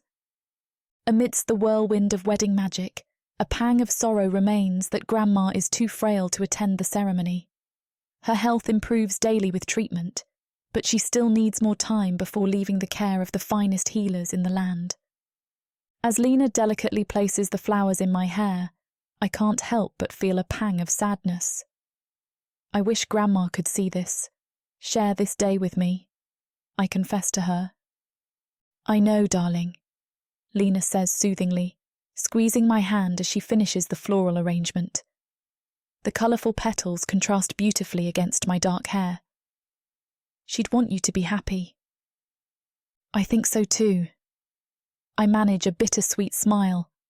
And you're right. She'd tell me to enjoy every moment.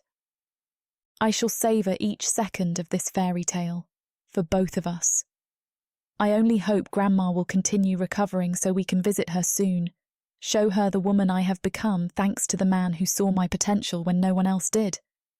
And when the long-awaited wedding day arrives, it is amidst happy chaos.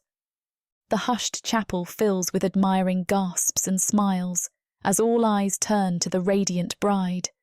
Sunbeams through stained glass bathe the space in ethereal light. Under the flower-woven arch stands my beloved, his eyes shimmering with adoration and awe as he gazes upon me. My heart races in time with his as he takes my hands in his touch sending electric sparks through my body.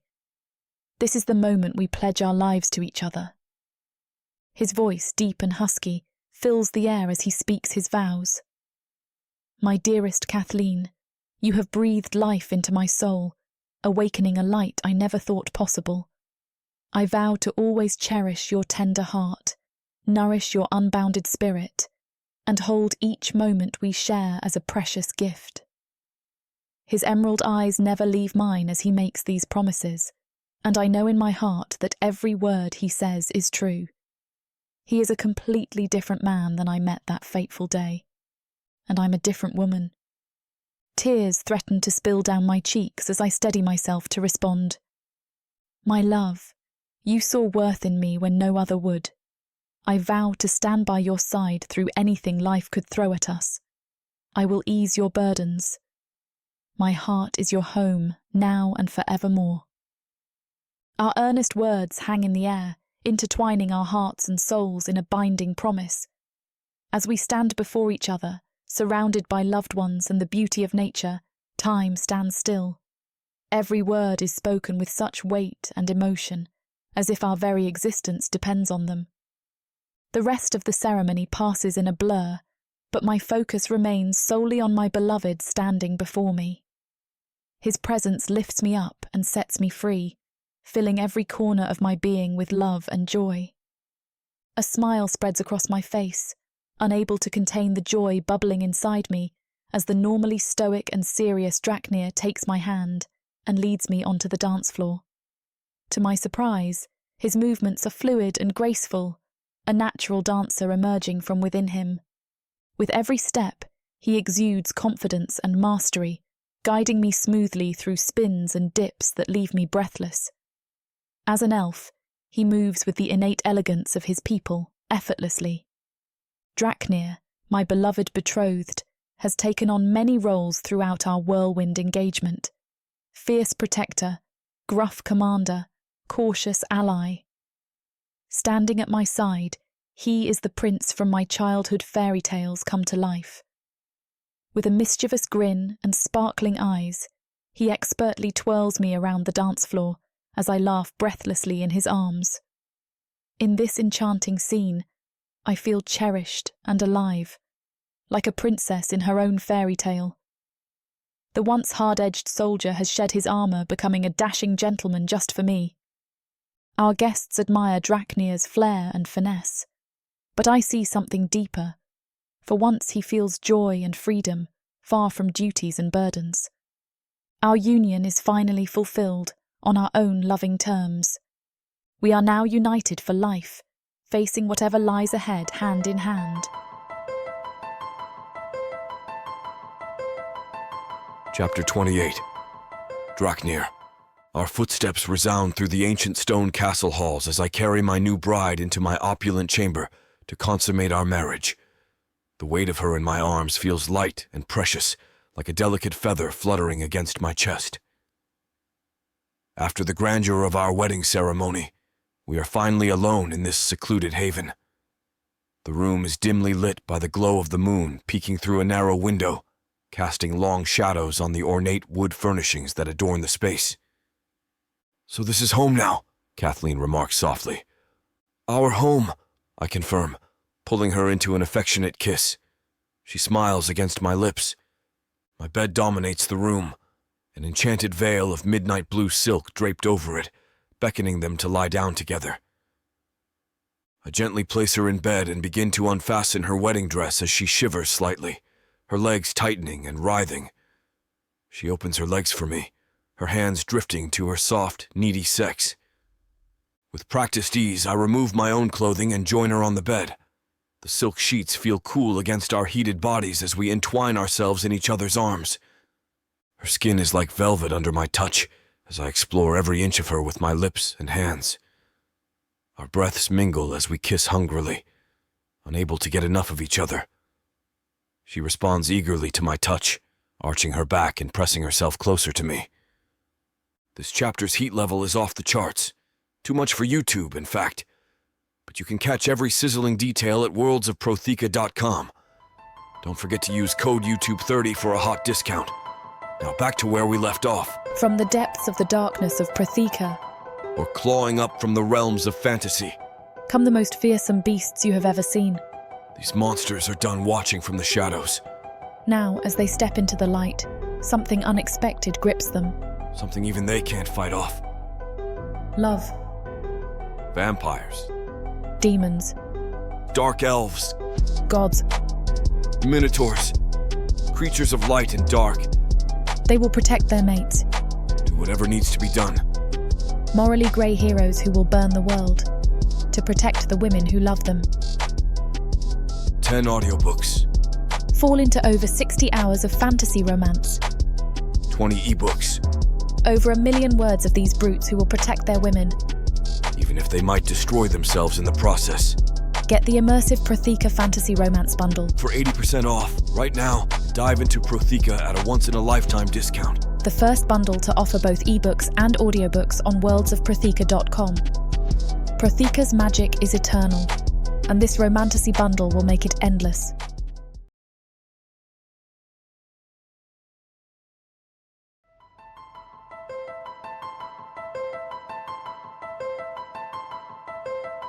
Chapter 29.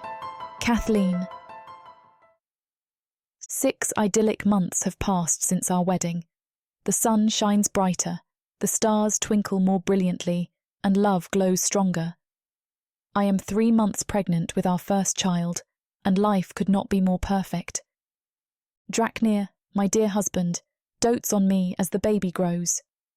He reads to my belly every night, his deep voice full of love and wonder. He brings me flowers, cooks for me, and makes me laugh with his silly antics. We take long walks in the woods, hand in hand, marvelling at the beauty of nature and our love for each other. I never thought I could be this happy. I never thought I could find someone who completes me in every way. But here I am, with my soulmate, starting a family together, and it feels like a fairy tale. People say that nothing is perfect, that there are always ups and downs. But in these blissful moments, I refuse to believe it. Life may throw us challenges and obstacles, but with Draknir by my side, I know we can conquer anything, and I can't wait to see what our future holds. With each passing day, I feel an even stronger connection to the precious life growing inside of me. Every gentle kick and flutter fills my heart with overwhelming joy, knowing that this little being is a result of the boundless love between Draknir and I. Placing my hands on my growing belly, I am filled with awe and gratitude at the thought of the unconditional love and happiness that awaits us as a family. Each moment, no matter how small or mundane, is cherished because it brings us closer to the arrival of our precious baby. This journey is a beautiful one, and I am grateful for every single moment shared with my loving partner and our growing miracle. This morning, he softly awakens me with a gentle touch, his warm breath tickling my ear. "Come, love, I have a special surprise for you," he whispers, his eyes sparkling with excitement. Intrigued, I let him guide me along, one hand lovingly cradling my growing belly. Throughout this miraculous time of pregnancy, Draknir has showered me with hidden treasures and surprises every day. What could it be today? My mind races with possibilities as we make our way through the quiet halls. We enter the sitting room, my heart beating with anticipation and excitement. And there, sitting on the velvet-covered couch, is my dear grandma. Her face lights up as she sees me, a radiant smile spreading across her features. "Oh, my darling girl!" she exclaims, her arms opening wide in welcome. Without hesitation, I rush into her embrace, tears streaming down both of our faces. "Grandma!" I cry out, unable to contain my joy at seeing her again after so long. "You're really here. It's really you." The room feels warmer and brighter with her presence, like a ray of sunshine breaking through the clouds. I haven't talked to my real grandma in months. After long months of treatment and recovery, she has made the hard journey and is nearly fully recovered just in time to see our firstborn come into this world. As I reach out and clasp Grandma's delicate hands, then Draknir's strong ones, a wave of joy overwhelms me. My family, finally reunited after so much strife, stands together in this moment, stronger than ever. I feel a sense of peace wash over me, knowing that we can weather anything life brings our way. "Oh, Grandma, how I have missed you," I cry out, unable to hold back tears as I cling to her. Standing before Grandma, her wrinkled hand gently pats my tear-streaked cheek. Her warm smile fills me with a deep sense of love and pride. "My darling girl," she says with genuine admiration. "Look at the fine husband you have found." In that moment, surrounded by my loved ones, I feel truly blessed and content. I can't help but laugh through my tears, nodding in agreement. Yes, he is truly wonderful. My gaze drifts back to Draknir, who gazes back at me with a soft, adoring expression.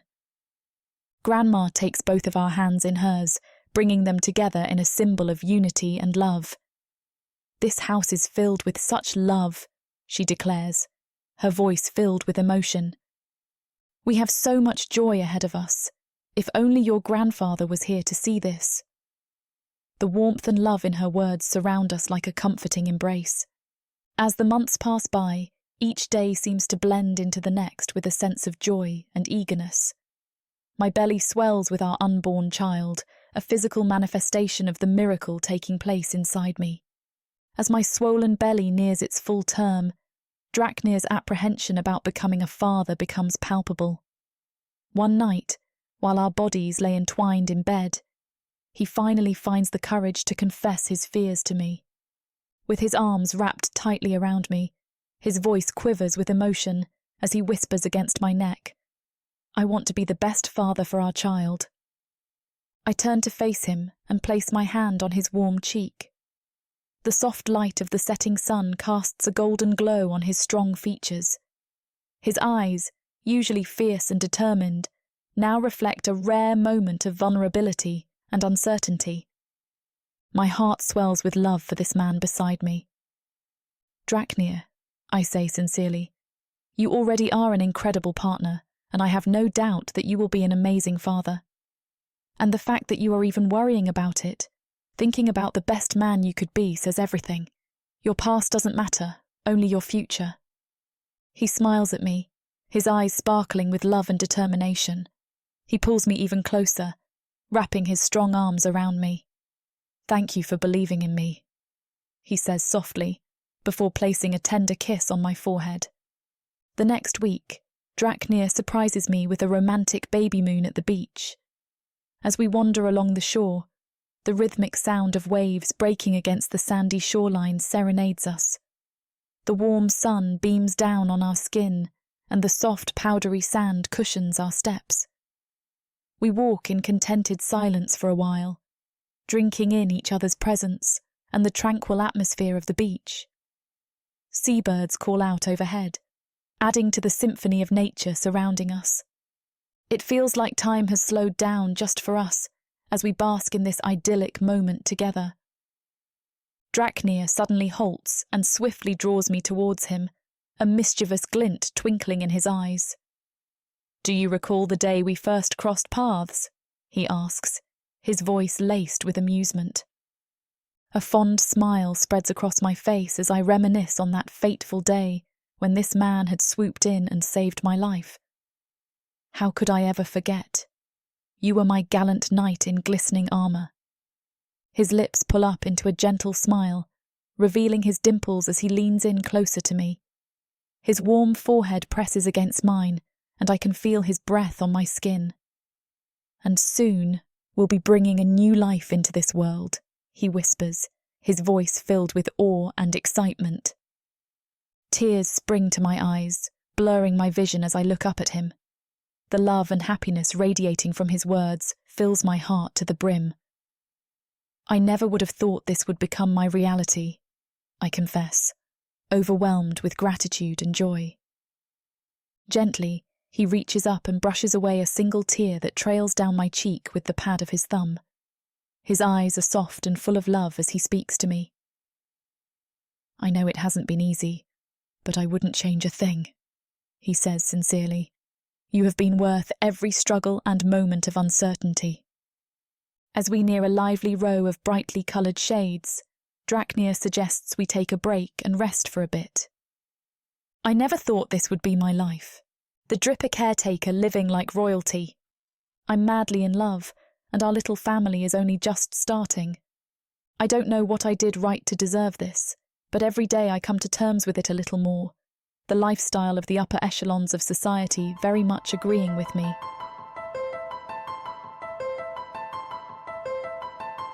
Chapter 30. Carl. Darling Carl. A voice lilts through the air, as sickly sweet as venom laced with honey. You're looking absolutely dashing tonight. Oh, for Pete's sake, anyone but her. I turn to Lady Cynthia, her gown an elaborate confection of silk and lies.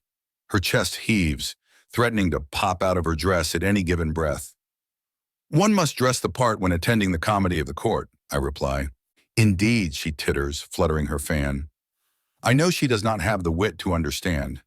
I have no idea why I agreed to come here tonight. Already my skin is crawling at his very presence. I look at him, my father. Surrounded by his circle of ass-licking advisors, he's the picture of regal authority. I long for all this to burn and hope I am the one that strikes the match. Your father seems in high spirits tonight, Carol, Cynthia says. He does, I say through a forced smile. Such a powerful elf. When I think about how powerful he is, it makes me go weak at the knees, she says. Her very presence makes me go weak elsewhere. I'm sure it does, I reply. You remind me of your father, do you know that? She says. Thank you for bringing that thought across my mind, I grin at her. Her chest begins to heave at an alarming rate. Forgive me, I do get carried away at parties.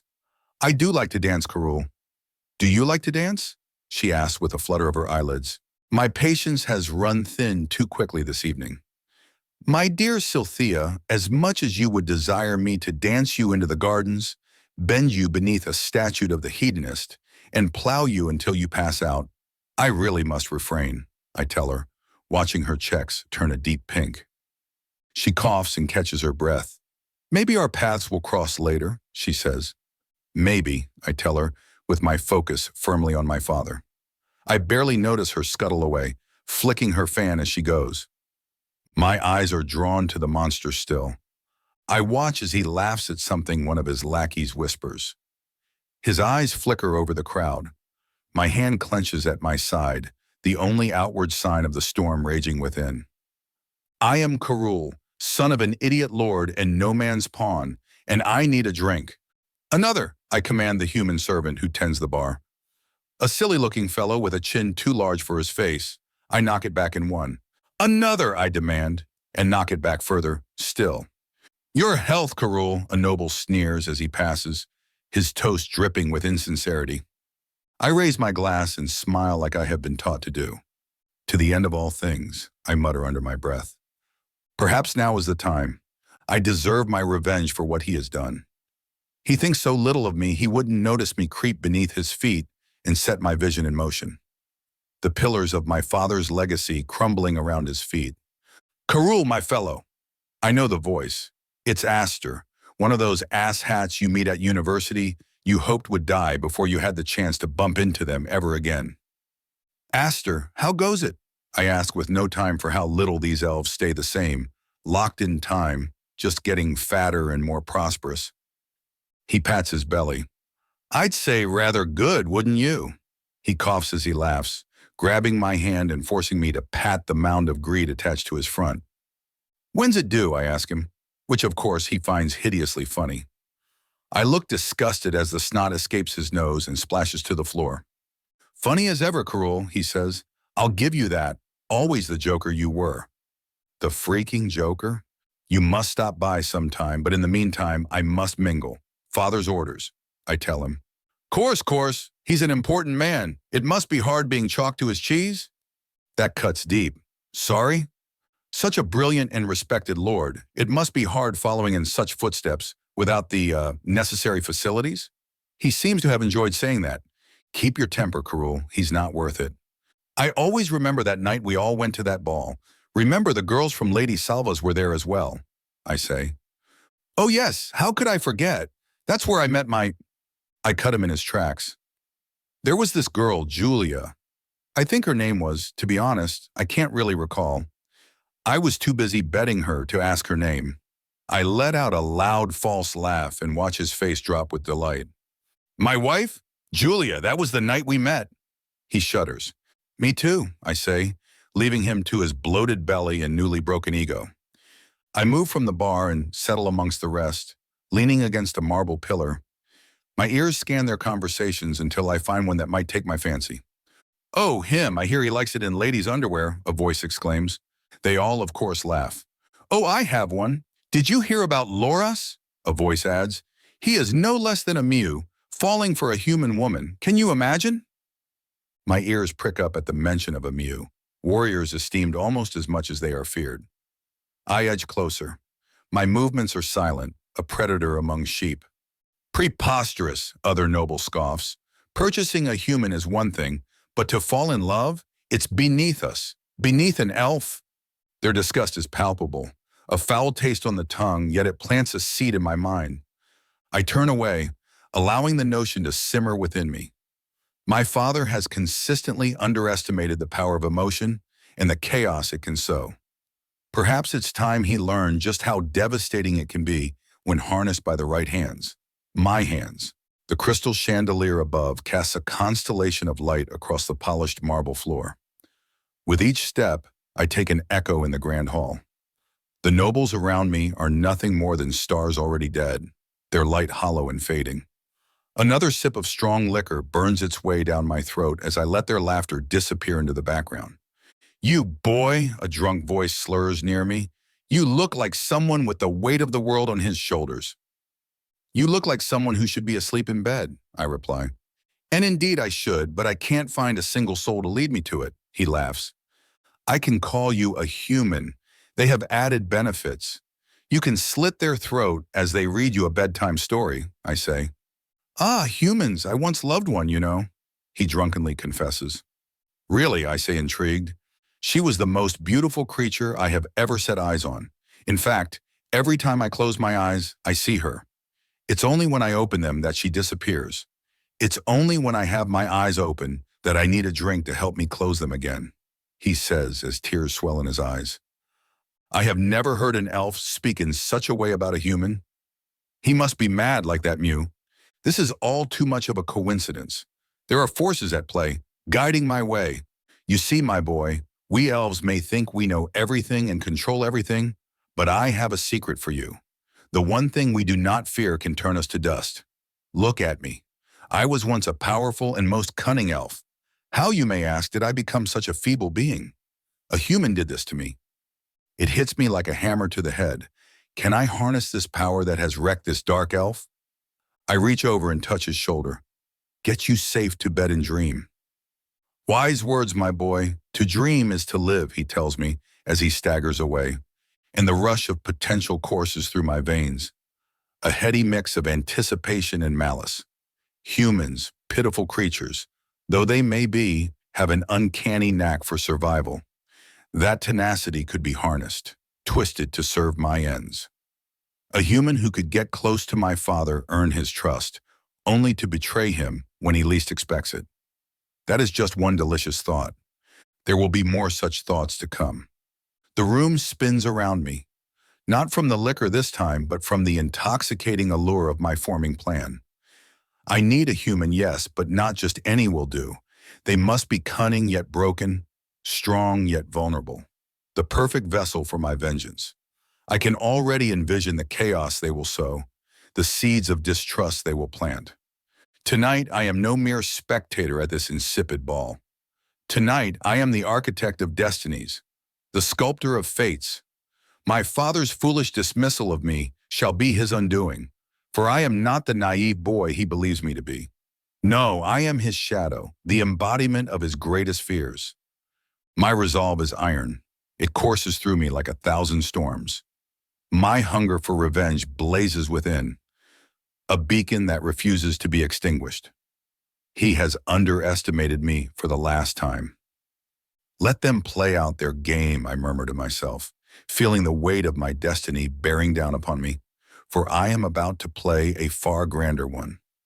And with that final silent vow, I turn from the revelry, my senses honed, my mind razor sharp. The night is young, and my fun has only just begun.